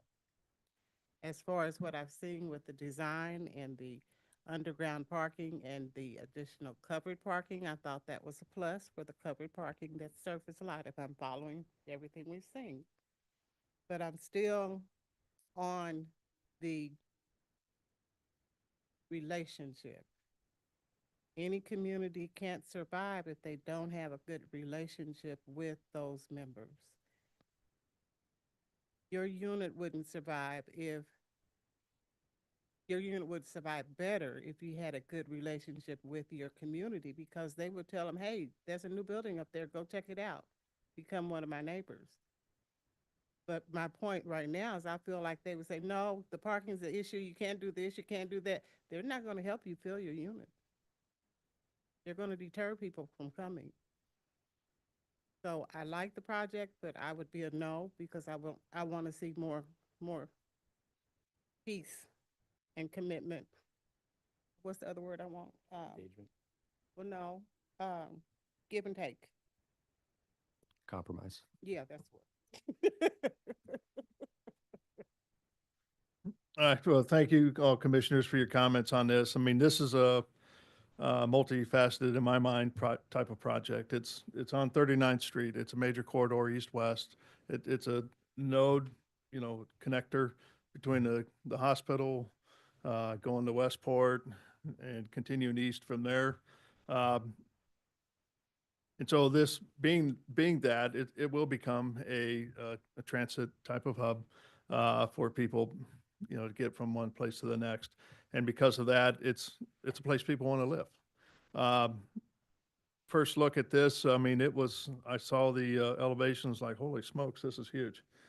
This is a big project right here on 39th, near the neighborhoods there, but then I start thinking about the location of this, what attracts people to want to be here, and looking at, there's some things I do believe that need to be worked out.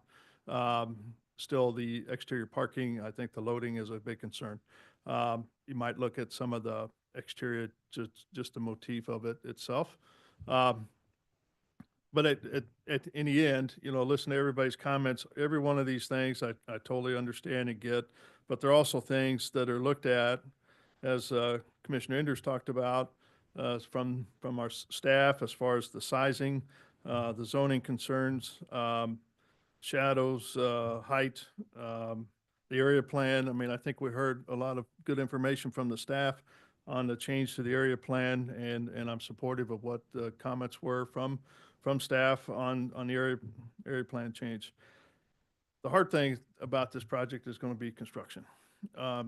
It's not going to be an easy project, and I think Commissioner Arkin, you could state that, because I think you guys experience that on a lot of your projects, especially with the urban work that you do. Yep. But I'm assuming that's part of why there's that open area on the east side, is to help crane or whatever it may be on that. So there's a lot of work, in my opinion, that still needs to happen as this project kind of moves forward, should it move forward. On the construction side, dust, noise, times of construction, being a good neighbor to the residents around as you do that. Parking is a concern, getting staff in and out, materials in and out. It's going to be a constant battle the whole time that this thing would be under construction. So I hope that's something that you really look at and discuss with everybody around you. In the end, it is a tough project, but it's one I think I'm supportive of the staff recommendation, supportive of the area plan amendment, especially with the information presented. It's not going to be an easy project moving forward. I think there's going to be a lot of work that needs to be done yet between the applicant and the neighbors. But in the end, I am supportive of the job. All right. Any other comments from any of the commissioners? Genevieve, do you feel that the conditions as it relates to construction fully contemplate the difficulty of the location, or do we need to add something?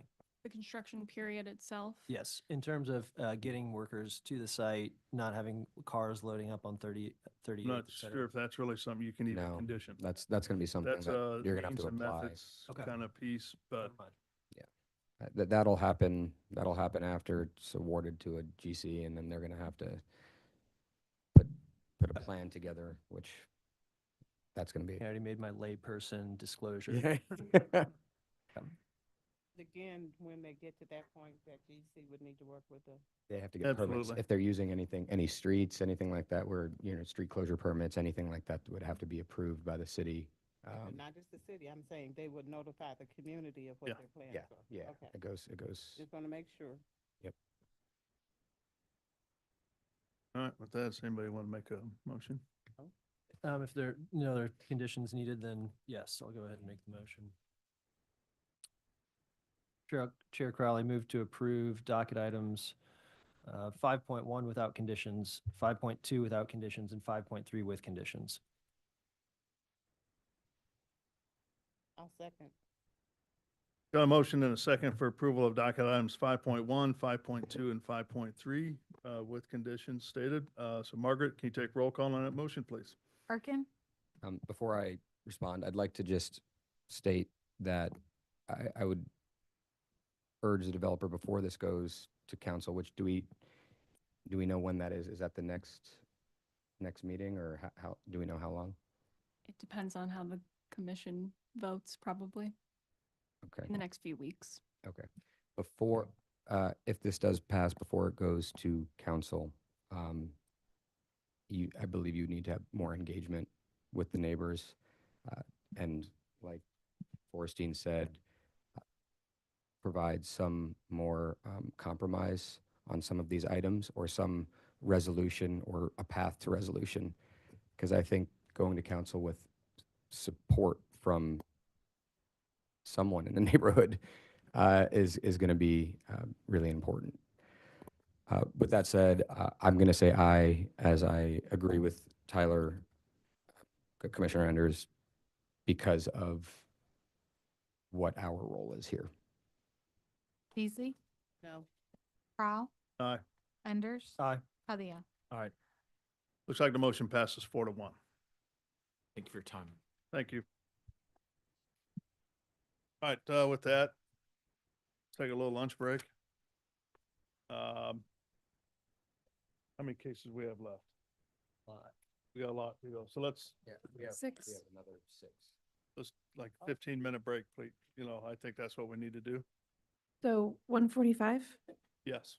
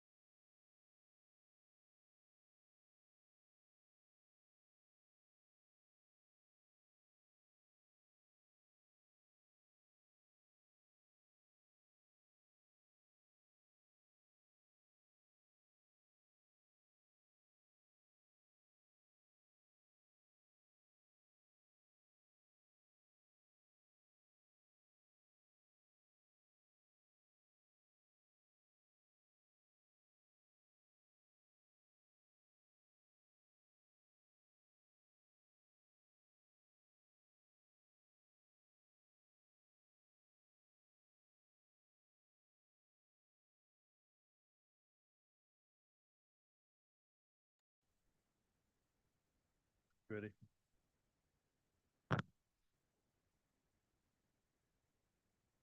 Okay, welcome back to our City Planning Commission meeting. I think we're going to make a change to the agenda real quick on a couple of cases, bring them up, which would be 10 and 11. Take care of those real quick, and then move on to the 6, 7, 8, and 9 after that. Sure.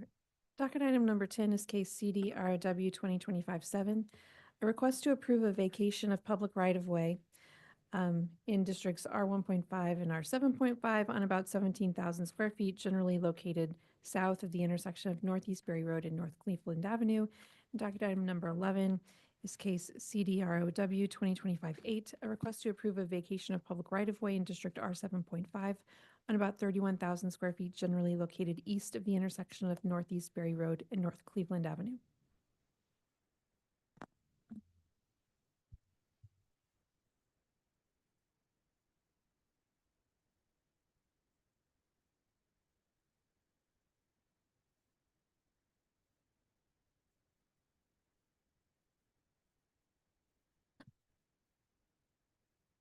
All right, good afternoon. Justin Smith, City Planning and Development. In front of you is docket item number 10. It's a public right-of-way vacation related to Monarch Townhomes.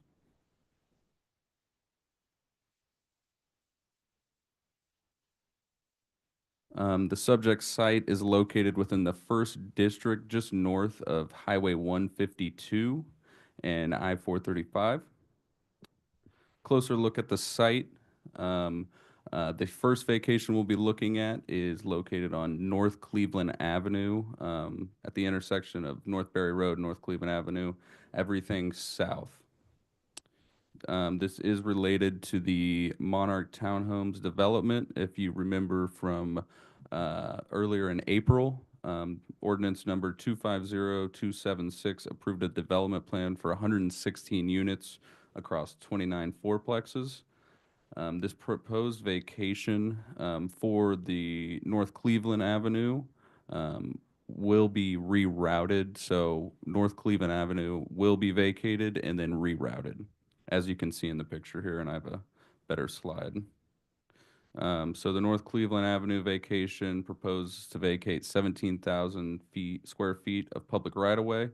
There is public and private utilities within this right-of-way. Water Services, Spectrum Charter, and Evergy all have facilities there.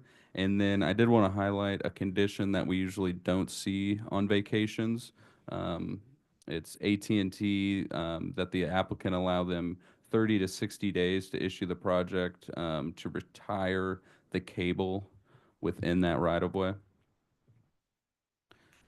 Here's a screenshot of the preliminary plat from the Monarch Townhomes development plan. The highlighted in red shows the existing right-of-way now. So you can see they'll rededicate North Cleveland Avenue, and it will eventually go to the east and dead end there. Here's a view looking south from that intersection. And then I'll move on to docket item number 11, which is the vacation of Northeast Berry Road. Here's a screenshot of the site to be vacated. I did want to highlight that the legal ad says they would vacate 31,000 square feet. So here is the first submittal from the vacation process.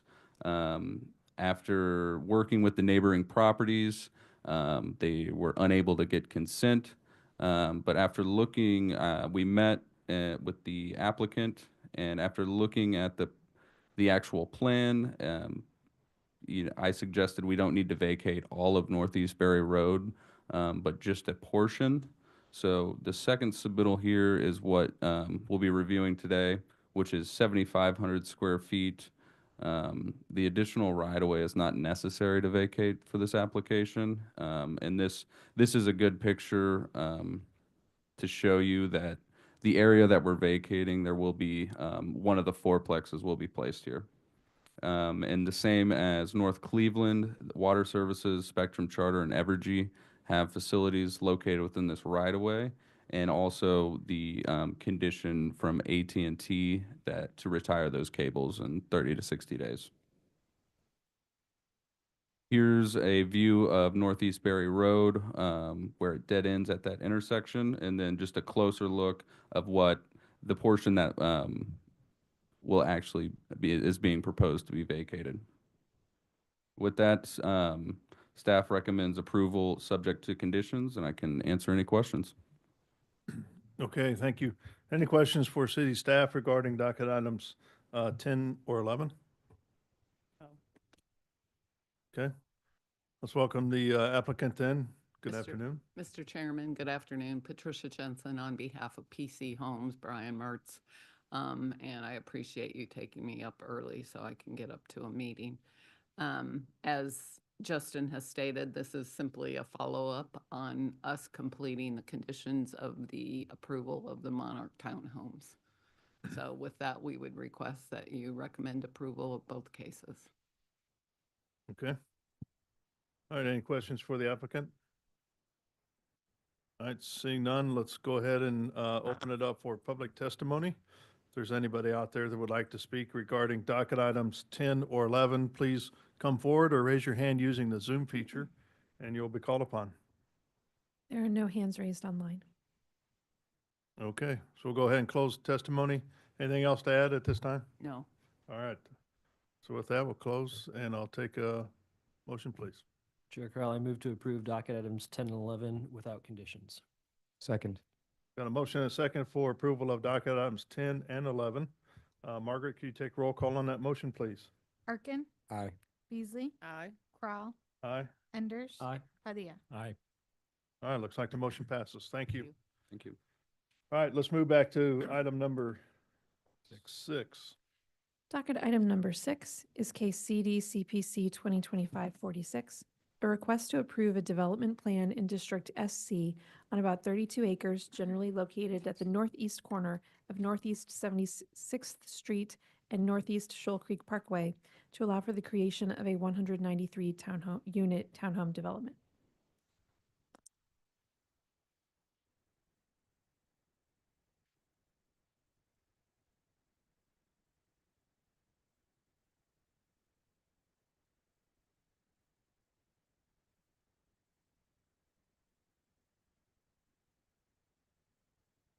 Okay. Good afternoon. Matthew Barnes, City Planning and Development, here with docket item number 6, which is a development plan for the Shoal Valley Townhomes. This site is located in the Northland, just east of Interstate 435 and south of 152 Highway in the Shoal Creek area. Here's a closer view of that yet. You can see I-35 to the east and then 152 up to the north as well. So this site is located within the Shoal Creek zoning. It's a master plan development that covers a lot of this area, and it has specific zoning for the site that is not in the zoning code. So this is MPC 4 and MPC 2 zoned. Within that zoning, each has slightly different requirements. Both are residential. The MPC 2, which is that southern portion in yellow there, requires setbacks of 20 feet, or of 15 feet, excuse me. Allowed density of 8 dwelling units an acre. The applicant is proposing on the site 20 feet setback from the Davidson Farms property to the east, and a density within this MPC 2 area of 6.51 units an acre. Within the MPC 4 district, similar requirements allows up to 24 dwelling units an acre, and requirement of a rear setback of 10 feet. And the applicant is overall site density is 12.85 units an acre. So this is the proposed site plan. North is to the right side of the screen. They're proposing a townhome development with a mixture of 2 different housing types. Townhomes along Shoal Creek Parkway, as this is a parkway, are required to face that parkway. They also have agreed to face the townhomes along this proposed public street towards that. The rest of the streets will be private streets and act as access to garages. They are proposing 193 residential townhomes on 2 lots.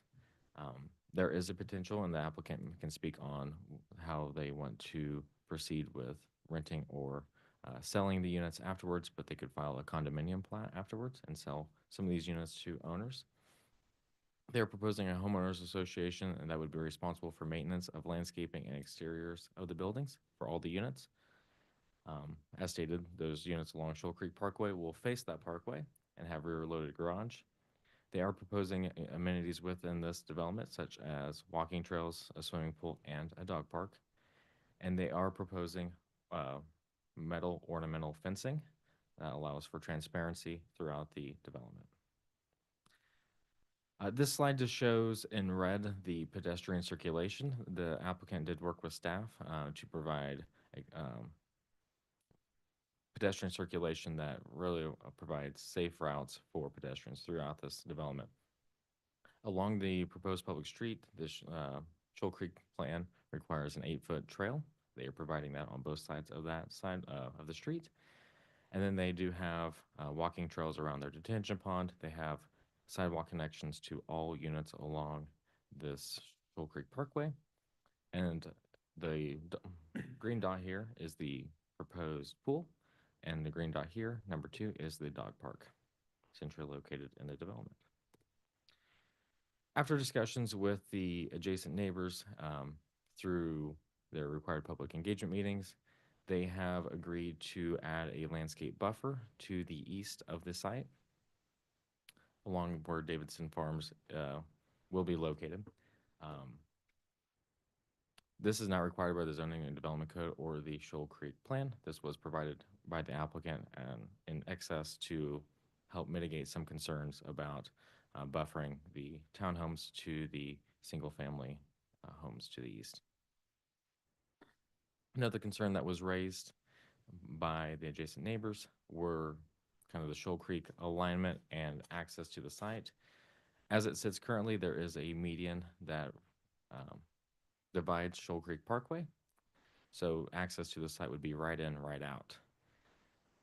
The Parks and Recreation Department does have a plan to, at this intersection where their public street will intersect with Shoal Creek Parkway, to have a traffic circle or signalized intersection, or maybe a combination of both.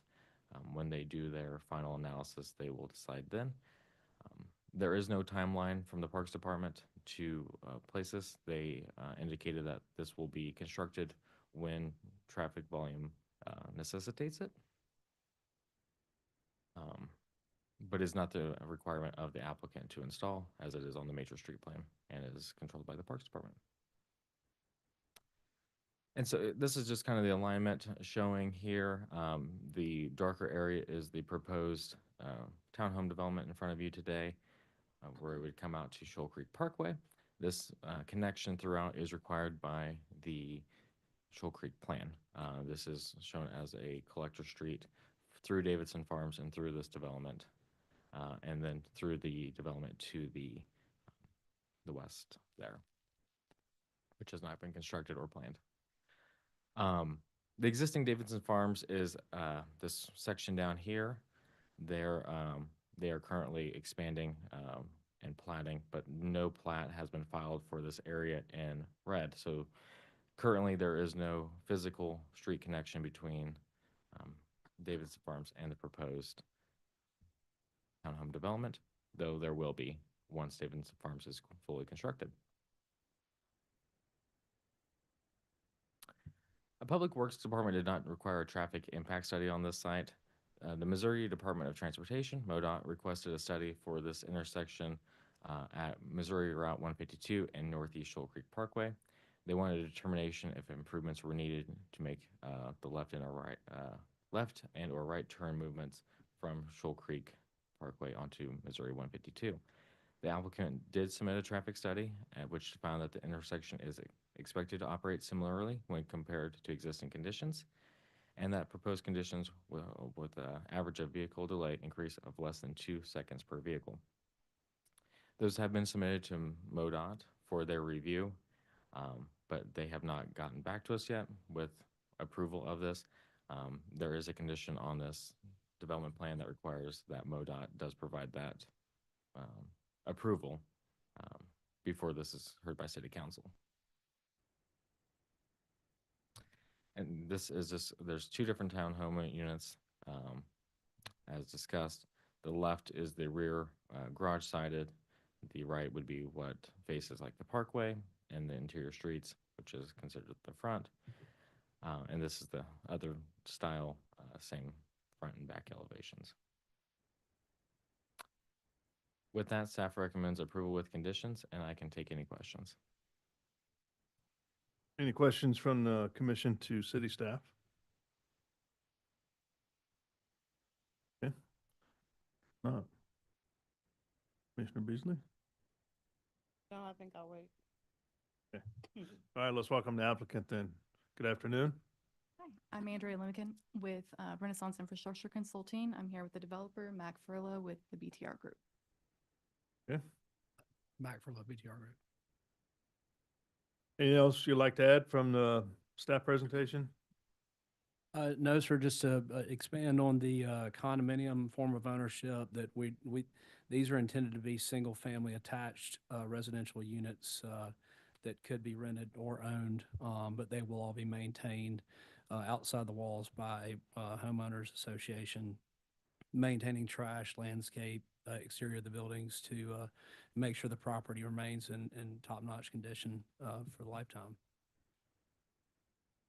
Those the attached ones, what are you looking at? How many units per attached? 3 to 8. 3 to 8? Mhm. Okay.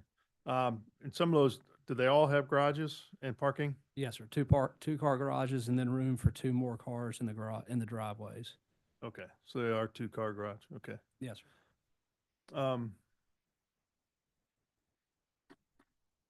Can you talk a little bit about, I mean, because the renderings for the units, and they have a little information, just talk about the actual construction, exterior finish on those, if you don't mind.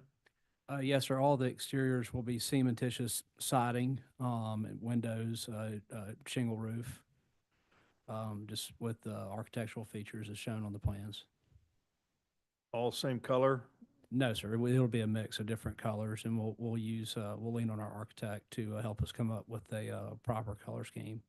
And then kind of have some different fronts or something as you go from, especially on those that are 8 units? Yes, sir. The Hampton and Griffin units, as shown, we have an A, B, and C elevations that are associated with each of those unit types for variety throughout the neighborhood. No, we don't want it to look like just a straight, just a common development. It's intended to have different facades throughout. We've also flipped each 2 groupings of units so that you don't have like that stamped appearance Okay. for each grouping. So did we have that in your presentation? No, it was not in the presentation.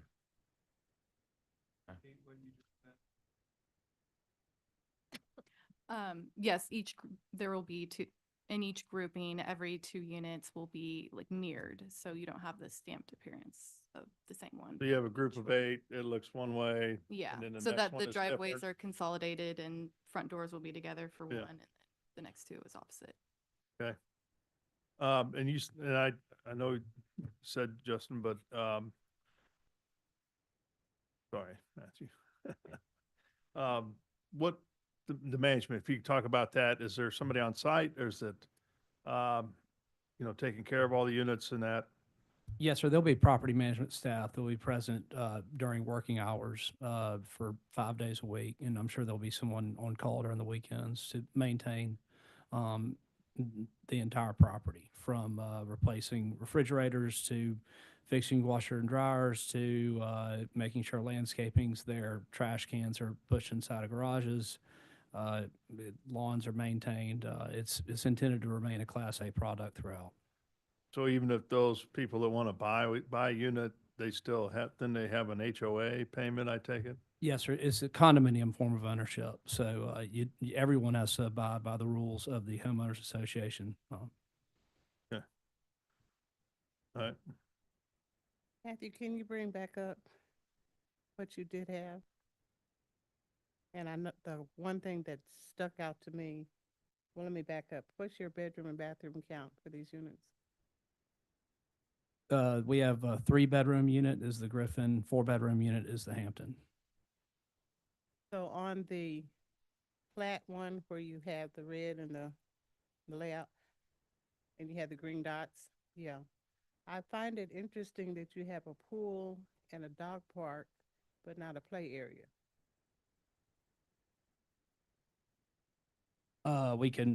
We do have passive recreation throughout as well, but I mean, a play area is not that hard to add if that's a concern.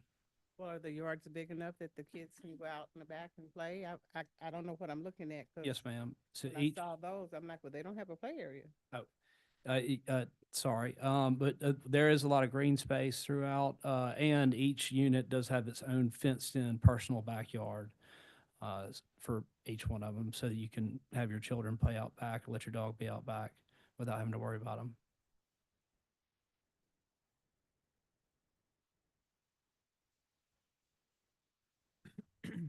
So Matthew, you had said in the one example you had for 3 different subdivisions, the middle one was in red, and you were saying that the east-west connections have not been established. Are they already established in the one we're looking at, so they'll know where to connect it to the middle one?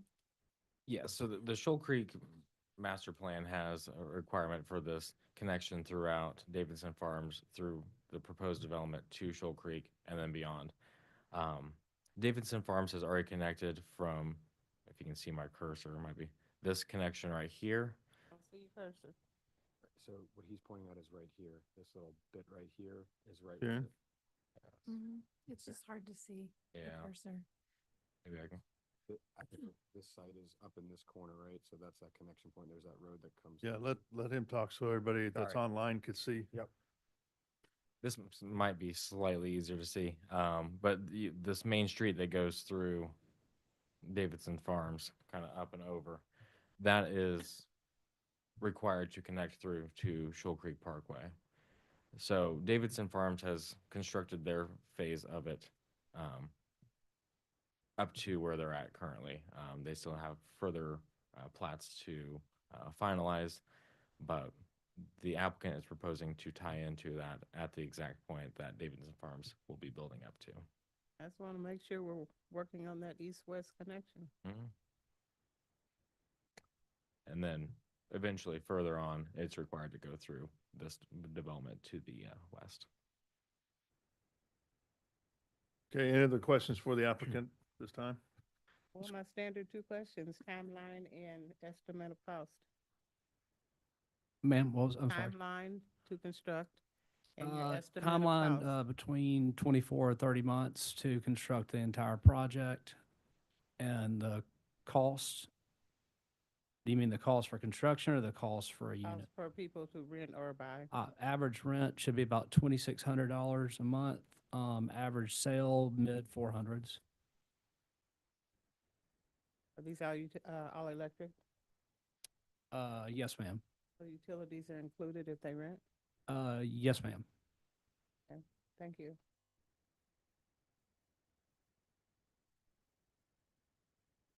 All right, any other questions for the applicant?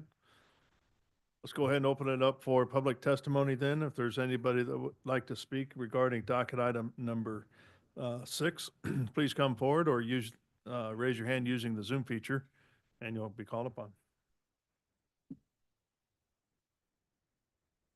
Good afternoon. Good afternoon. I wish I could say good morning because I Me thought too. I'd be up here at like 10 o'clock this morning. But so I'm Robert Priest. I live in the Davidson Farms neighborhood. We fell in love with that neighborhood because of the character of the houses, the diversity, colors, shapes, stone, all that sort of stuff. And it is a great neighborhood. My biggest concern, well, I have 2. One is there's a big difference between the type of homes in our neighborhood, 3,000 to 4,000 square foot, and what's proposed here. 1,500 square feet, I think, is what was published. and the fact that they're currently rental units. Maybe they get sold later as condos, but right now they're rental units. I'm not an urban planner, but as I understand it, you want to transition from type of homes down toward the street level so that, you know, you're not putting single family homes right on the street. And that's why we're kind of back there off the street. The other thing is the traffic. I understand from speaking with Matthew that we have to make that connection from Davidson Farms through here, but that's going to put a lot of pressure on our neighborhood, especially if you can only turn right. You're going north on Shoal Creek Parkway only. Most people want to go south on Shoal Creek to get to the highway and go downtown. It's already difficult getting out of our neighborhood because of the traffic on 76th Street, and this is going to add to it a lot. I would really like to see a different entrance or have the two-way entrance done sooner than later. The other issue is that our amenities will get pressure from the residents of this unit if the amenities proposed aren't put in right away. We have a pool, we have pickleball, we have a walking trail around there. It is a private pool, but you know, the more pressure, it's going to be hard to police that.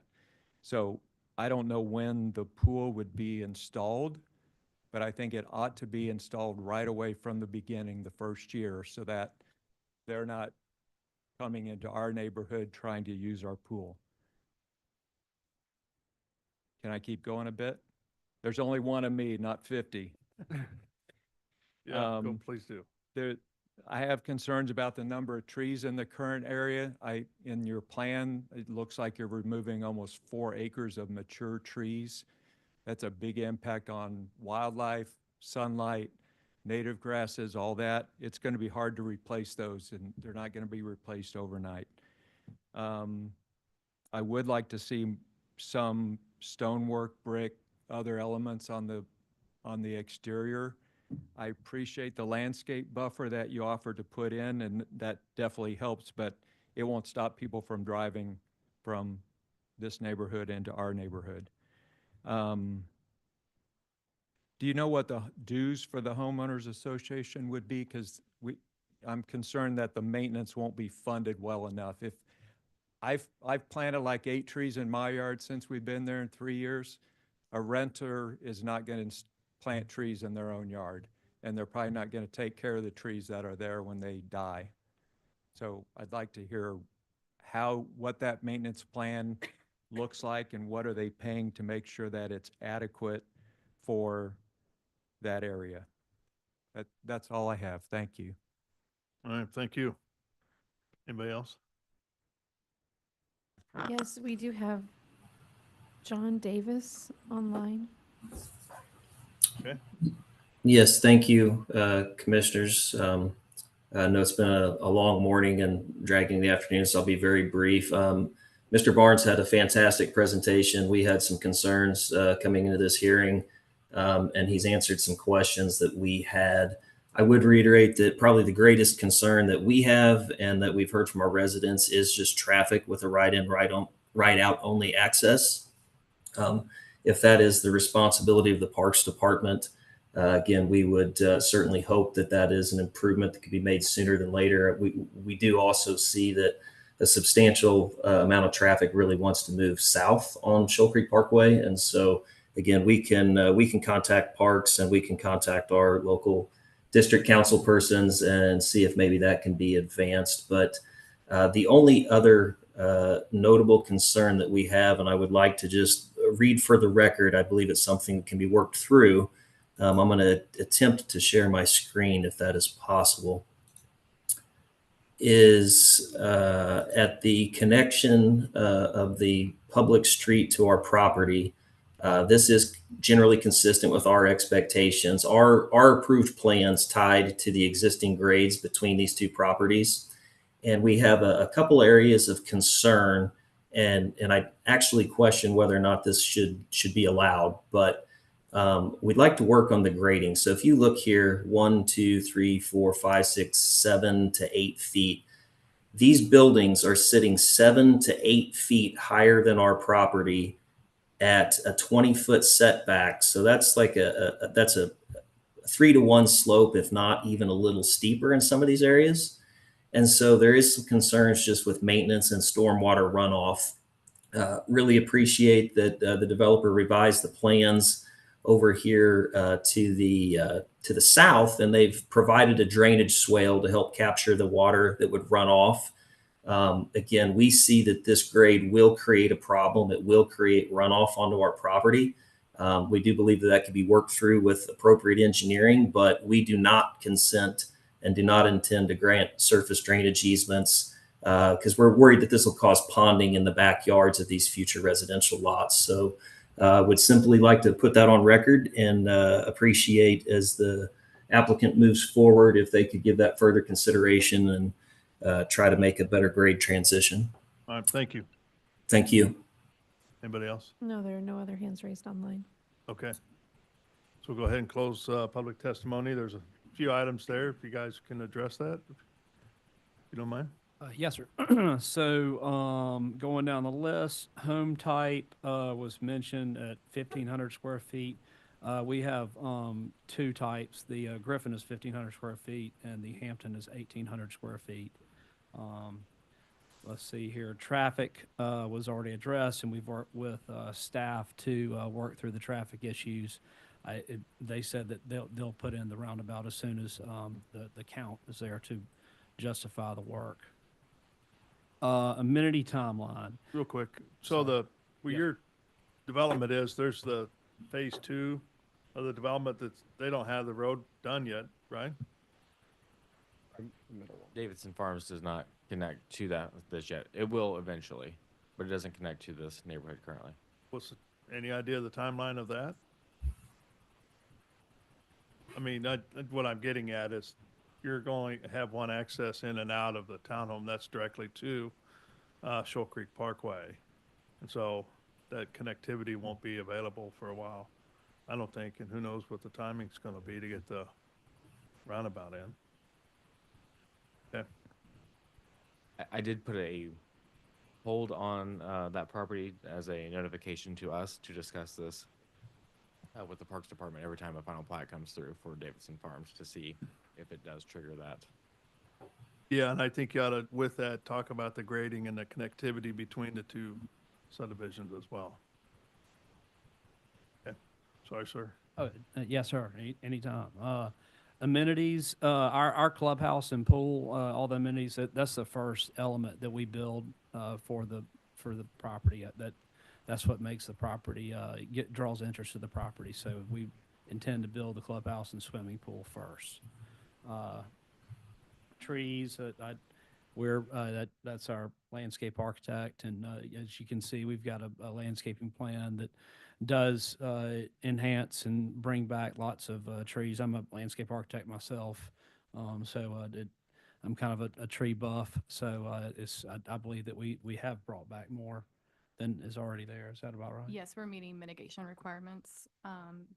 The trees from the stream buffers will be remaining as well, and then we've added all of the trees required by code. Yeah, so there's a For the tree landscape. preservation plan as part of this. Yes. Okay. Yep. And we've gone above the minimum requirements for the landscape plan as well. Okay. Let's see, building materials, we prefer to keep it with the cementitious siding. We're happy to have, we've got all the different elevations incorporated within, but we feel like the product that we presented is, it fits well with the area. The HOA dues, those are included in the rent. So if you rent there or if you live there, no one's planting any nobody's allowed to plant any trees. The grounds are maintained and the grounds look the same way that are designed by Renaissance, and everything is maintained by the homeowners association to keep it consistent throughout. So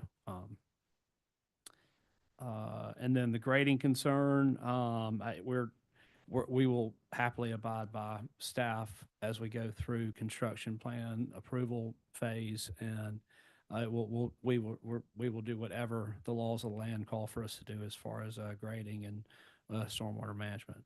So for that area that was pointed out, that's just sheet flow. It's not concentrated flow. We're reducing the amount of water that is being kicked off onto the adjacent property to the east, based on the improved plans. So, and then, as we mentioned, also there, we have the swale along the southern side to direct more water, to the south instead of to the east. Can you repeat the first part of what you said? Sorry, I didn't understand it. Yeah, so he pointed out the grading for those east townhomes. That'll just be sheet flow. It's not concentrated flow. We're reducing the amount of runoff onto their property with our improvements. So sheet flow means just like stuff that hits the ground and goes, and it's not like coming from a gutter? Yes. And then when you say we're reducing the amount through your improvements, what does that part mean? The overall numbers, which do you remember? Okay, the acreage of water that currently runs off to the east property, we're reducing it. Gotcha. So you're saying if you zoom in on this one area, yep, there's a steep grade and it's going to have sheet flow, but overall, based upon our total grading, we're actually removing a lot of the water that would have been flowing into your property. Yes. Okay, thank you. A lot of words that difficult to follow. So does that mean? Pretty good for a non-lay, a lay person, is that what you said? I'm not sure uses. Yeah. So does that mean that my retention and stuff that Bruce always brought up, is that what she's talking about too? No, well, it's not a green infrastructure thing. It's just more the grading comes down to a swell. So it kind of is, but it's not an intentional green infrastructure piece. It's just a way to move the water from one place to the next. So what material are our streets made of? The streets are asphalt with curb and gutter.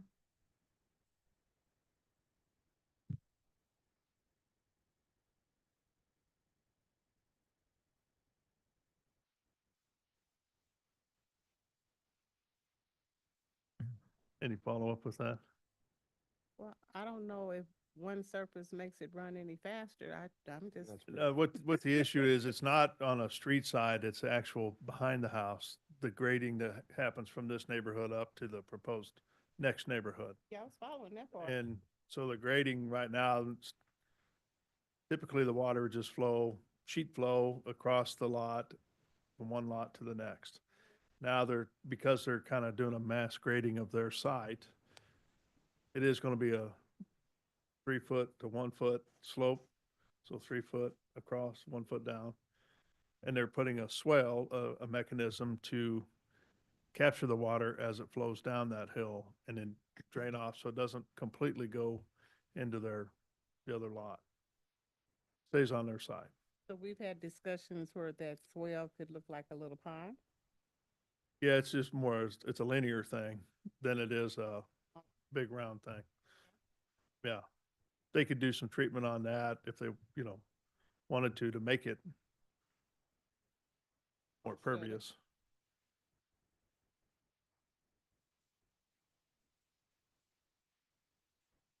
I know you gave me the name of the material, but I'm visual. I would really have liked to see what you're saying your material looks like. For the swale? Nope. Or for The your siding. material for the siding. Oh. Siding, hardy board, cementitious siding, kind of a whatever common plank siding you see throughout nowadays. It's made out of cement board, kind of lap siding, I guess, what you would normally see. So it could be you could use numerous different types. So if you want to bring up the elevation of the buildings, That's okay, because what I think I'm hearing is there's no additional architectural features planned as far as brick or rock. It's going to all be that type of siding, yes, ma'am. which I think the young man that testified was saying the homes where he lives has those different architectural things too. Yeah. Yeah. Mm-hmm. We would prefer to stay at the hardy plank siding, cementitious siding, and add architectural, and we have architectural elements included within. All right. That's all. Yeah. Okay. I just have a comment. It's not a question. But going back to what Commissioner Beasley mentioned about the green area, on the site plan, track D and track C are, maybe I miss it. Are those green areas? Yes, track C is the dog park area with, it'll be fenced in with benches and a gated area. And track D is where the pool and clubhouse will be. But you don't have, yeah. Opposite maybe, but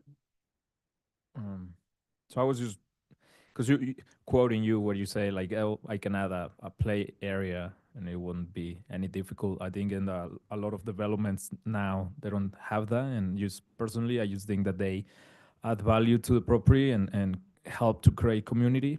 And so I don't know how the other commissioners feel about it, but if it's not that difficult, I personally would like to see some area where, is designated for the community. Is there room around the area for the pool and the clubhouse? Yes, ma'am, there is. We can add a playscape if that's what y'all feel necessary. oh, one of the I don't know what page I'm looking at, has C and D switched. Oh, okay. I'm looking at sheet L02. Anyway, that's why I thought you had Oh, them I see. Okay, switched. yeah.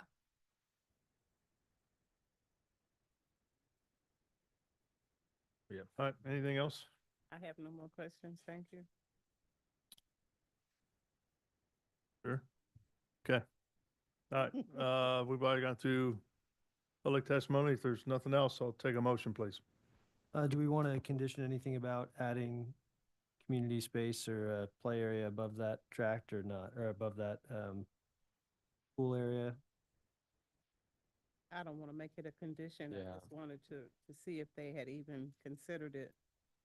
They were pushing more for the backyard play, but How as for about wording, I'll add something and I'll let Okay. staff work it out. And are you comfortable with working something out with staff? Yes, sir. Along those lines, great. okay, Okay. thanks, Tyler.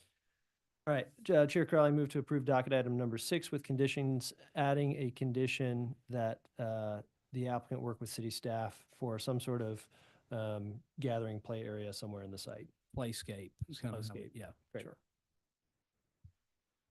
Second. So I've got a motion and a second for approval of docket item. How many know we're on right now? Six. Margaret, can you take a roll call on the motion, please? Harkin, Aye. Beasley, Crowell, Aye. Enders. Aye. Padilla. Aye. All right, looks like the motion passes. Thank you. Thank you. All right, docket item number 7, please. Docket item number 7 is case CD SUP 2025-15. A request to approve a special use permit for general manufacturing in District M1-5 on about 13.39 acres generally located south of the Missouri River and Riverfront Park, located at 4950 Stillwell Avenue.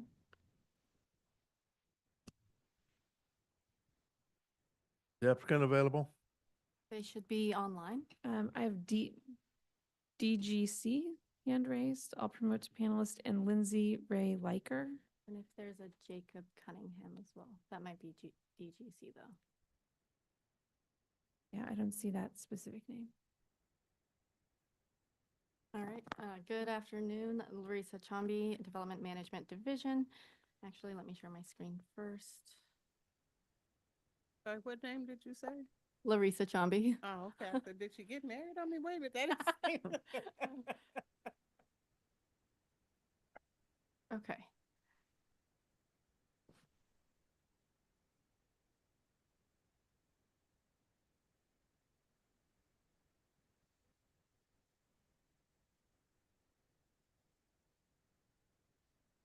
All right, this is the subject property. It's located in the Riverfront Industrial Area. And then just a closer look, it's located directly south of Riverfront Park, south of the Missouri River. It is zoned M1-5 and is adjacent to an M3-5. They are looking for a special use permit for general manufacturing. The property takes in recycling materials and pallets. So they arrive, they're taken down to their components, and then if they can be reused, they're reused. And if not, they're broken down into a mulch, and you'll see more of that later on in this presentation. And so this is currently the site. It's It's all highlighted in yellow, but the focus of this special use permit is just for the area highlighted in red. You can see there's one building and then multiple piles of the mulch and pallet storage. The property is does have portions of the floodplain located on it. It's about 1% annual chance of flooding in those areas. And then this is the site plan that was provided. No new buildings are proposed.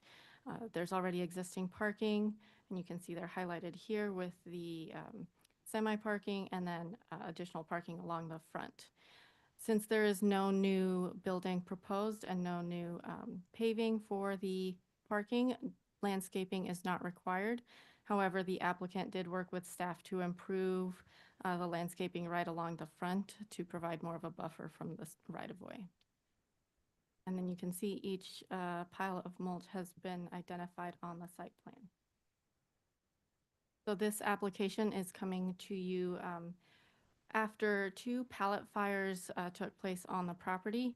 The Public Safety Task Force went out on site as well as some development management staff. At that time, it was determined that they did not have the proper entitlement, and so they're here to receive that special use permit so that they can continue operating. The site has been not able to operate since January. And so these are just pictures of the site and the buildings currently on the site. And then the access point, you can see there's a fence separating the 2 sides, the east and the west side of the property. Krista, go back to that first picture. This one? On the next one. So this one picture to the right by itself, is that the mulch stuff there? Correct. Okay. Thank you. And then here is a view from Stillwell Avenue. It's also looking over at the piles or the pallets on site. And then just a direct view onto the site, and then just kind of highlighting the pallets on the site. Staff is recommending approval with conditions, and we are revising condition number 16. Since it is within that floodplain, they are required to get a floodplain development permit. And so we are changing it from prior to beginning any construction activities within the floodplain. Since they're not doing any construction, we're recommending prior to beginning any woodworking, which is turning those pallets into mulch, pallet breakdown and storage of materials, or prior to the issuance of any business licenses, whichever comes first. And that way we can capture that floodplain development permit. And that is the end of my staff report, and I can answer any questions. Okay. Any questions from the commission to city staff? You could just leave that last slide up Thanks. until we're done. Thanks. All right, with that, let's welcome the applicant then. Thank you, Commissioners. Jacob Cunningham from Darren Grisell and Cunningham in Garden City, Kansas, on behalf of the applicant R&R Pallet. First, want to commend city staff. They've been excellent to work with. We inherited a circumstance where prior management, unfortunately, was not in compliance with Kansas City's zoning requirements. And so we are going through the painful process of coming into compliance. And this is the first step in obtaining a business license and then hopefully a certificate of occupancy. The fire department has been particularly helpful. And I think there's a couple of conditions I wanted to address within the plan conditions, particularly 11 and 12 regarding the installation of fire suppression or sprinkler systems. They've agreed that those conditions can be removed provided we conduct the SAW activities outside. So I think one of the site plans that Larissa was showing you identifies where that outdoor SAW work would take place. And aside from that, again, just want to commend the staff. They've been great to work with. I also have the CEO of the company, Lindsay Leiker, available and would entertain any questions the commissioners have. All right, thank you. So regarding the conditions 11 and 12, have you talked to the fire department on those? Are they available? I don't see anyone from the fire department online. We did have a meeting with the fire department. I would, if possible, I would recommend keeping those on just until Board of Zoning adjustment so that we can meet with them again. Those are the standard conditions. They aren't necessarily there to be met. It's just to protect the site in case something else comes on there. We have the backup conditions on the application. So I think if no fire department staff is online, if we could just keep that on until Board of Zoning adjustment and then discuss it at that point. Could we, would we be able to make it contingent almost and put a condition removing those two contingent on approval from the fire department?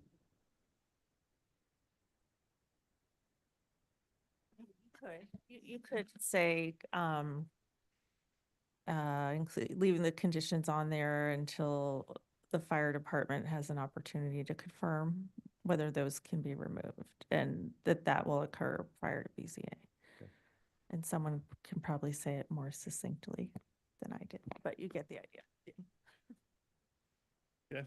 Does that work for you, applicant? That'd be fine, yes. Okay. All right. Any other questions for the applicant? All right, let's open it up for public testimony. If there's anybody out there that would like to speak regarding docket item 7, please come forward or raise your hand using the Zoom feature and you will be called upon. The only other hand was Lindsay Liker, which I believe the applicant said was property owner. She's So- the CEO of the operating entity. So there are no other hands raised online. Okay. So we'll go ahead and then close public testimony. Anything else to add on this case? From anybody? Okay, I'll take a motion, please. Chair Crowley, I move to approve docket item number 7 with conditions, modifying number condition 16 to read, the developer must obtain a floodplain development permit from Development Services prior to beginning any woodworking, pallet breakdown, storage of materials, or prior to issuance of any business licenses, whichever comes first. And recognizing that city staff may elect to remove conditions 11 and 12 following conversations with the fire department prior to BZA. Second. Okay, got a motion and a second with modification of conditions as stated in the motion. So Margaret, can you take roll call, please? Arkin, Aye. Beasley, Aye. Crowell, Aye. Enders. Aye. Padilla. Aye. Looks like the motion passes in. Thank you very much and good luck with your project. Thank you. All right, moving on to docket item number 8, please. Docket item number 8 is case CD SUP 2025-17, a request to approve a special use permit in District B3-3 on about 1 acre generally located at the northwest corner of North Congress Avenue and Northwest Old Tiffany Springs Road, reapproving a previously approved special use permit for a fuel station and convenience store. The applicant should be online, Jonathan Phillips. Yes.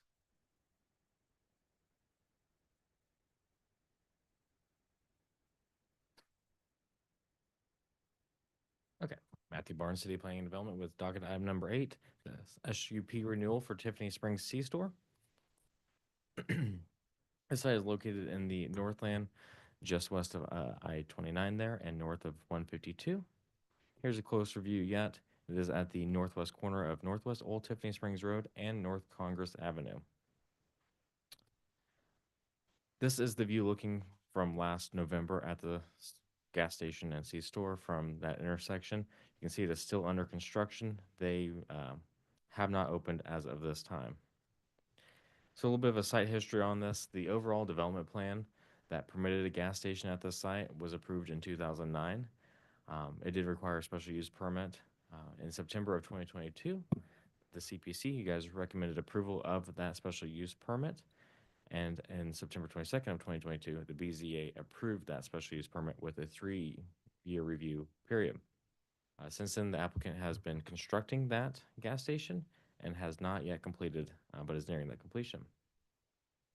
Since your guys' approval, a separate gas station has been was permitted and constructed and is operational just to the east. This gas station did not undergo any kind of review or special use permit due to the zoning designation of the M1. prior to the adoption of the updated gasoline and fuel sales ordinance. So this would not be permitted today, but staff is recommending a 5-year extension of this special use permit. They have updated their rendering slightly. It's color changes, but it's still in conformance with the original SUP approval. This is their landscape plan. It is the same landscape plan that was approved originally. This has not been planted yet as of this date. With that, staff recommends approval of conditions, and I can take any questions, provide clarification. All right, thank you. Any questions for city staff? Wait for the applicant. Okay, is that applicant available? Let's welcome the applicant then. Yes, I'm available. Jonathan Phillips with Davidson Architecture and Engineering. Thank you for having me. All right, anything you'd like to add to the city staff report? No, I think Matthew covered everything. Happy to answer any questions. Well, Matthew said you're close to completion. Can you give us a better timeline on that? I am told that they are maybe 2 months out from being completed. There were some financial delays and a few logistical items over the past couple of years with construction, and I'm the architect, so I can only relay what is told to me from the construction side at this time. I do appreciate that time information. Thank you. Yeah. All right, any other questions for the applicant? All right, with that, let's open it up for public testimony. If there's anybody out there that would like to speak regarding docket item number 8, please come forward or raise your hand using the Zoom feature, and you'll be called upon. There are no hands raised online. Okay, so we'll close public testimony. Anything else you'd like to add from the applicant standpoint? No, thank you. All right, with that, I'll take a motion, please. Chair Crowell, I move to approve docket item number 8 with conditions. Second. Motion and a second for approval of docket item number 8 with conditions. Margaret, can you take roll call on that motion, please? Parkin, Aye. Beasley, Aye. Crowell, Aye. Enders. Aye. Helia. Aye. Looks like the motion passes. Thanks for bringing it in and good luck. All right, so we're on docket item number 9, please. Docket item number 9 is case CD CPC 2025-39, a request to approve a rezoning from districts B3-2 and R1.5 to district UR with an associated plan on about 2.6 acres generally located on the west side of Prospect Avenue, approximately 100 feet south of East 35th Street, allowing for the redevelopment for warehousing and distribution. Okay. Good afternoon. One last time, Matthew Barnes, City Planning and Development with docket item number 9, the rezoning to UR for Lineage Data Solutions. The site is located, that is incorrect. The site is located at 35th and Prospect. Here is a closer view. Yeah, you can see Bruce Watkins there on the left side of the screen, just located to the west, and 35th and Prospect there. This is the proposed site plan. The orientation north is on the right side of the screen, and then Prospect Avenue is along the south side or bottom of the screen. There is an existing gas station there that will remain. They are proposing to clear the site and construct a 31,000 square foot warehouse. I stated they're rezoning the entire property from B3-2 and R1.5 to District UR, Urban Redevelopment. They are proposing a warehouse and distribution center. The applicant might be able to speak more on their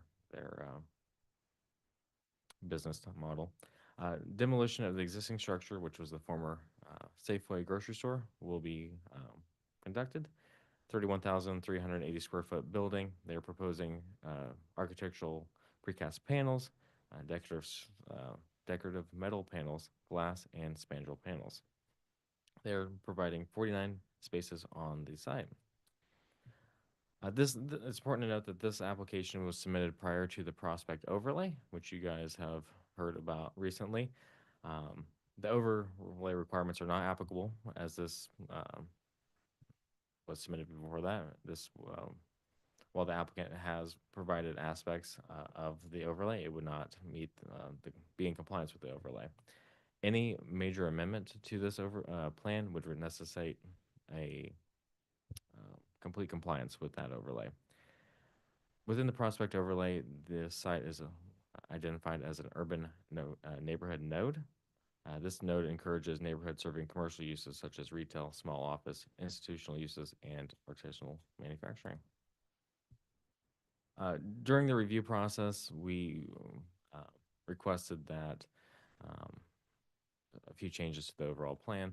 This included the following that were addressed and added by the applicant. So they have provided additional landscaping along street frontages, including that to the neighborhood to the west. They have provided a direct path from Prospect to the front door in the form of a stairway. There are renderings of this later on that you'll be able to see. Due to the grade change, it's important to note that this is not an ADA accessible, it's a stairway, but there is an ADA ramp coming from the parking lot and the accessible spaces. And they also did provide screening at the gate that towards the loading docks. It's a mostly solid gate with minimal transparency. This adequately screens those loading docks while still allowing for some transparency through that. And there is a rendering of that as well. We did ask for a few of these items which the applicant was not able to address, and they might be able to speak more on that as later. So we did ask that they kind of break up the articulation of the facade with art or ground floor windows due to the operational characteristics. As I understand, windows are not preferred to be along the ground floor there. They did provide additional second-story windows. Additionally, we will ask for the front door to be turned towards Prospect. It's facing towards the south, to the parking lot. That is a requirement of the overlay, which they are not applicable. And then we also reduced for reduction of parking due to their location on the Prospect Max. That is right in front of the property. And then material usage to be compatible with adjacent buildings such as more brick, transparency, and material colors. With that, here are a few elevations or what they are providing. The top is the building facing Prospect. It is important to note that on the right side of the screen where that tower, which is the existing cell phone tower, that area is pushed back. So this is not all one facade. Basically where the black metal over will be along Prospect, and then back here will be pushed back. And this is the south-facing facade. The entrance here is highlighted, kind of cornered in black with that purple accent. Here is a rendering of the building corner there with the entrances. As mentioned, there is the path straight to the front door and the ADA accessible ramp over there. This is their landscape plan. They are providing landscaping along both street frontages and including between the building and Prospect. And here's just a few renderings of those landscape plans. So this is the front of the facade. You can see this is the second floor windows that they are providing. There is this larger blank area where the manufacturing will be happening, and they provided those trees along there. As well as the aforementioned gate with minimal transparency to hide the loading docks, screen those from Prospect. And these are just look from the Prospect Max line. With that, staff recommends approval with conditions, and I can take any questions, as well as Jonathan Feverston, our long-range planner for this site. Do you have an actual site plan we can see? Because we didn't get some of this stuff in our packet. Yes. Yeah, it stopped at page 12, which was about checklist summary. I'm not sure why that wasn't provided. Yeah, and I just looked again to see if it's on the site, and it's not. So I re-downloaded it in case I missed something. But Same. So, yeah, an applicant, when you get a chance to present, if you could go through the site plan with a little bit of detail, because we didn't have time to prep on it.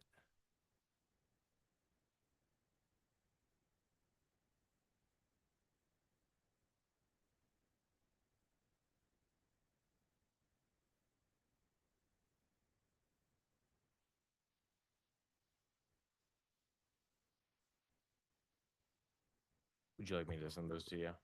Forward it over, upload it to the case? yeah, if you can, I mean, to everybody except Commissioner Beasley, she doesn't have. Mm-mm. I can't pay attention if I'm looking at a machine.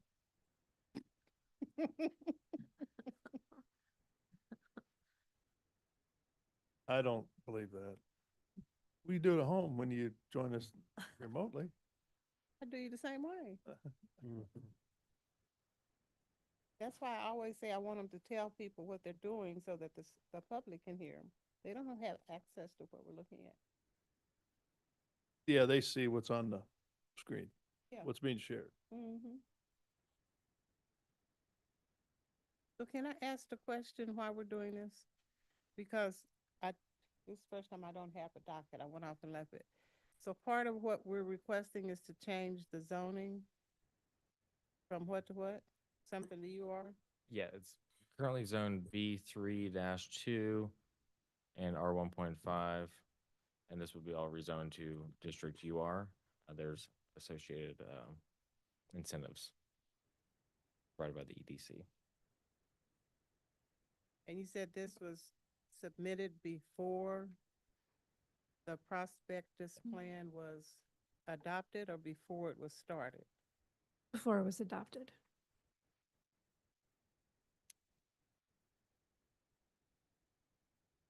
Sorry, Jonathan Feverston, Long Range Planning Division. Just to clarify, the prospectus equitable transit-oriented development strategic plan was adopted by the time the applicant submitted their application.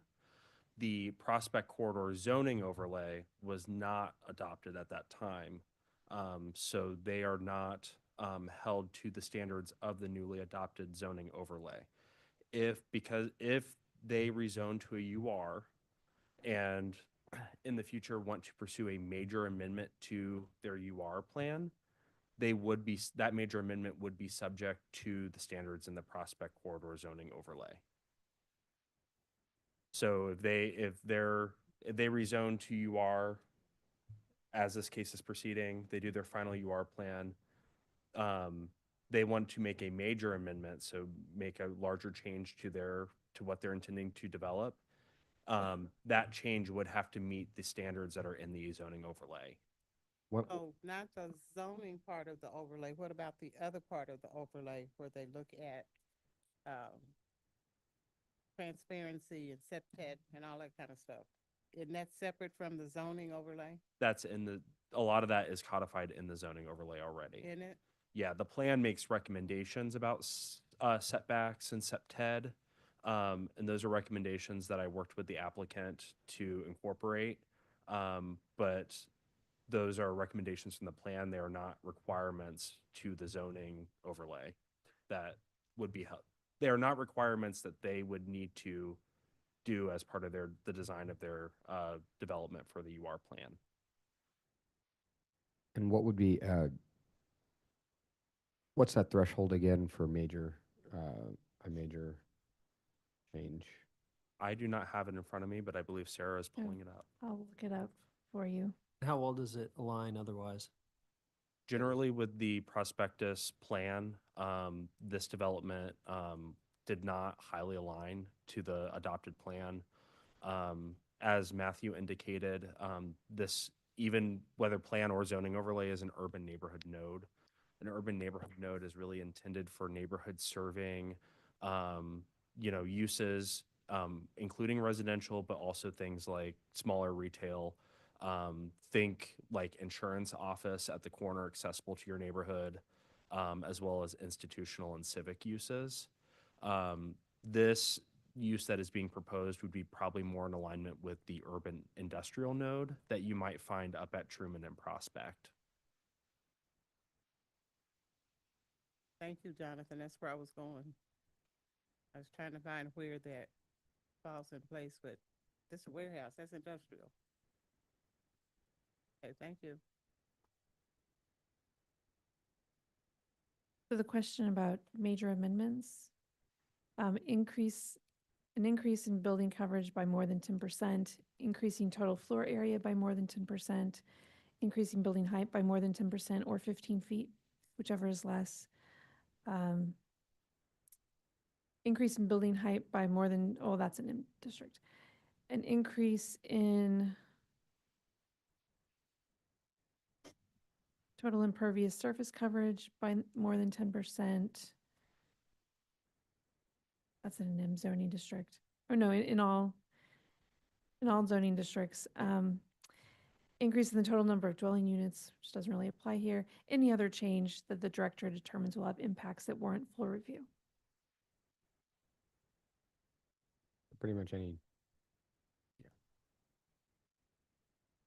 real modifications deviating from what they have would, everything would have to be put. And I guess I understand the process in which we're going with this, regarding this being submitted prior. Can you pull up again what the items are that are not meeting? Is it just the actual function of the space, or is it other items as well? So these are the staff requests that were not addressed. I think Jonathan might be able to speak on which one. So these are requirements of the overlay, but parking maximums, front door orientation, material usage, and then articulation of the facade. Also, that staff report should be available. It was coming up as corrupted on my end but I think it should be available now if you refresh. Got some questions, but I'll wait till after. Okay. Yeah. All right, well, let's go ahead and go to the applicant then. Good afternoon. Good afternoon. Thanks for being here. Long day. Thank you. Yeah. Yeah.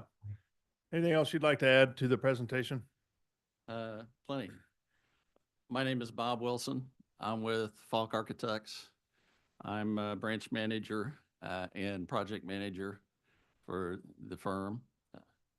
We I want to tell you a little bit about the owner. The owner is located here. His company is located here, has several locations here in Kansas City. One is outside of Kansas City in Lenexa, and one is over in Topeka. His largest facility is here in Kansas City, in a tough part of town.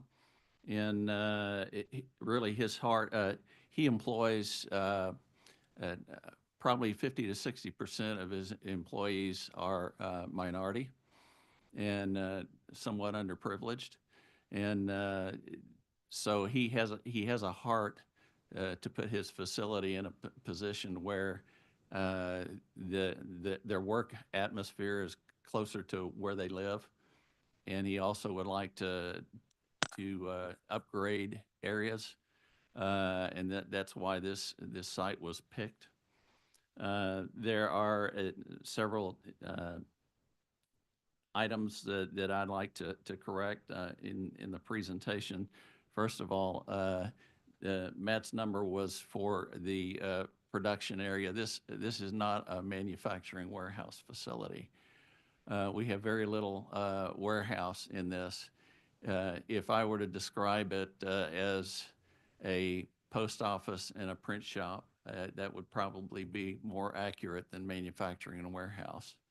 And so it's not as nearly as highly intensive as maybe a manufacturing and warehouse. The warehouse is only for the raw materials that come in, and that mostly being paper. And then it goes through the print, fold, punch, sort. They do a lot. One of the reasons for the transparency challenge is that they do a lot of direct mail for medical and the U.S. government. And so this is highly secure information. And so the transparency is, we just can't do it in this type of facility. The articulation I'll address. This site is a very challenging site. It's got demolition of the old building, which is uninhabitable. It's got about a 16-foot drop from the west side to the east side. And so we have significant site costs to make this work more economically for the production. In other words, to get it to one floor of a production floor.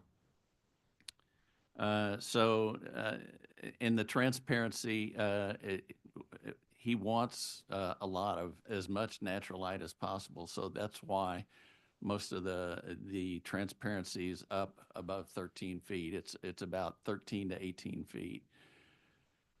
And it's generally confined to the east side of the building there on Prospect. The rest is because of the change in grade makes it impossible to put windows back on the Wabash side, and on the north side is where we have a little bit of racking for the raw materials. So it made it virtually impossible to put a lot of windows in there. We intend for this to be a sustainable facility. We intend to have solar on it. We will beat the energy code pretty significantly. We likely will not be using EIFS or brick, but likely precast as a wainscot of about 10 feet. And then above that, a highly architectural insulated metal panel above with some reveals or rustications in it to break up the facade. And in some areas, a heavily ribbed architectural panel. That will be on the east side and on the south side. The south side is the office, and the east side is, generally speaking, the production or print area. The rest, because of the change in elevation, is about 13 or 14 foot high, and that will be a continuation of the architectural insulated metal panel. And most of that is either flat or lightly striated, and it won't have wrinkle tin like you would think of as a metal building. Not going to have that. It's going to be Like an much better ACM. panel. It'll just be like an ACM. The front entry area is going to be ACM. And some of that color continues on with architectural insulated panels out to the outside. ACM is usually not insulated. Well, it's insulated independently. Yeah. So the panels on the production side will be an insulated metal panel. Site plan details. Do you? Yeah, still looking for that. Do you have that? Pull up the site plan. The updated staff report should be available. Put it in the staff report? It's V2. Yeah, and then I also uploaded, for some reason, the original zoning set couldn't open that either, but I re-uploaded it, and it should be available. Both uploaded today, 6/4. Can I see it so I can act a little smart? It's just acting. I'm not. Architect. Can clarify something? Did someone say this is a two-level, two-story building? The office portion is 2-story. The balance of it is 1-story, and it's about 24 feet tall. Thank you. So this building, for the most part, is going to drain from the office area on the south to the north side. We recognize that we're going to have to retain some water, so we've got a little retainage pond that is not intended to hold water, but just to control water. We've got essentially 3 parking areas in general. The client has approximately 60 employees at this site currently. About half of them use their own transportation. And so we need at least 30 for the employees.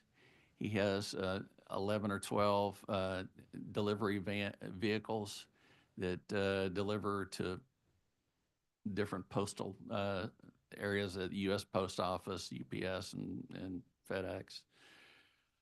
And so he has to keep those on site, and vandalism is a real challenge for those vehicles. He's had significant vandalism on those. And then he's got about 15 office workers, of which most of them drive. There is an advantage, a little advantage, in that we've got a bus stop, spot right in front of the building. Oh, I think I'm confused. Because I thought you had said the site had the former Safeway. It's unusable and needed to be demolished. But what I'm hearing you say now, because you said this site already has people working. No, it Is doesn't that have what I people. heard? No, it doesn't have anybody working there. It's unusable. Moving from the other location where they currently operate. Their current operation is on Broadway, right across from Kaufman Center, on the west side, in a 3-story building. You mean downtown Kaufman Center? Yes. That's what you're referring to when you're talking about the current employees? Yes. Okay. Let's see, let me look at the site. So the parking on the north side, going north-south, is the van parking.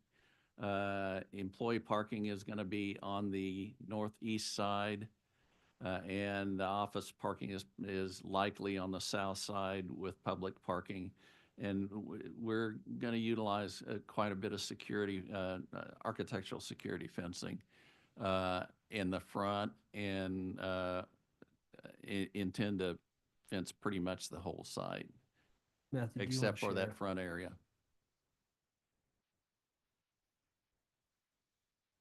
Due to economy sake, we'd like to be able to use a high-end chain link fence on the backside and the north side.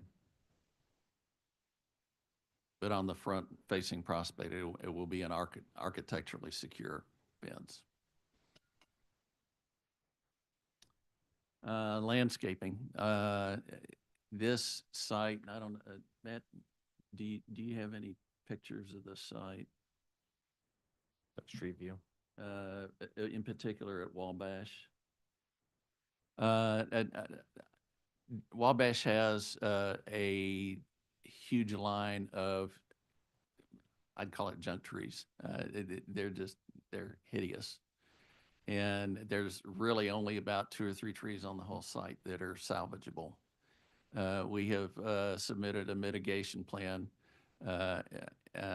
for you, along with a landscaping plan, but very little of the natural habitat is going to be usable.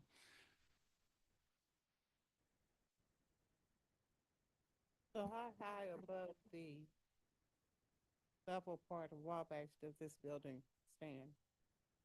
About 14 feet. Wabash is on the high side of the site. It's really high. So I'm saying how And much higher is the building above the street on the Wabash well, side? and then it falls off from south to north. So it starts at about 13 or 14 feet and goes down to about 18 or 19 on the north side of the building. Still some site work to be done. This site is a very expensive site work site. So you have essentially 13, sorry. You essentially have 13 feet of drop from one side to the other side. Yeah, of the one building. floor of the office is going to be totally underground, excavated. And there's a pretty large drop on the south side of the office. But I'm looking at the building from Prospect is going to be a totally different view than looking at the building from Wabash. Huge, Yep. huge, That's what I'm trying to, huge difference. okay, Yes. that's what I'm trying to confirm. From the Wabash side, you're not going to see the whole building. You're going to see the top half, and I'm saying, That is of correct. that top half, how much of it is above the street on the Wabash side? 14, you said, right? Essentially, So that's like 14 to 18 feet, going from south to north. what? So on then the Wabash side, then that total height is what? No, on the Prospect side, you're way higher than That's what I want 14. to know. On the What is- Prospect side, it's approximately 28 feet, Okay. And then on the Wabash side, you're 14. 14. Okay. So 28 minus 14 is 14, so that's 15, that's yeah. one floor. Yeah. That's totally underground. Yeah, it was Or just, it's excavated. weird. The dimension on your south elevation. Oh, I see. Your starting level is at 1 foot, not 0. So that's where you're 13 feet. Okay. Makes more sense.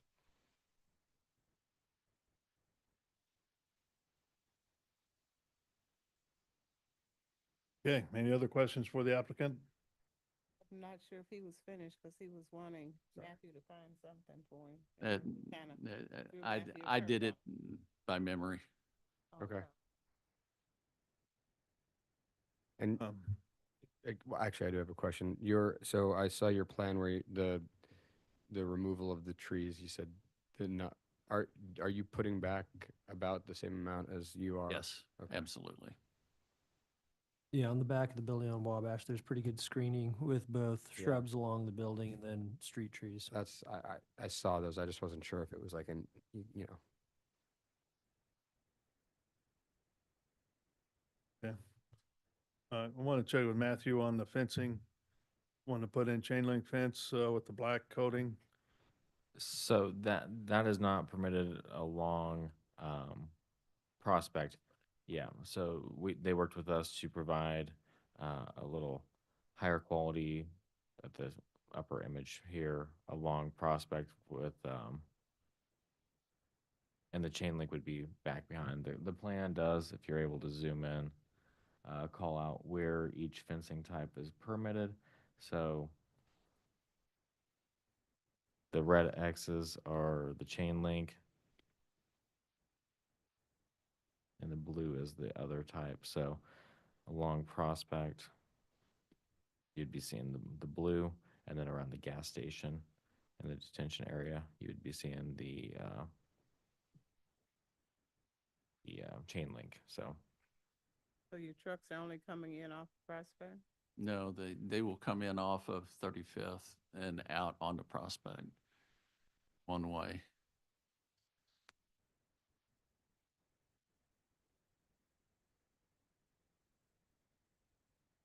Not fencing any retention pond. That's not the intention, and the reason is that the water shouldn't be standing there too much. There's a water problem there in the middle of the block. There's a water problem in the parking lot too. Worked with Public Works then on that? Well,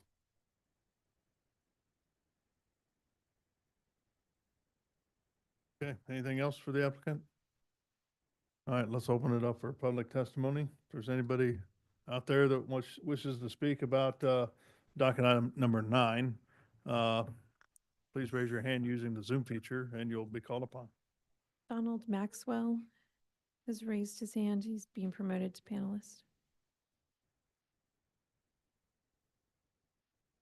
Okay. Good afternoon. I don't know if I was called upon or not. Was that? Yep.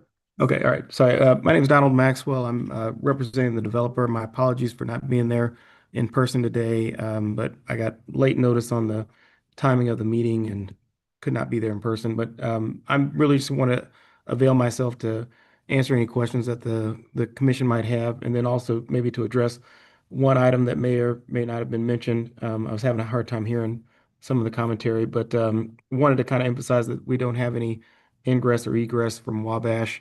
We did focus the ingress on the on Prospect so that we're not driving traffic to the residential street. But that's kind of the biggest issue that I just wanted to kind of raise. And think Bob did a pretty good job summarizing, and also city staff did a good job summarizing the project. But I'd be happy to answer any questions that you all have that Bob can't answer. Okay, thank you. Any questions there for the applicant?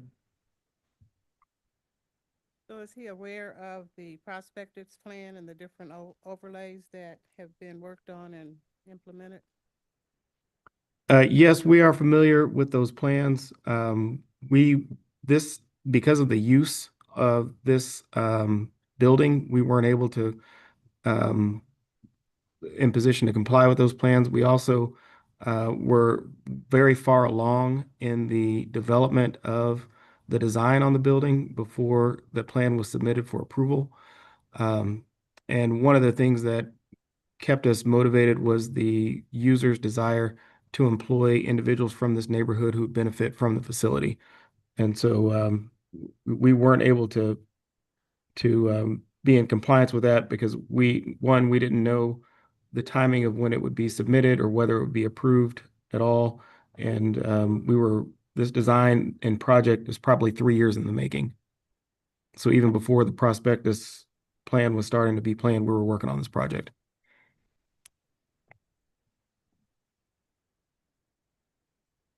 So question for staff, 3 years ago, it wasn't zoned for what we're trying to do. That's why we're trying to change it to UR, right?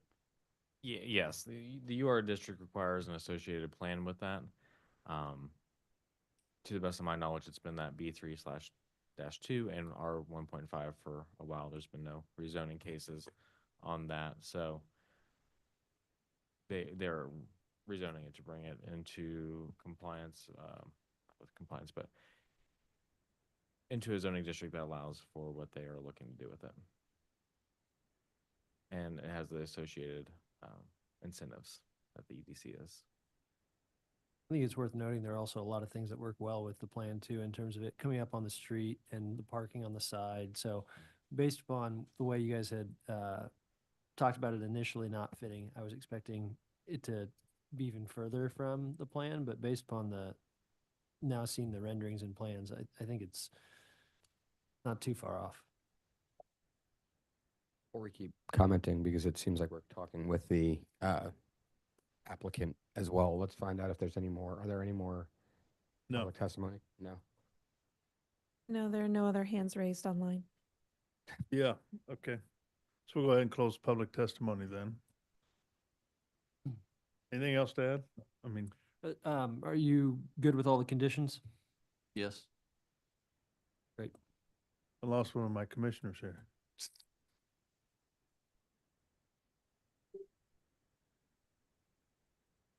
Yeah, we'd like to finish this up. No, we need you here.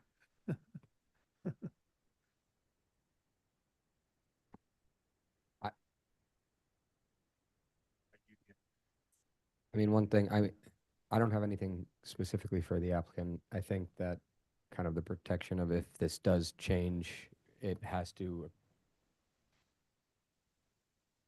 kind of be, fit the plan. Next steps is, I think, kind of covers that. And I like seeing the way, I mean, I hope it doesn't, it seems like you're doing something good for the community. So that's my thought. Chair Corral, I move to approve docket item number 9 with conditions. Second. All right, so I got a motion and a second for approval of docket item number 9. Margaret, can you take roll call, please? Arkin, Aye. Beasley, No. Crowell, Aye. Enders. Aye. Padilla. Aye. Looks like the motion passes 4-1. Thank you very much. Thank you, sir. Thank you.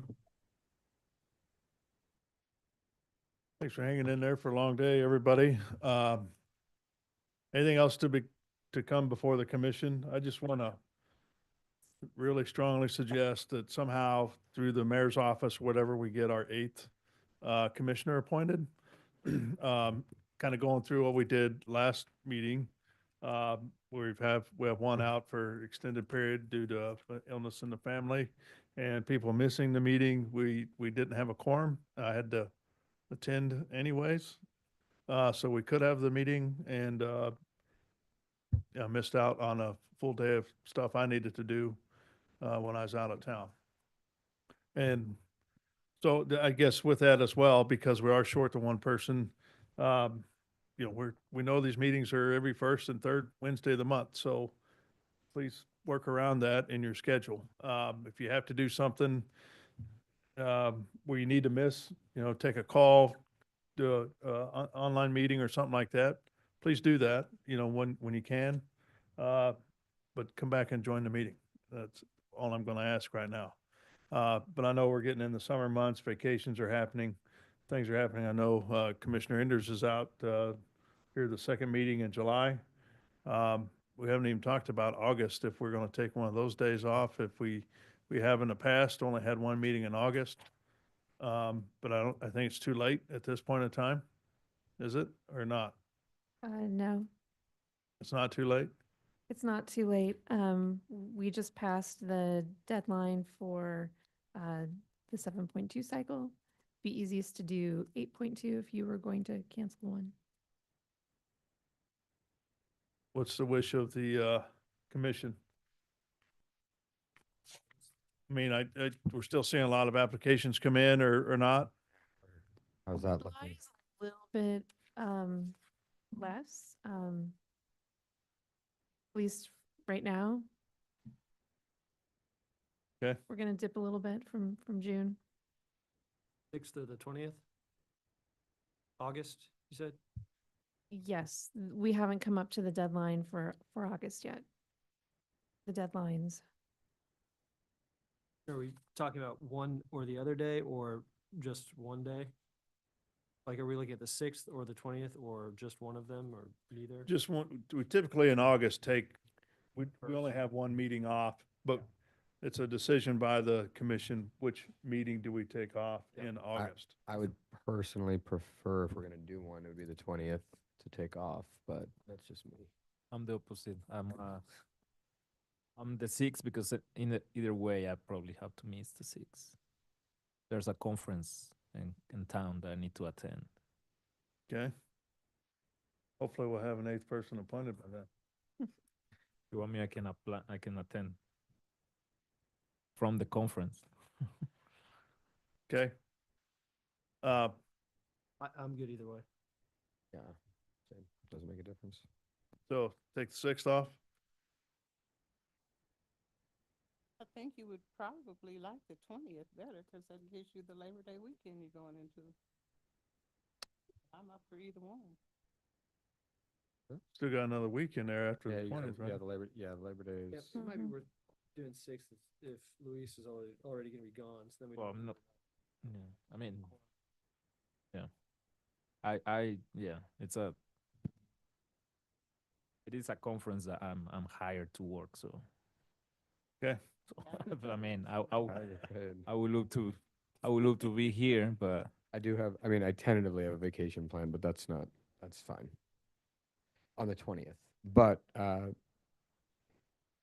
call in from the beach or wherever I'm at. No, we'll get more people. People will do. People are allowed to take breaks. Yeah, hopefully, Betsy will be back. I don't know. rock, paper, and scissors. What? They rock, paper, and scissors. Exactly. No, I'm okay with that because it's not fully confirmed yet, so it's only a chance that I'm gonna be gone. For the trip, we'll have a new commissioner. We'll have Matt, Betsy, and another. We'll be fine. You would like to cancel the August 6th meeting?